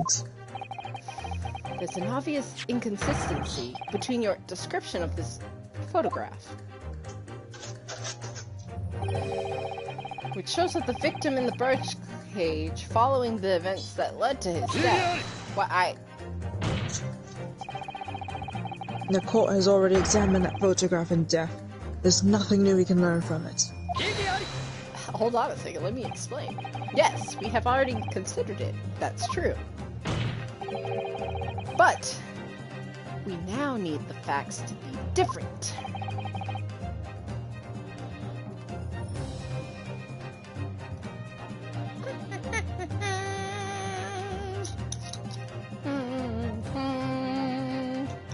I bet I had to let my doggy out of my room. What do you mean? Oh, here we go. I believe we should let the defense explain. Oh, look who's talking, mister. He'll interrupt him every single time Naruto even opens his mouth. His mouth.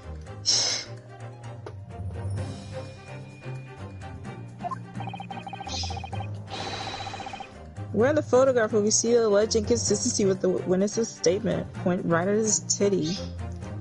Yeah, hold on a second, what? Would it be the trickle down?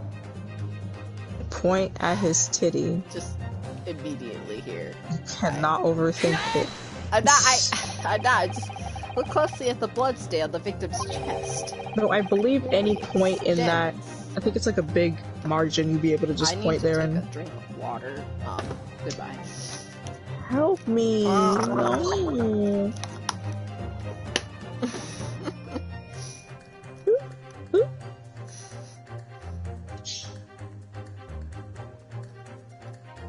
This man looks like an aged up Foot Kodomochi. extends to a downwards direction towards the man's feet. Ignored. And why is that certificate, Constable? He kind of looks ominous up there with his glasses on, you see? Right? That's scary.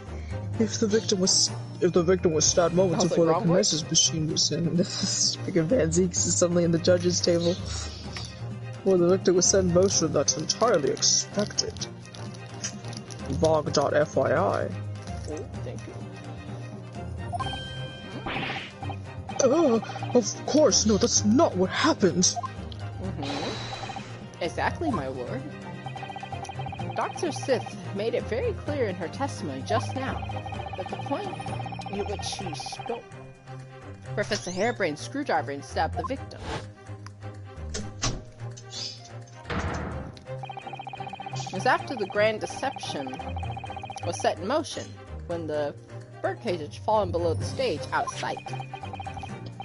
From the shape of it, it's clear that the birdcage would have fallen on its side after the 30-foot drop.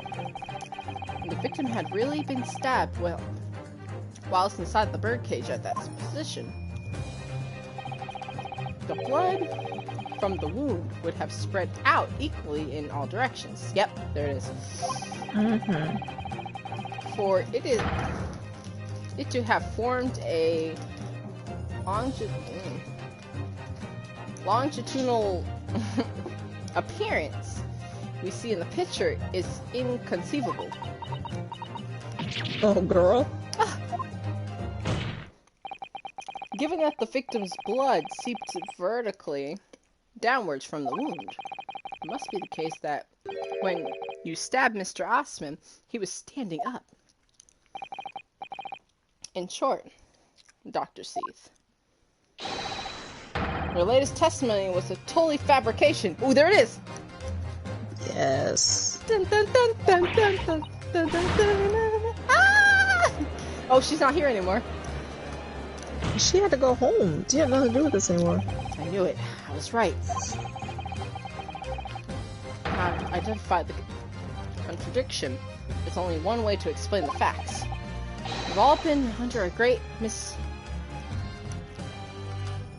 misapprehension here. What?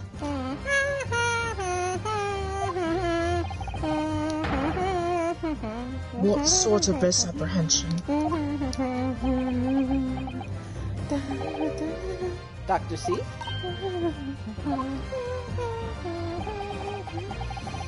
You claim you were forced into helping Mr. Drebber as a result of the note he left in the waxwork. You claim that you made changes to the scene of the crime to implicate the defendant, and you claim that you authored a fake autopsy report to cover your tracks. Oh, oops. She did fake. But one of those claims is out and out lie. Boy, he did say one of those claims. Because the question of what the bloodstain really tells us has only one possible answer. If that is the case, what is it, man? What, you know what it is? I'll tell the court what it is. Which part of this story is shown to be a lie by the contradiction in her testimony? Well, obviously, what was pointed out, correct?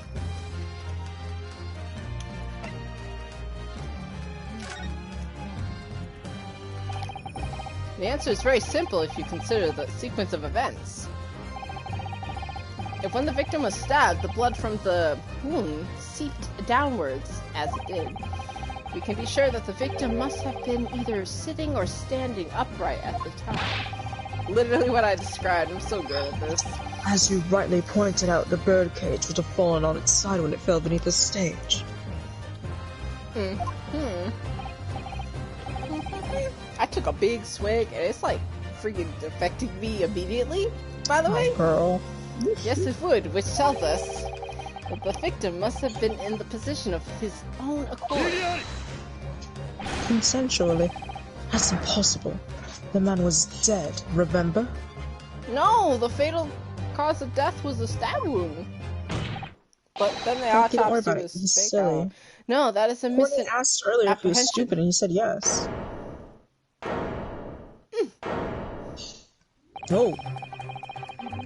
When the birdcage fell from the stage into the void below, it must have hit the ground with considerable force.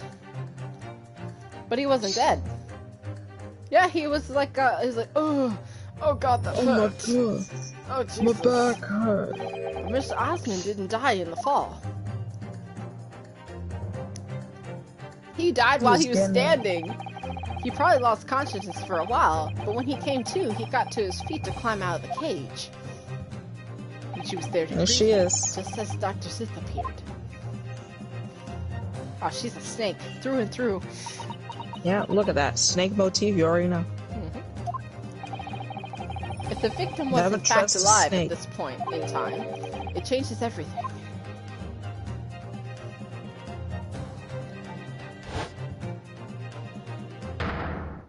Never trust a snake. Oh. I didn't think he was gonna scream. I thought he was gonna say something. Mr. Audie Osmond's killer wasn't the defendant, Professor Albert Harebrain, nor was it the mastermind behind the stage trickery, Mr. Enoch Drebber. It was you, Dr. Courtney Sith. Dang, it took us like 3 people to get to her. Ah! Right? You thought it was Enoch the Wow. whole time. Nope. It wasn't him at all. Order. Order. Can this possibly be true? It can, Lord. My lord. Ali. Have you been taking me for a fool? It was you, was it? You killed him? Did he want to kill him then? Huh. That's the thing, too. He seems very genuinely surprised that she did it. Yeah, he was like, did he want to kill him? He was just mad at him. Huh. Just teach him a lesson. You hope that me Like, oh, you got hurt, admitting to being you hoped that by admitting to being an accomplice that Mr. Drebber's scheme, the trial would end. Before you were accused of a far worse crime. Cold-blooded murder. Oh, do shut up. You're so desperate now, you're making all this up. As if I would do something like that. Ooh, Susato, get in here! I assure you the defense is not desperate, Doctor. Mr. Naruhodo has established the facts, using evidence and logic alone. Ha! Logic? Don't make me laugh. Sadly, your logic has a gaping hole in it. What? What do you mean? I'd have thought it was obvious. A motive void. You're lacking a motive. What possible reason would I have to kill Mr. Osmond? Aspen was involved in any number of criminal activities, from coercion to theft to murder. But there's no known connection to Dr. Sith here.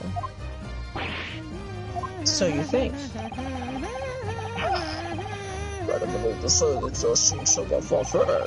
there's no obvious motive. But there's still something in the back of my mind. I feel sure I've seen something somewhere that hints to why the coroner might have done this. Yes, I might have tampered with the crime scene and concocted a fake report. But murdering someone for no reason in a very different story.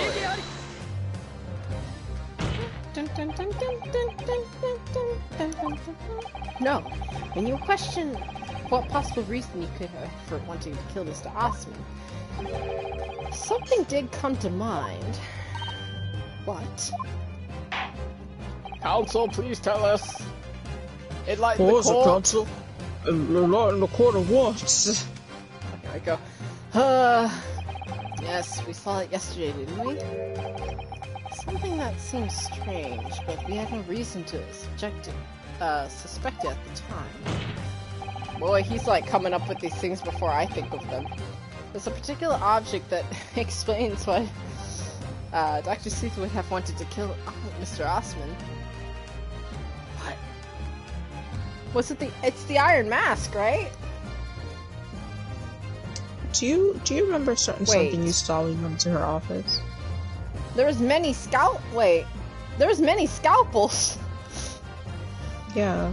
What? Susato was like, why do they need that many scalpels? It was like 104 or something? 500 scalpels. 500!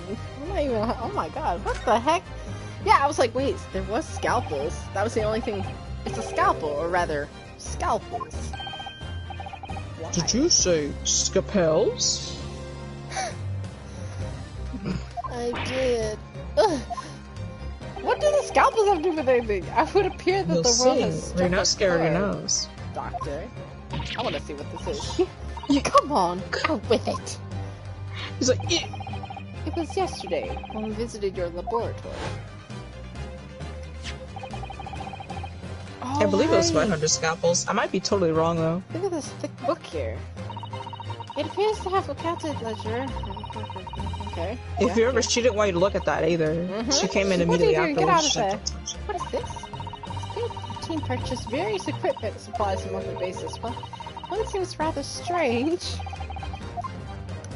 She's I'm gonna like, be so silly. Yeah, 500 scalpels. scalpels every every month. Why? Well, you'll see in a minute. I want to know about this. This is interesting. She's sweating. Let's go.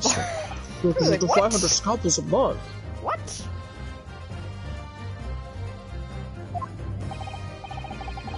At first I wondered what on earth you could be using that many scalpels for. But actually, I realize now it's not the scalpels themselves that are significant. It's the money for them. Disappearing every month for the department's accounts. Ooh. Yep, you know what? That's reasonable. Oh my god. Aspen's criminal organization relied heavily on extortion for its funding. Ooh. It's all extortion, baby. Tracing the money from the forensic investigation team's account to find out where it was going would be extremely straightforward. Vantique's always with the receipts, like, I can do this right now if you want me to. 10 years ago, when Mr. Osman was still a journalist and wrote this article about Mr. Drebber, he may well have stumbled upon information he was researching. Stored. Oops. Information relating to Dr. Seat's darkest secret that would use to rack money from her for the next decade. Her darkest secret? Good lord. You mean? I don't know what happened on the night of that execution 10 years ago. But clearly the the opportunity...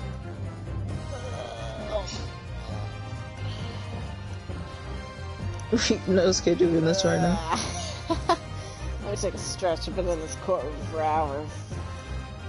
It's almost 3 p.m. I think it's past 3 p.m. at this point. But clearly the Might opportunity be. to rid yourself of that menace was too tempting to pass. So in the end, you were coerced at all. You weren't coerced at all, were you? You did it entirely on your own free will. You stabbed Mr. Osman in the heart with all your might. To silence the blackmailer who knew your dark secret forever. You'll never understand. None of you. Oh, her hand's like twitching. It is. What you've had to keep covered up all those long years. She has the Well, calmest breakdown I've seen in the series, where she's just like honestly where her like upset. her clothes aren't like thrown everywhere or anything. No, she's not getting pulled away by a swan. She's just Yeah. calmly like, you don't get it, and you never will, and that's it. Yeah. All right. Very little of the machine remains after it was ripped apart by the bomb. The truth of the cause can never be properly established unless you speak out. And if you decide not to, it's very possible that Courtney Seath will escape punishment for her crimes. Please, sir, own up to what you've done, and tell the court the truth about what happened.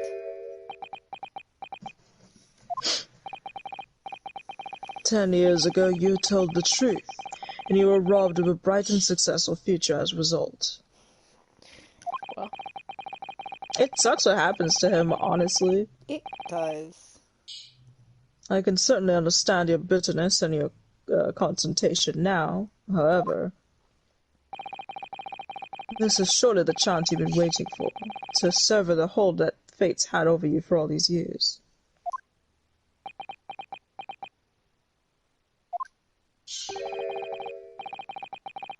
Ah. Super high voltage instantaneous kinesis? I mean, really? Honestly, I took a swig and another swig, and that's about it. I'm not. It's a I'm wrap. not. Yeah, it's not much going on for me. But earlier when I was standing up, I was like, "Oh my god!" OMG. Oh, here we go. This is the music. This is the owning up music. Yeah, that I'm confessing right now, actually. It's the addle brain mock scientists that are the worst, you know. They don't recognize the fact that they don't have talent.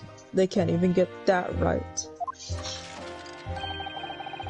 And so they end up chasing impossible dreams, having unbridled faith in their abilities.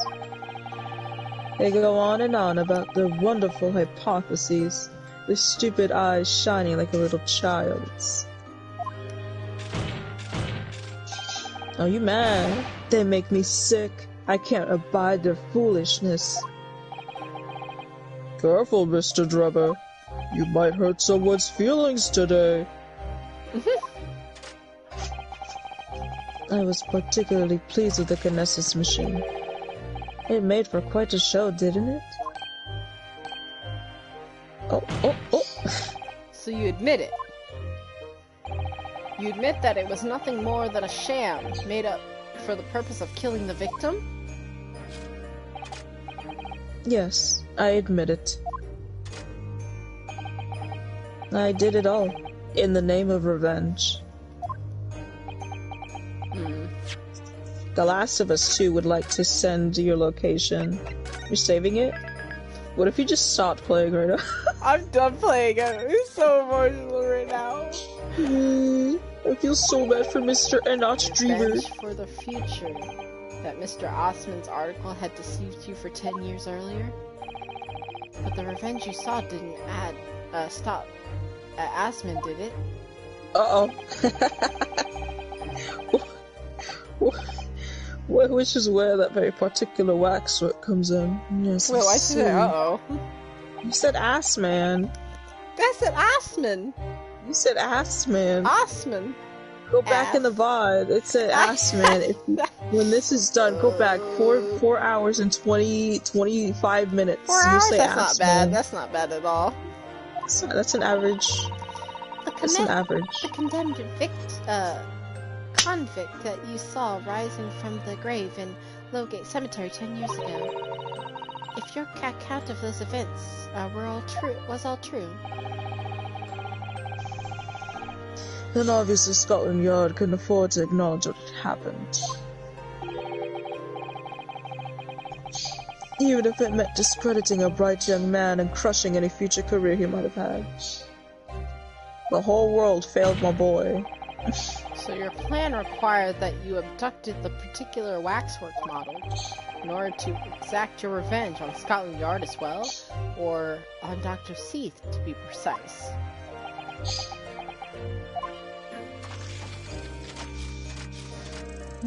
Here we go. It was a year ago. By some extraordinary twist of fate, Osman turned up at my workshop. He didn't remember who I was, of course. He just wanted to employ my services as an engineer.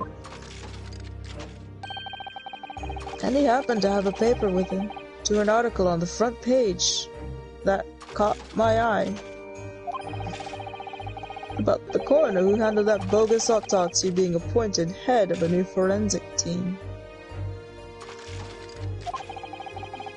When I learned that news, my cognitive processes started to devise the plan. Just say I thought about planning. what a horrid Thought of the tale. plan.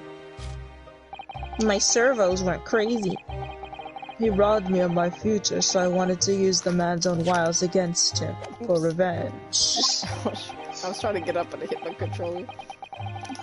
I'd have that rotten Scotland Yard eating out of my hand at the same time. I wanted them all to suffer the same humiliation I had to suffer. DualShock low battery. Oh boy. Oh, exit sound of the freaking game. Anyways, Oh my god, everything happened. I I hit my controller like a lot. Oh my god. it might last until the end of this because we're almost there. Your actions against those who ruined your future were justified as revenge, at least to yourself. Certainly, no one has the right to destroy another's prospects, especially for purely selfish gain. And yet, in carrying out your plan, you did exactly that to someone else, didn't you? Did I? Yes, you dolt. Professor Harebrain's only crime was passion for his hypothesis, but you had no compunction about sacrificing his future to effect your revenge. You knew that he would be forever branded a failure and a fraud. He just pushed that onto somebody else, huh? Pretty much, exactly. Perhaps Just like life Ashley, treated you we could unfairly push 10 this crime years on some ago, of us too. and others' misconduct left your life in tatters. But remember this. Your own actions result in exactly the same thing for another perfectly innocent young man. You'll start crying now.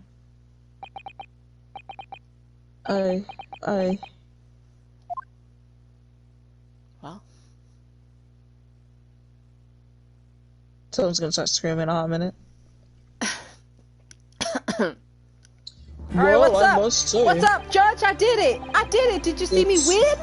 I did It's it! 4:45 p.m. Lord Van Teeks, what of Dr. Sith?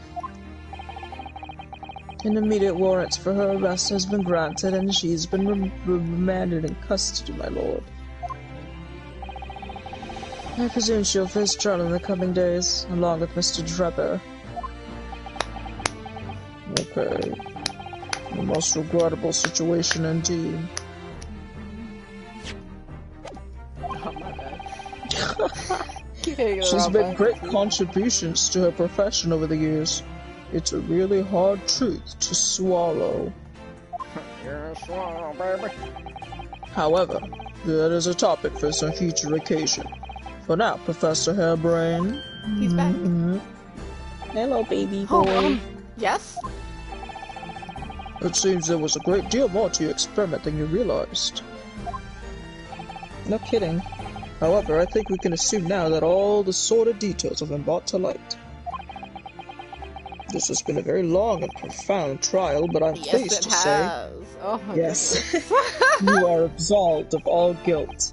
Congratulations, This Harebrain. whole experience has taught me a very great but painful lesson. I've been a meanie, this dedicated scientist. This dedicated scientist, this advocate of national philosophy. I've been selfish and self-centered and, above all, a fool. Professor. I spent my life thinking of nothing but my research, misguidingly believing that I would do whatever I set my mind to despite my lack of talent. And the worst of it is, in the process, I caused others pain and misery.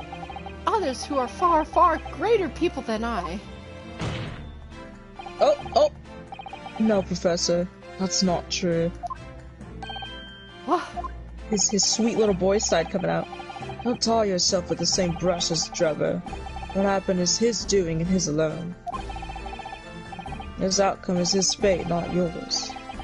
You're not to blame in any way. Lord Van Zeeks. Oh, Lord Van Zeeks, you're so naive. OMG. And the derision of which you referred to you earlier, calling you a fool, talentless even.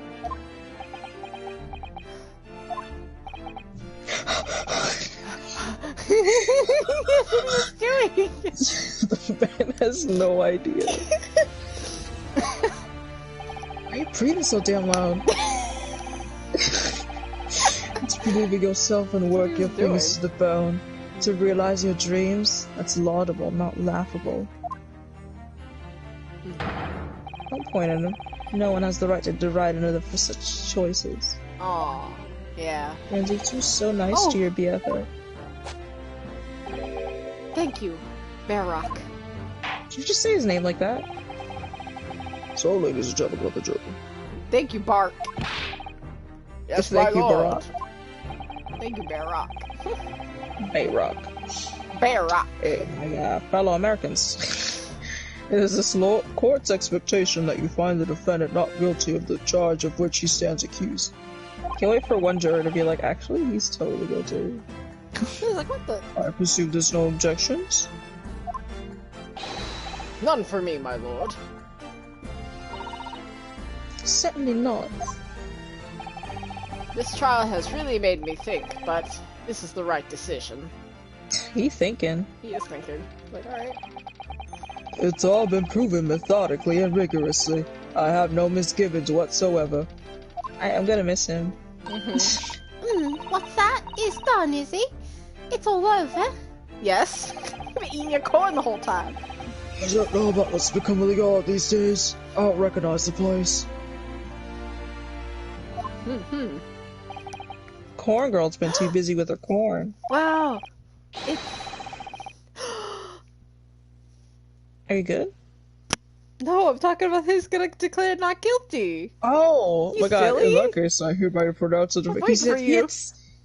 The defendant. Here we go. Not guilty. guilty. Yay! It says guilting, actually. Oh, I'm sorry. Yay! Yay! We Not did it! guilting. Pew, pew, pew, pew, pew. Woo! Congratulations, Albert! Woo! We did it! According to Get I got home. out! Get out! It's My- like my 5 oven is PM. Oh my on. god! I've had a brisk steak in the oven for 5 hours. Alright, what time is over. it? Oh! It's over. That was some trial. It sure was. If we don't get the time, I'm gonna start screaming.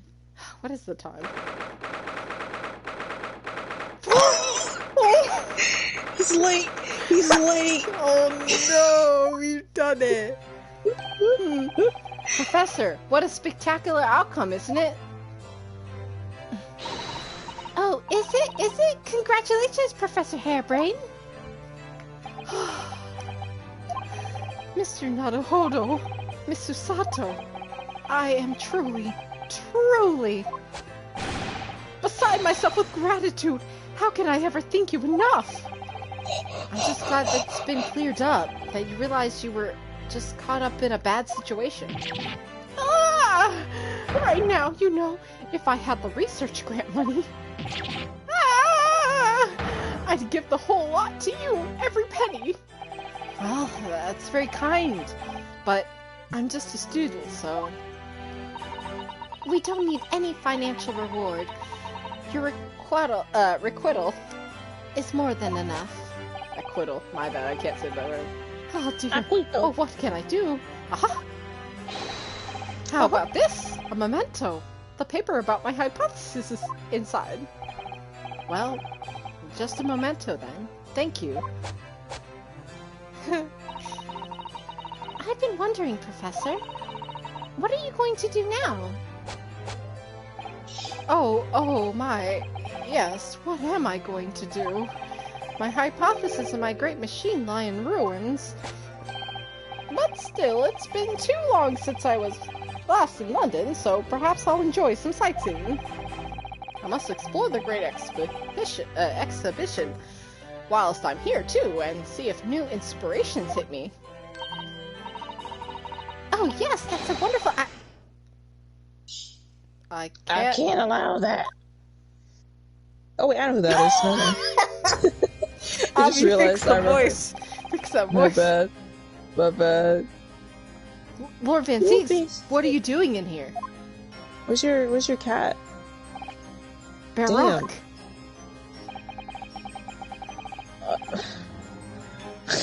I'm just looking at him, you know. I'm sorry I had to go through that, Albert. He put his little ribbon on him. What? Well, if I'm honest, it was terrifying. You were like a great demon behind your bench there, snarling down on your prey. Hello? Okay. He's like, anyway.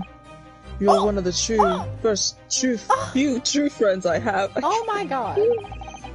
I couldn't leave it to anybody else to handle that prosecution or the defense. Oh my god. So you trust me Sorry? too? Or the defense. Did I just hear that right? Oh my god, oh my god. I always knew that you had my best interests at heart. Don't worry. How about you show me around while I'm here in town? It's been a long time since we left in university. We have a lot to catch up on. Uh-oh. Why does it get quiet? Oh. Listen, Albert. You're going to talk about this right in front of Naruhodo. In a few days, your acquittal will be made official. When that happens, you must head straight to Dover. I'll accompany you. What? What? From there, you'll cross the channel and make your way back to Germany. Oh my god! I've already purchased the tickets.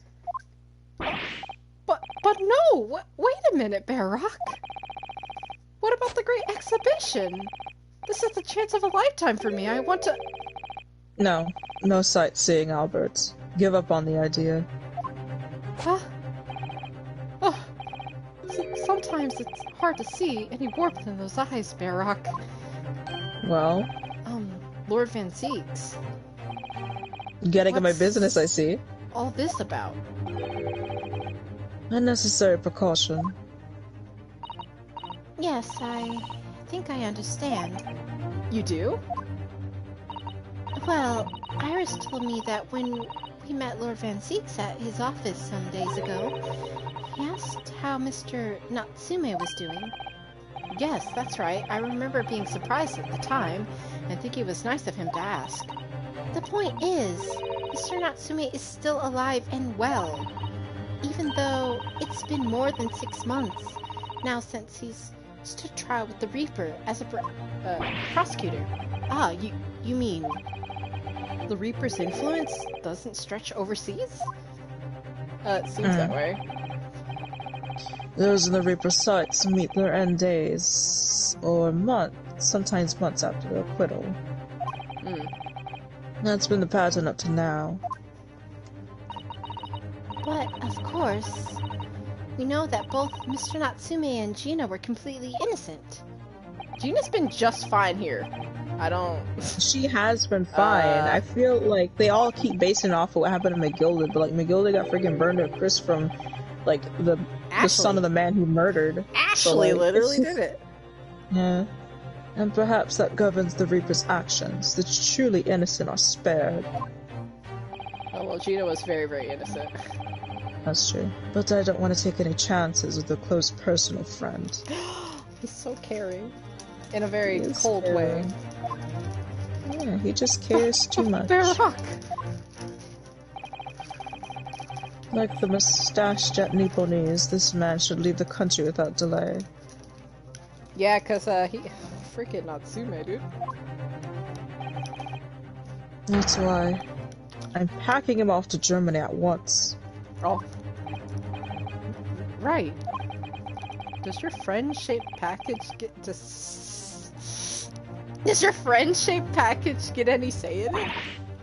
Ryunosuke, he's not gonna put him in a trunk. Was this your intention all along, Mr. Lord Van Zeeks? Mr. Lord Van Zeeks. I said Mr. and I said hi. Mr. Lord Van Zeeks, People think of Esquire. him as the Reaper. This man seems absolutely merciless, and yet... sometimes I feel as though I don't understand him at all. He's a good man, he's just got trauma he's gotta deal with. That he hasn't dealt with. It's time to go, Albert. Back to prison for the time being. Come on. I feel like... back into the cell. Back into the cell. Let me just save it outside of the courtroom, you know? I feel like more is gonna go down. I feel like more is gonna go down. I have a feeling, I don't know. Feeling? That's weird. That's weird. I can't wait for it to be like end. And then you'd be like, oh. That's fine. If it ends, it's fine. Oh, yes, alright. Well then, Mr. Naruhodo. Thank you so much for everything! Not at all, Professor. It was a pleasure getting to know you. Absolutely. Best wishes, Professor Hairbrain. Well, once the dust is settled, you must come and visit me in Germany. Oh, the dust, eh? Yeah, let's go to Germany, Anyway, goodbye for now. huh? Bye-bye. Goodbye. So, now my new Yes? boy's friend. He leans in for a kiss. Oh, yes? I thought you'd be gone. We have matters Oh. to discuss. Can you spare me some time? Looks around the room. You want to talk Wanna with kiss me? me? He like points at himself.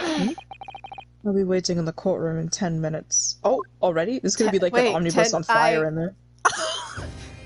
Oh my god. Well, that was strange.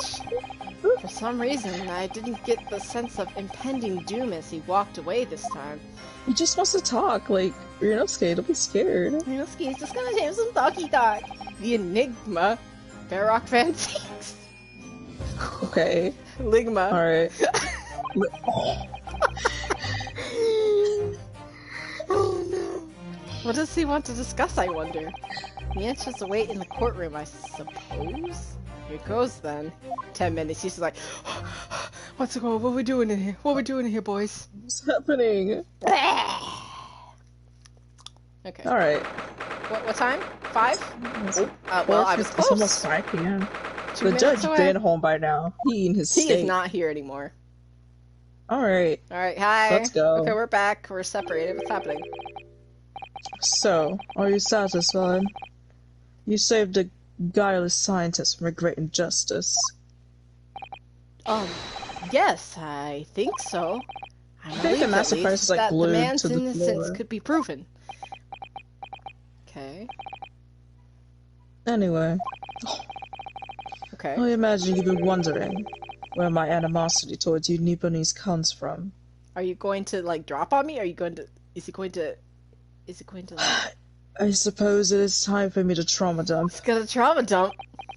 I'm my not ready. God. I'm not prepared. Where's the TW? Where's the trigger warning? Triggering. Well, at first I thought you just didn't like me. Imagine you saw me as a pretentious child from an unimportant land who had no business being here.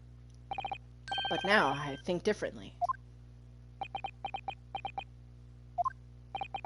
You clearly know our ways, so I would guess that some specific incident led to your thorough dislike of my race. While you tell me, will you tell me what happened, please? Will we get a... The professor. Whoa! What is this? What's this music? Hello? What's going on? I thought I'd never hear that name in this courtroom again, to be honest. He took your brother's life. Well, this music's kind of... Yeah? Yeah? Clint, my brother was Clint ominous. Van I love Zieks. it. My bad. I'm kind of getting in the way of the dialogue. I'm kidding. Yeah, it's serious. Look. It is a very serious 16 moment. years ago. No Oh my god. 16 years. He was just in his teens. He's 34, so that was 8. He was 18, I think. Oh my god. No. He was already the director of prosecutions and a key member of the judiciary. I looked up to him. He was everything I aspired to be. Oh. Rinosuke. Yes, trauma dumping. Wait, what is he talking about? She's like, what? She's He not was gonna involved in know. this stab. She's just like literally gonna cry. Rinosuke doesn't care. He was involved in the establishment of justice systems in foreign countries as well. There were exchange programs between Britain and other nations then too, to share knowledge and ideas. As part of one of those programs,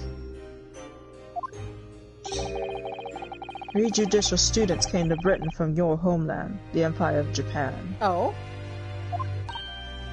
Yeah, oh? It was Aw. 16 years ago then. One of them had been my father. Oh? What? Of course I remember Dr. Mikotoba well. Okay, okay. I had no idea. I was a minor at the time. He was a minor. Hmm.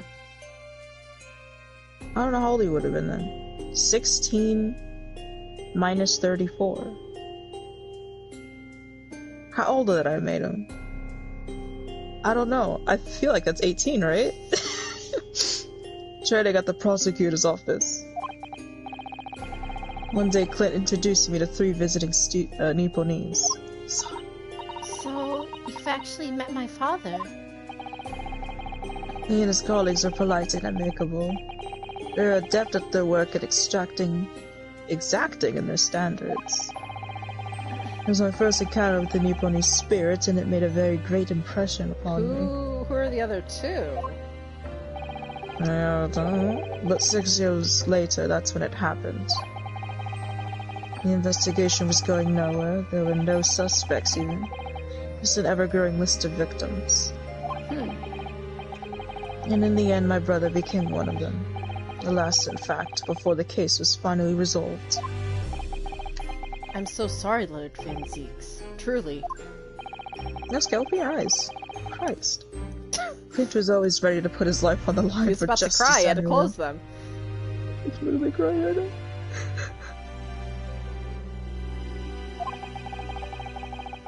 So he wouldn't have wanted it any other way.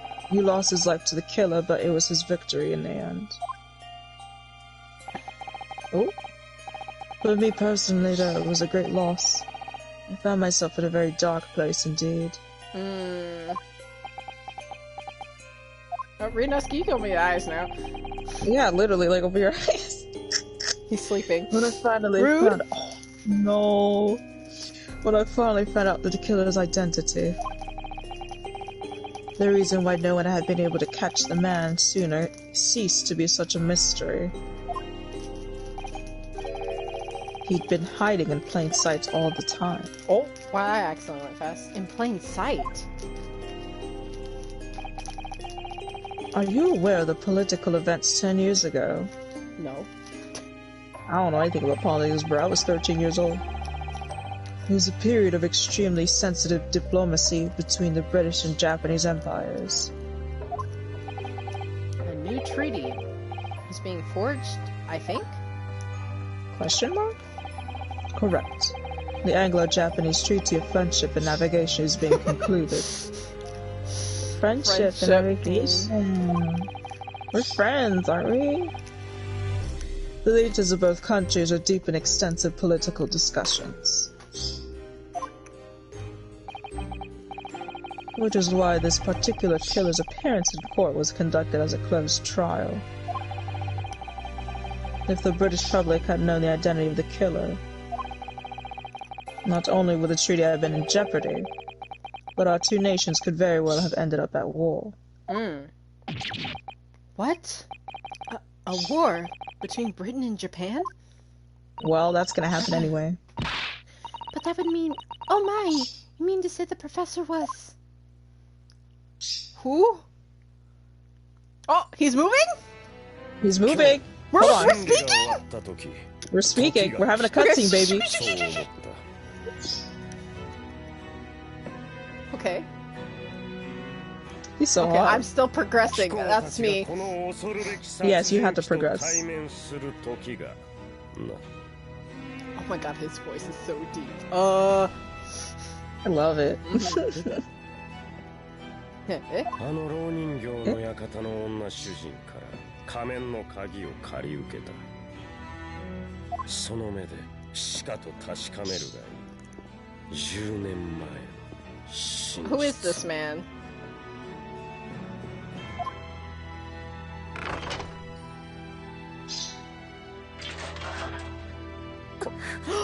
What?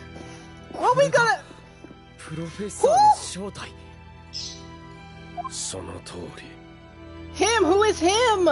What is 今 this? まで考えたこともありませんでした。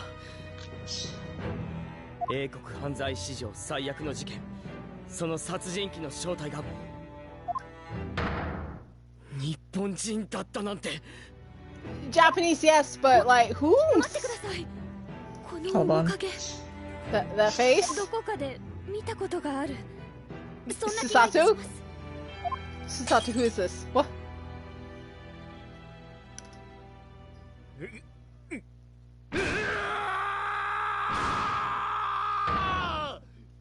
Oh. Oh.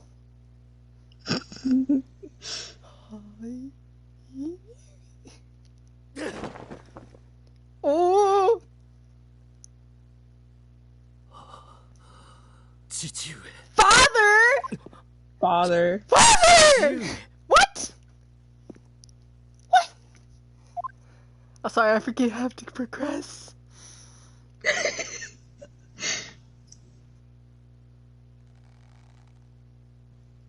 Wait a minute. You're telling me that's Kazuma? Asogi! Asogi, but it said Kazuma, but he said Asogi, he said his first name. 僕の親友麻生木一馬1年の時を経て今全ての記憶を取り戻して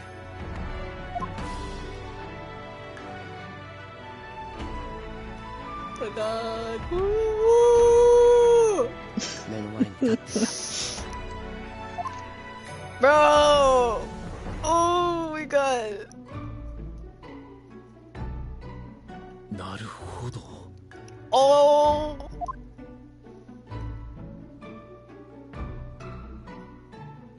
久しぶりだな Oh! 友よ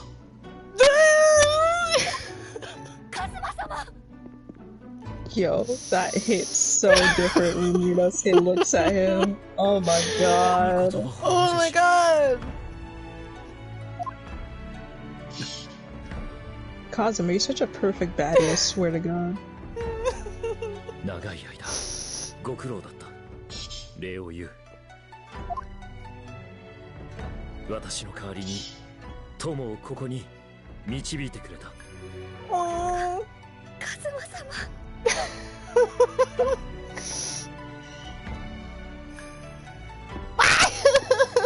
やっぱり This height difference, by the way. Love to see it. 貴様にも礼を言わねばならない何しろそいつを守ってくれたのだからなえあ Mm-hmm. He's like, that's mine, by the way. 麻生木の家に代々伝わる名刀カルマ Oh my god. Is everything okay, Becky? I'm having emotion. あいつが身に帯びていた I told you, I was like, I don't want you to rush through this trial, I cause... know. 日本人の魂でありいつもそばに置いておきたいとそして Hello? あの事件が起こって僕は佐藤さんからこの刀を託されたんだお前が残した思いとともに Oh.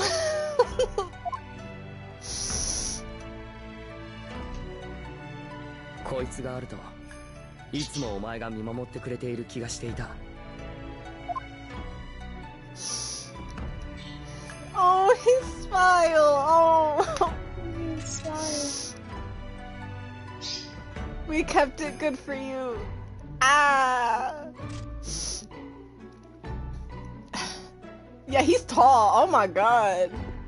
His Where's dad Kazuki? やっ though. と Right? たどり着きました父上 Father, oh my god. 父上まさかお前知っていたのか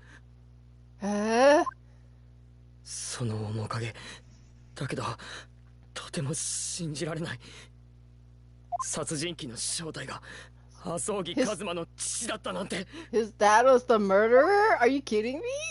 Dad was a serial killer. Whoa. Oh. Oh, Kazuma, don't do it. She put so much work into that. Oh, Cosmo's like, I don't want this. It's funny how you said Van Zeeks had daddy issues, and it's clearly Cosmo with the daddy issues, by the way. Oh my god, Cosmo. Cosmo's like, my dad was a freaking murderer, dude. Slice his ass in half. Cosmo, what we doing? What happens now, dude? なるほど。 Uh-oh. 貴様と積もる話はあるが、今はその時ではない。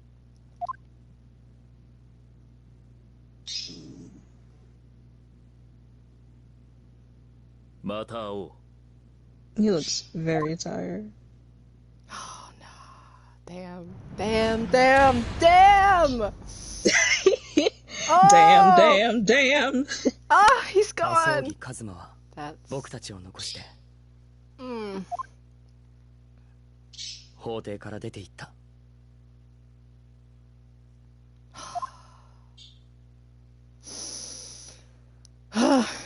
Oh my goodness. So, Manzix, how you feel? hello? Manzix was standing there just watching. He was like, huh, I didn't know that. I had no idea. Oh my god, so that's... Oh!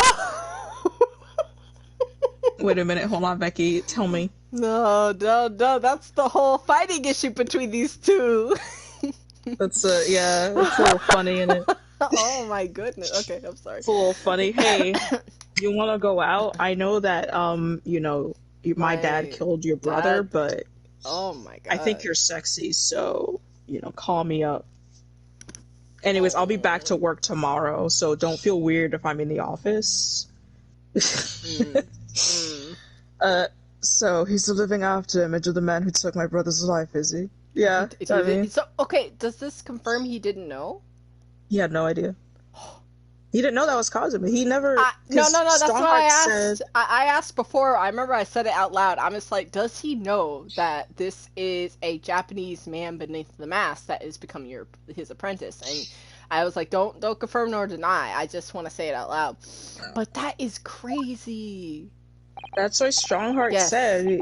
Strongheart told him like not to take the mask off at any point in time. My best friend. You would have known. Dude, he regained all his memories when he saw his dad, his face of his father. He's just like, ugh.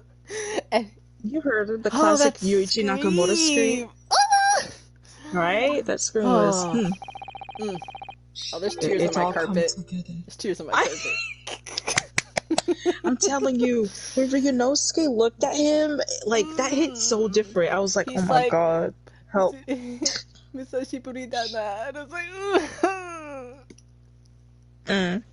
I had an inkling something was there, some connection. Well, why did Lord Strongheart do that?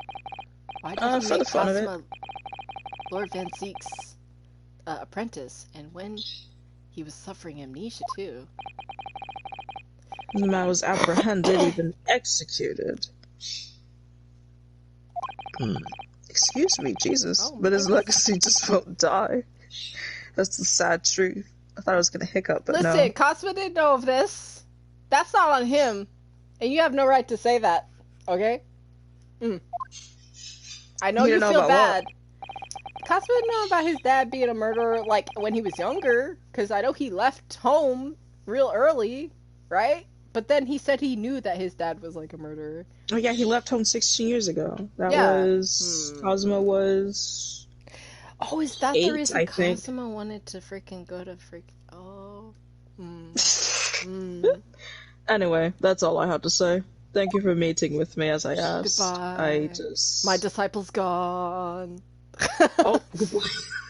Oh, he just freaking disappeared. That's crazy. You got snapped. Susato with the tears in her eyes, though. Yes. She's got something else to say. My grandmother took me to the railway station. We were there to meet my father for the train. For me, it was the first time I'd ever seen him. Oh right, she didn't. Yeah, Mikotoba left when she was born. That's crazy. Poor Susato. This is tied up for painful memories for her too. She's never talked about this with me before, though. Everyone's trauma dumping today. It took time to adjust to having father around, but just then I was starting to get used to it. He called me into his study one day. He told me that a great friend of his had passed away in London, and that the friend had left behind a son. A boy, 7 years, my senior. Father told me the boy had made a promise to his late father, as he was studying to become a defense lawyer. Oh! I wanted to help, so I studied to become a qualified judicial assistant. Oh, Susato! As I'm sure you worked out, that young man's name was Kazuma Asogi. So you see, that's how he and I met. 親友は束の間僕たちの前に姿を現して再び消えた。 He just said we have much to talk about. I'll be seeing you, and then he left. So he just got very I back. He has know. to get He's this just like, her. he's just like. そしてその瞬間、止まっていた時は動き出す。巨大な運命の車輪が回り Hello, what does that dialogue きし mean? むような音を聞いた気がした。 In that fleeting encounter, something stirred, something that had been dormant for a long time. I saw that, yeah. As if great wheels had been set in motion, I could almost hear them creaking into life. それは確かに。 Yo, isn't Hiro Shimano reading this? Are you He interrupting? is, he is, but I wasn't paying attention because I was listening to you. I read, it was like that last part, I was just like, because I was listening to what you were like, what did that mean? I was like, huh, what? So yeah. Oh my god! Oh! That's it. Oh! Now that's the entirety of my favorite The case. in the game. demasking! The demasking. Oh my goodness. Two Well, we're demaskings happened today. Yeah, I'm gonna save that underneath that one to come back for that one later. To go back to that cutscene, I had that cutscene clip too. Wow. So I can There's only still coins and assume. I can only assume this man in the middle.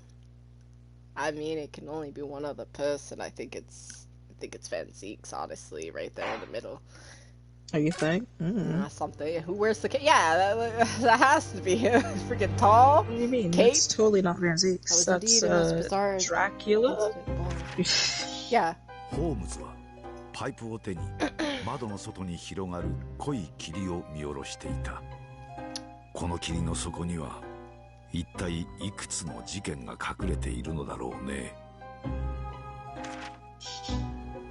不思議な新聞広告から始まる奇想天外な All these 事件。 gingers, eh? 魔剣が闇をかけ Oh る my 連 god, 続 that's the 殺 dog. 人事件に夜の墓場で蘇る死 Oh, 刑 and 囚 that の too. 事件。 Mm. そして誰も知らない町外れ Some の guy's dead. ありふれた殺人事件。 Always gotta be a moda, huh? どんな事件も、その裏側には誰も知ら I ない did 物 not 語 think が Cosmo's 潜んでいる。 father was gonna be the serial killer, by the way. 僕を Right? This whole time was like, you're just led to believe, what? like, oh, Cosmo's gonna come back at some point. I wonder why he's in Great Britain. Oh, because his father's... 早く帽子を取りたまえ。 His father was a serial killer the whole time. Yeah, I remember you were asking me too, like, well, where are Cosmo's 僕たち parents? の冒険 I was like, well, は Ryunosuke doesn't talk about his parents. You were like, okay, yeah, that makes ゲ sense. ームの Nope. 始まりだ。 Cosmo's father was a serial killer that died in Great Britain. Oh my god, but why? Oh. Why? Well, I suppose you'll have to find that out. 8 days after the earth-shattering trial and Kazuma regaining his memory, we were in the foyer of one of London's most luxurious hotels, the Great Waterloo Hotel. Oh, I've heard of that. We in a hotel? Oh, November 1st. We in November. If my theory is correct, Ryunosuke's birthday may be soon. Do we have Nothing. Literally nothing. Did we change the ages? Nope. No. Professor Mikotoba is due to arrive at any moment. Yep. Yes, I'm so glad we got here in time. Sato-san hasn't been the same since what happened. Not that I'm surprised. Truth about Kazuma-sama's father. Do you suppose my father knew? Well, yeah. I'm pretty sure. Yeah, of course, that's his friend. They were friends. That he was actually the mass murderer, the professor, you mean?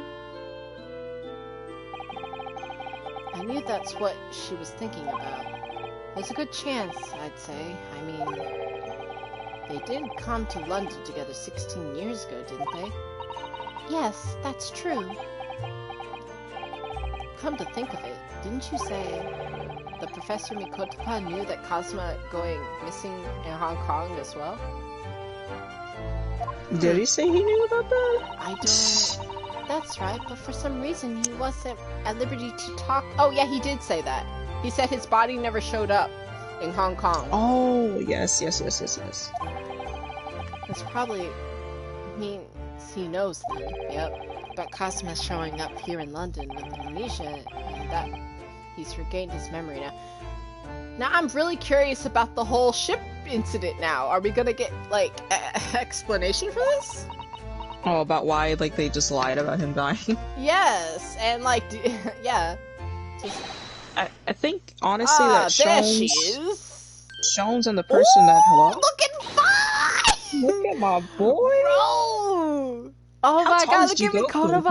He's like 8 feet tall. Look at Princess Mikotoba, dude! Oh boy, Mikotoba, you looking cute. You looking cute. His hat, look at his hat. He looking so good. Look at this. Yeah, so I love him. The judge is so tall. He's huge. I see why you'd be like, he look kind of good though. He'd be looking a little fine. Hello, Satato. How are you? I'm very well, thank you. We're delighted you've arrived safe and sound. It's been a month, yeah. Hello, Look at my Mr. lad. Naruhodo. Very kind of you to take the trouble to meet us here. Jigoku's sleeping. No, not at all. It's my pleasure. It's like we don't know this man outside of court. Right? We've heard all about your extraordinary exploits here in London, you know. This news has crossed the seas. Oh, he's still wearing the cherry blossom symbol on his, like, tie. Yes! It's cute! Or his Corvette. It has. I always look forward to reading the monthly reports that arrive with the steamships from Bryn. Oh, I see. Well, thank you very much. Who is We're this just gonna make it more obvious that he doesn't know who he is. Why do I feel as though I've seen him before? I take it from your expression that you can't quite place me. In that case, how about a small reminder? Shori? Seishiro? Seishiro, I can't... My brain. Seishiro? Firm tap should do it. Yes. A firm tap? What? Gonna slap his ass. Here we go, then. He brought his freaking... Oh my god, hit the gavel! I hereby pronounce the defendant, Ryunosuke Naruhodo, guilty. Oh! You're... Yeah, Yeah. Oh. Baby Kazuma. I just call him Baby. I also call him Baby Kazuma since it's been a year. The court order out here to trial, I still haven't been able to voice Kazuma. I've been waiting. Instead, Yuichi Nakamura voiced him like some kind of madman. But I could have done it. Your Excellency! Hello, Judge Jigoku. How are you? It's been a long time. That's... Oh. Good, you remembered now. That really did the trick. Guilty! Now he's just being funny. He's too goofy. Oh, I was declared not guilty, wasn't I? And there was no laughing at the time. Do you hear the bird on my end, by the way? I do. Oh. So, London again after all this time? Hard to believe it's been 10 years. To be honest, I never thought I'd be back. Neither did I. I don't imagine Japan can ever be invited to an international symposium like this. Though really, I doubt anyone did, to be honest. It's all thanks to you, isn't it? Seishiro? Seishiro. There we go. Seishiro.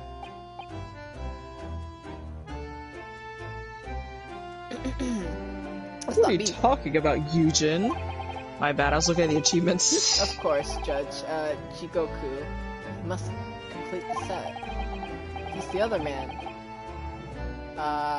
Who's 16 years... Oh, right, he was the other one that came. I was wondering about the other one. Here he is. Well, wait, a friend request from CJ comes? Yeah. What was that? Oh no, Hello? that name. Come to London with Cosmo's father and Professor Mikotoba. He's the third visiting scholar.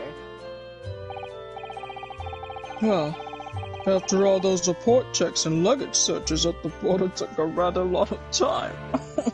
I like how you read my dialogue, thank you. I'm still just trying to wrap my head around the person's, like, I must say, I'm very envious of your minstrel. I decided to read it. Ministerial status. You didn't have to go through any of that, did you? No luggage check? That's crazy. Oh, I knew you were jealous. Hee. Sorry? Minstrel status? Yes, didn't you know? Seishiro here is, also Japan's Minister of Foreign Affairs. It was his personal insistence that allowed you to take Kazuma's place here on their study tour. Guilty as charged! Oh, well, thank you very much. He's really, every bit as important as he looks. As you know, Naruhodo, I received a telegram from Lord Strongheart yesterday. Oh, you did? It appears that some things came to light in a trial you involved with 8 days ago. About what happened 10 years ago. Yeah, I was like, what? That tragedy. Yes, could you tell us, any more about it?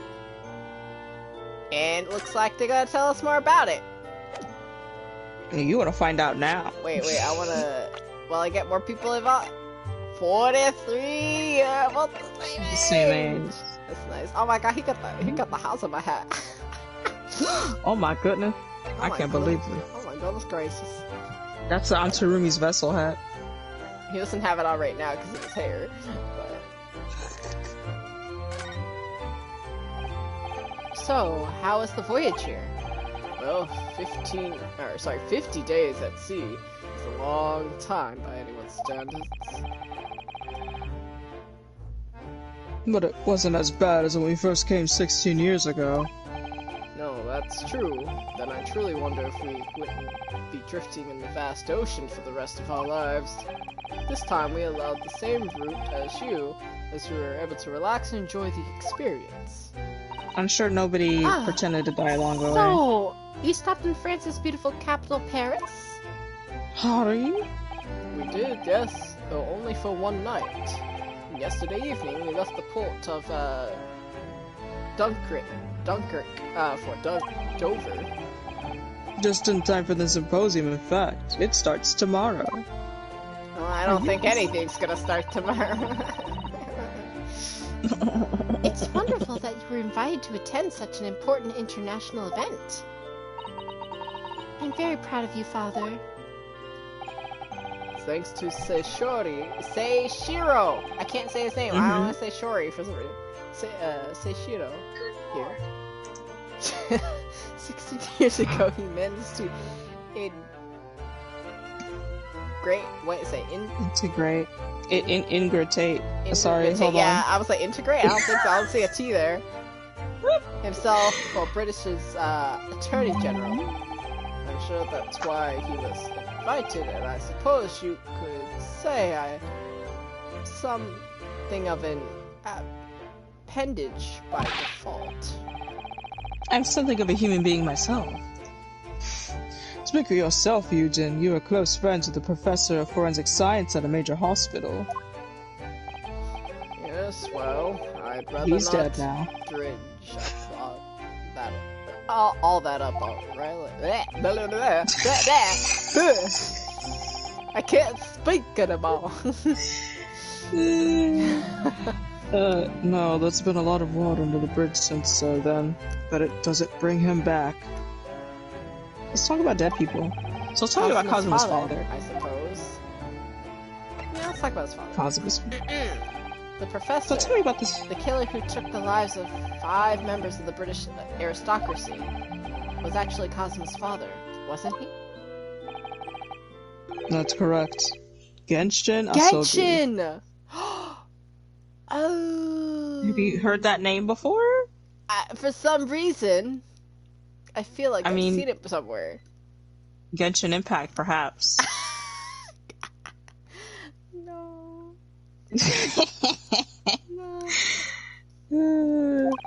I don't know, maybe. Genshin Asogi. Genshin Impact, I see. I see. Genshin.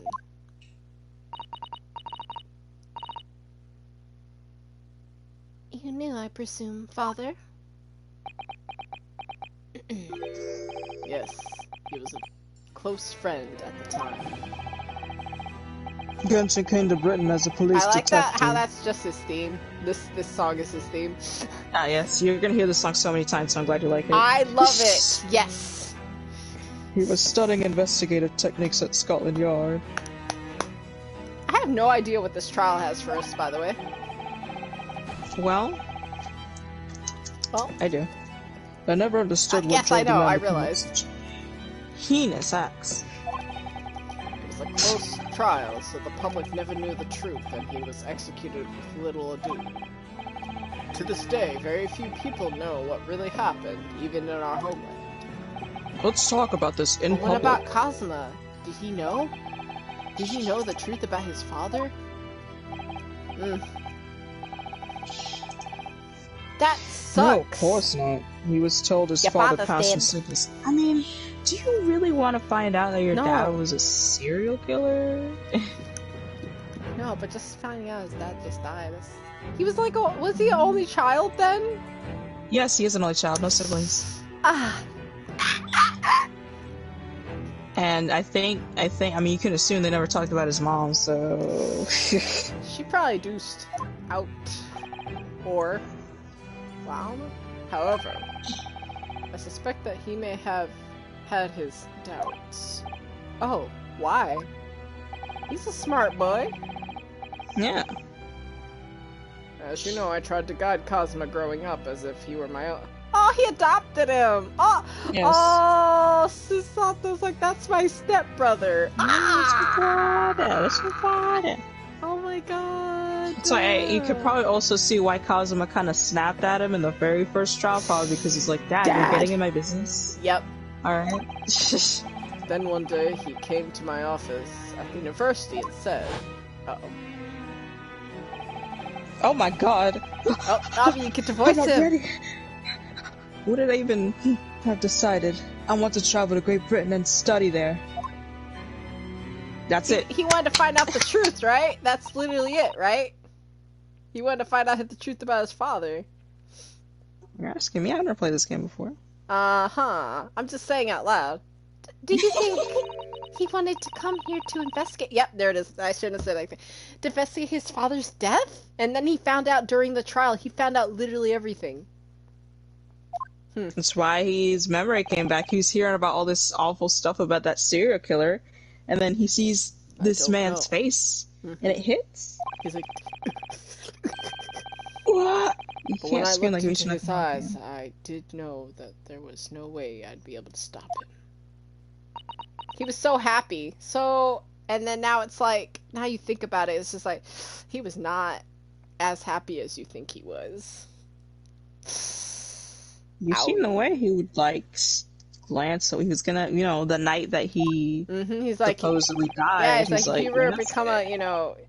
then he was like talking about like, do you know my true intentions there? And he's just like,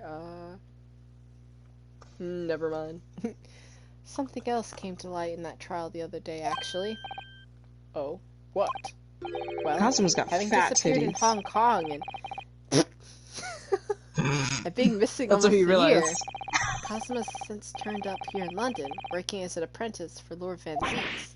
Oh, yep, they didn't know You about didn't know, that by one. the way. What? He had no idea. Yeah, I know. Uh-oh. That's news to us.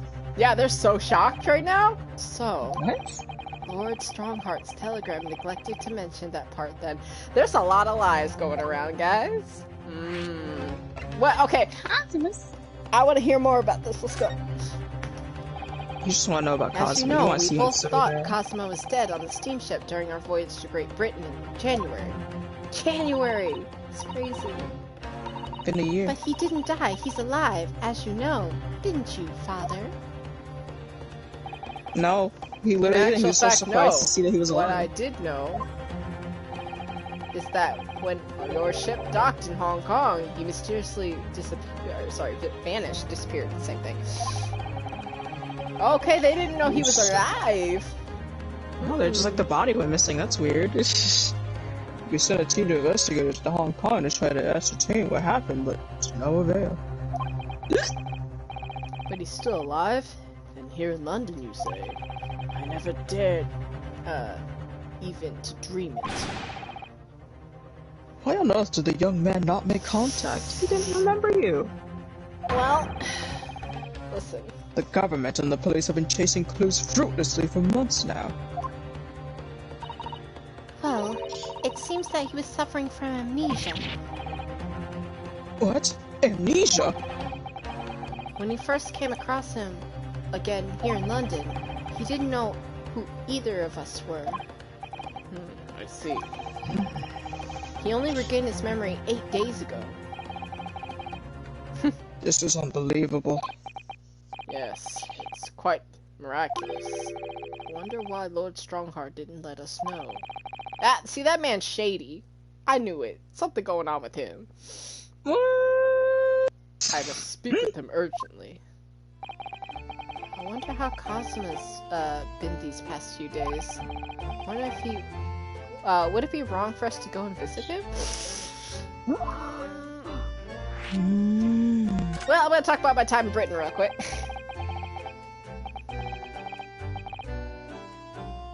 That began 16 years ago now. It's a distant memory, really.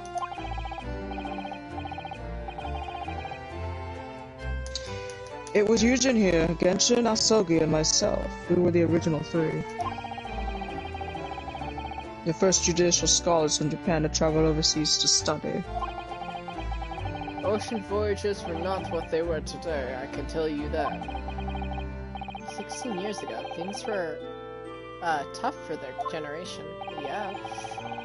Your father was an exceptionally fine medical student at Yume University at that time, you know, young lady. What about my parents?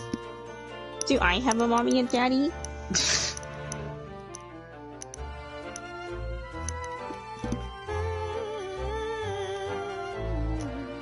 Yes, grandmother told me.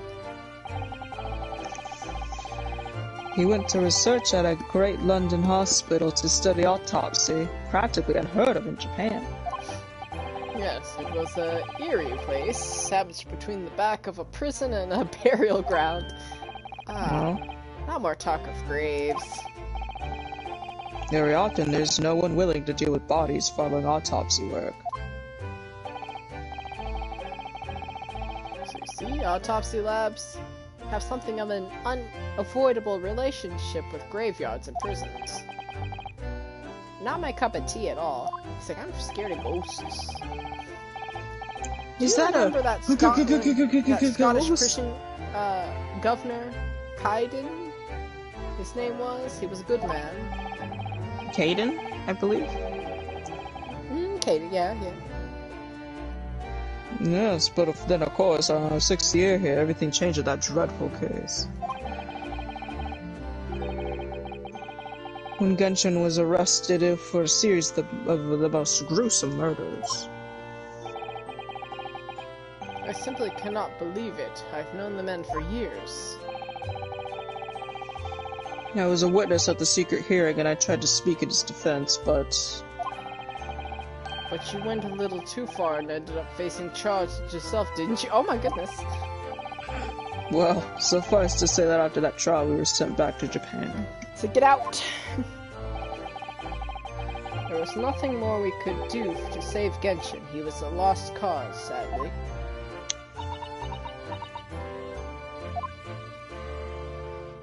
Oh, okay. Just you saw about to cry.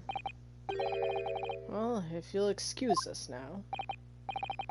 Yes, I'd like to get this trunk out to my room as soon as possible. Oh, I'm sorry. I shouldn't have held you up here for so long. In a different I'll call for a porter then. reality, that would have Just been wait nice here. getting that trunk. Oh, she gone. Chisata-san's gone. Off at a run. I like to stay and talk more, but I have more various preparations to make for tomorrow. Yes, of course. It must be a big responsibility representing our entire country. I wish you the best of luck. Naruhodo. I hope you'll keep an eye on Susato for me. Keep looking after her as you obviously have been. Oh, no, I mean, if anyone's looking after anyone, it's her looking after me. But I do appreciate you being there for her. After all, I've been a miserable father to her. I thoroughly let her down. Sorry? What do you mean? Were you not there for the discussion where he wasn't around when she was... We literally just talked about this. Well, it was 16 years ago that I started my long tour here in Britain, as you know. The very year Susato was born. Yes, what do you mean? What do you mean? Yes, I heard. I'm aware. The birth of my daughter was the most joyous event of my life, but... well, sadly, I was accompanied by the most tragic event of my life, too. Oh, yes. Susato-san's hinted as something like that. I mean, she all but said, you know. She said it multiple times, actually. Anyway, she's been dropping hints. The details. The point is, I've become rather less dependent than befits a grown man. And it was then that Seishiro offered me the opportunity to study here in Great Britain. Oh, I thought he was gone. Honestly, I didn't know he was still I was too here. worried about you to leave you behind. I was like, oh. But my trunk is in my room now, actually, so I'm back.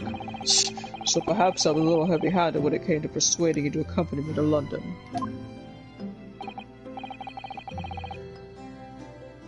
So that's what happened in a nutshell. That's also the reason why I now feel compelled to give my daughter more opportunities as I dare. Though the world does not readily afford young women such things, I must say. I completely understand, Professor. Enough trauma dumping. Naruhodo.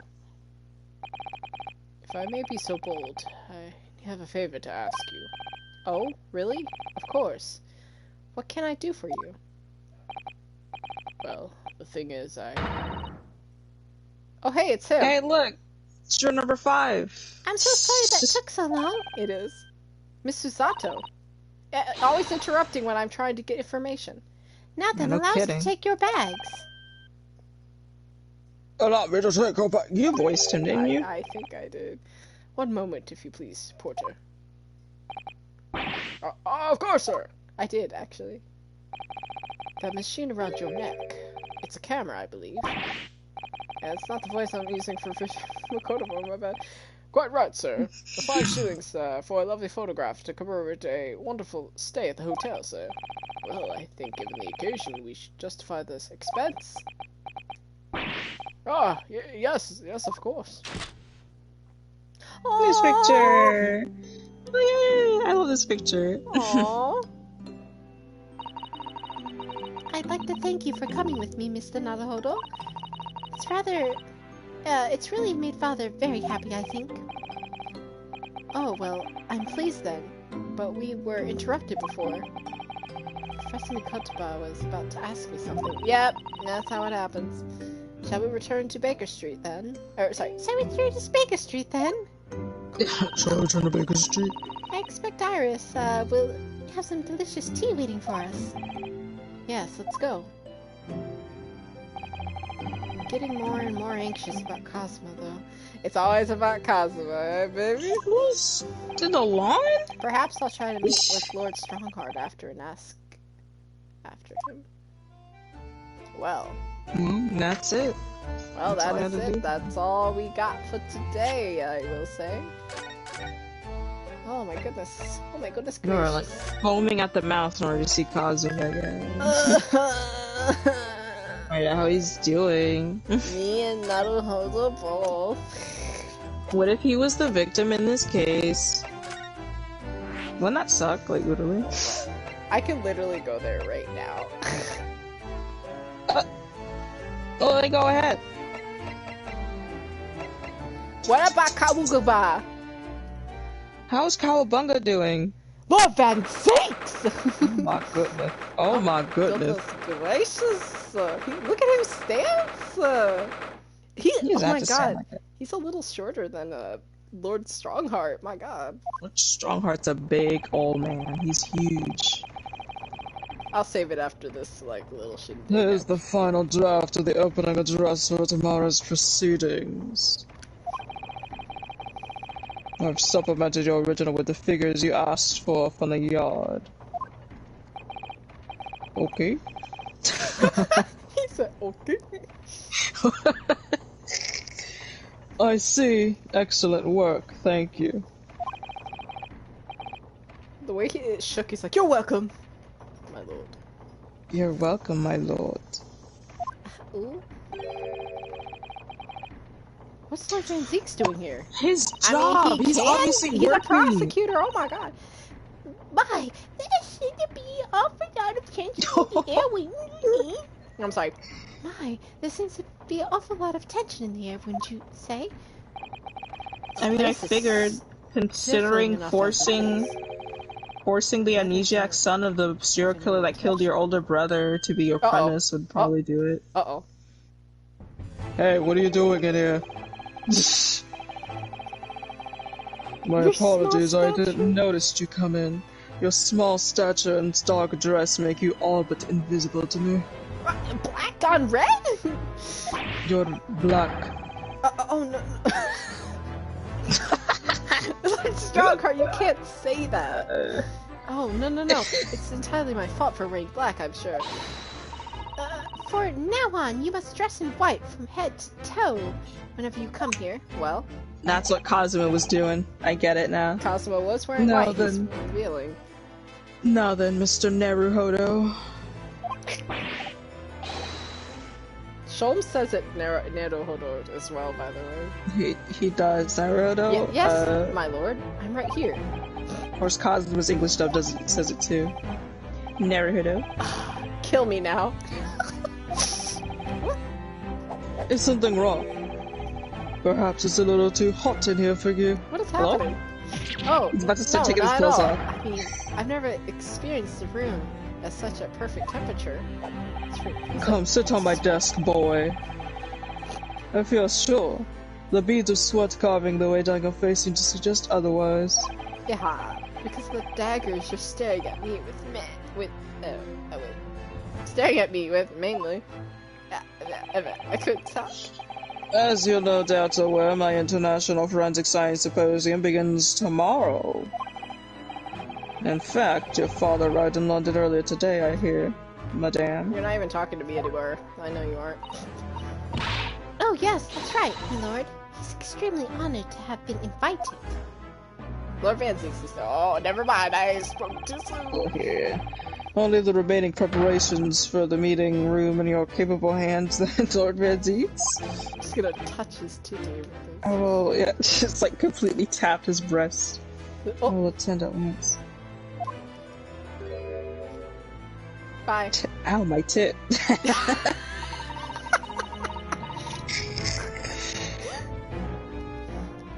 He gave you a very cold stare as he left, didn't he?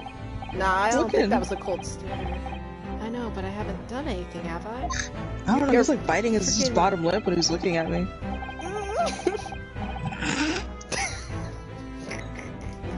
These past few days, my feet have barely touched the ground, I must say. What does he mean by that? My dedicated right hand of many years was recently put out of action in spectacular fashion. Well, maybe she shouldn't have been committing crimes. Have you ever thought of that? I'm sorry to hear that. Is your left hand still of service? Shut up, Naruto. Mr. Naruhodo! Stop, he's talking about Dr. Sith. I can't speak anywhere. Ah, of course. I'm terribly sorry about that. It's just Fear not, you've done nothing wrong. Dr. Sith's own wrongdoing precipitated the situation. Now he mad at me because I got her out of here. Well, I'm telling you, she shouldn't have been committing crimes. Like, maybe if she was following the law, she wouldn't have to go to jail.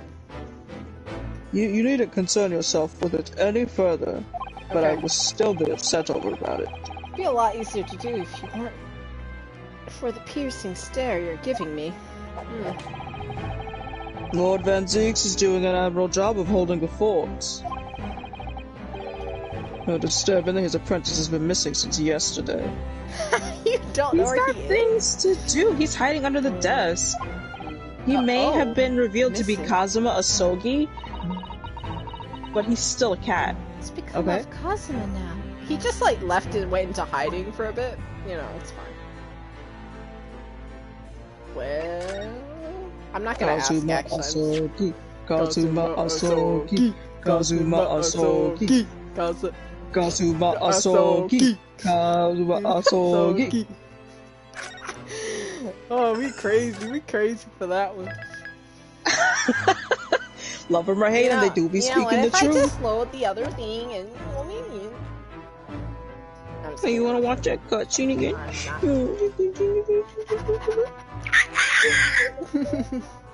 Okay. I haven't even stopped the stream. I'm crazy.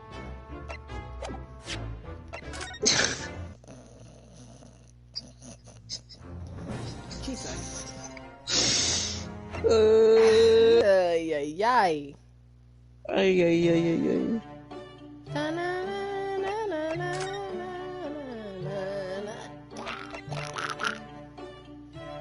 The demasking for completion of episode 3 of the Great Eighth Attorney 2 resolved. The legendary opening pair. chapter. Oh, you like pairs, right? I've seen like the Bosk pairs, and I don't think they look that interesting. Aha! Do all the extra. Oh, I have to do all these escapades. I remember now. And then this is my. I get all the achievements. That's the last one. Great Eighth Attorney. I have to do it. I've got like 1, 2, 3, 4, 5, 6, 7 left. Minus that one, because that's when you get after everything. Oh my goodness, we made so much progress. Excuse me. We are now on the 4th chapter. And then... I found the song for this. I found the song for this. What song? The one for the Resolve, like the title screen. Becky, now that you finished Case 3, I can share for you my playlist. Oh, wow! Yay! Yeah. Yeah, see, I've only got... Good 3. We're on 4, and then... I don't want to play anymore. I'm not playing anymore. I'm done.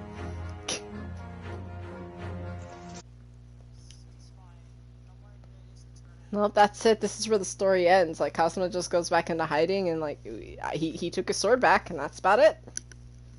That's about it.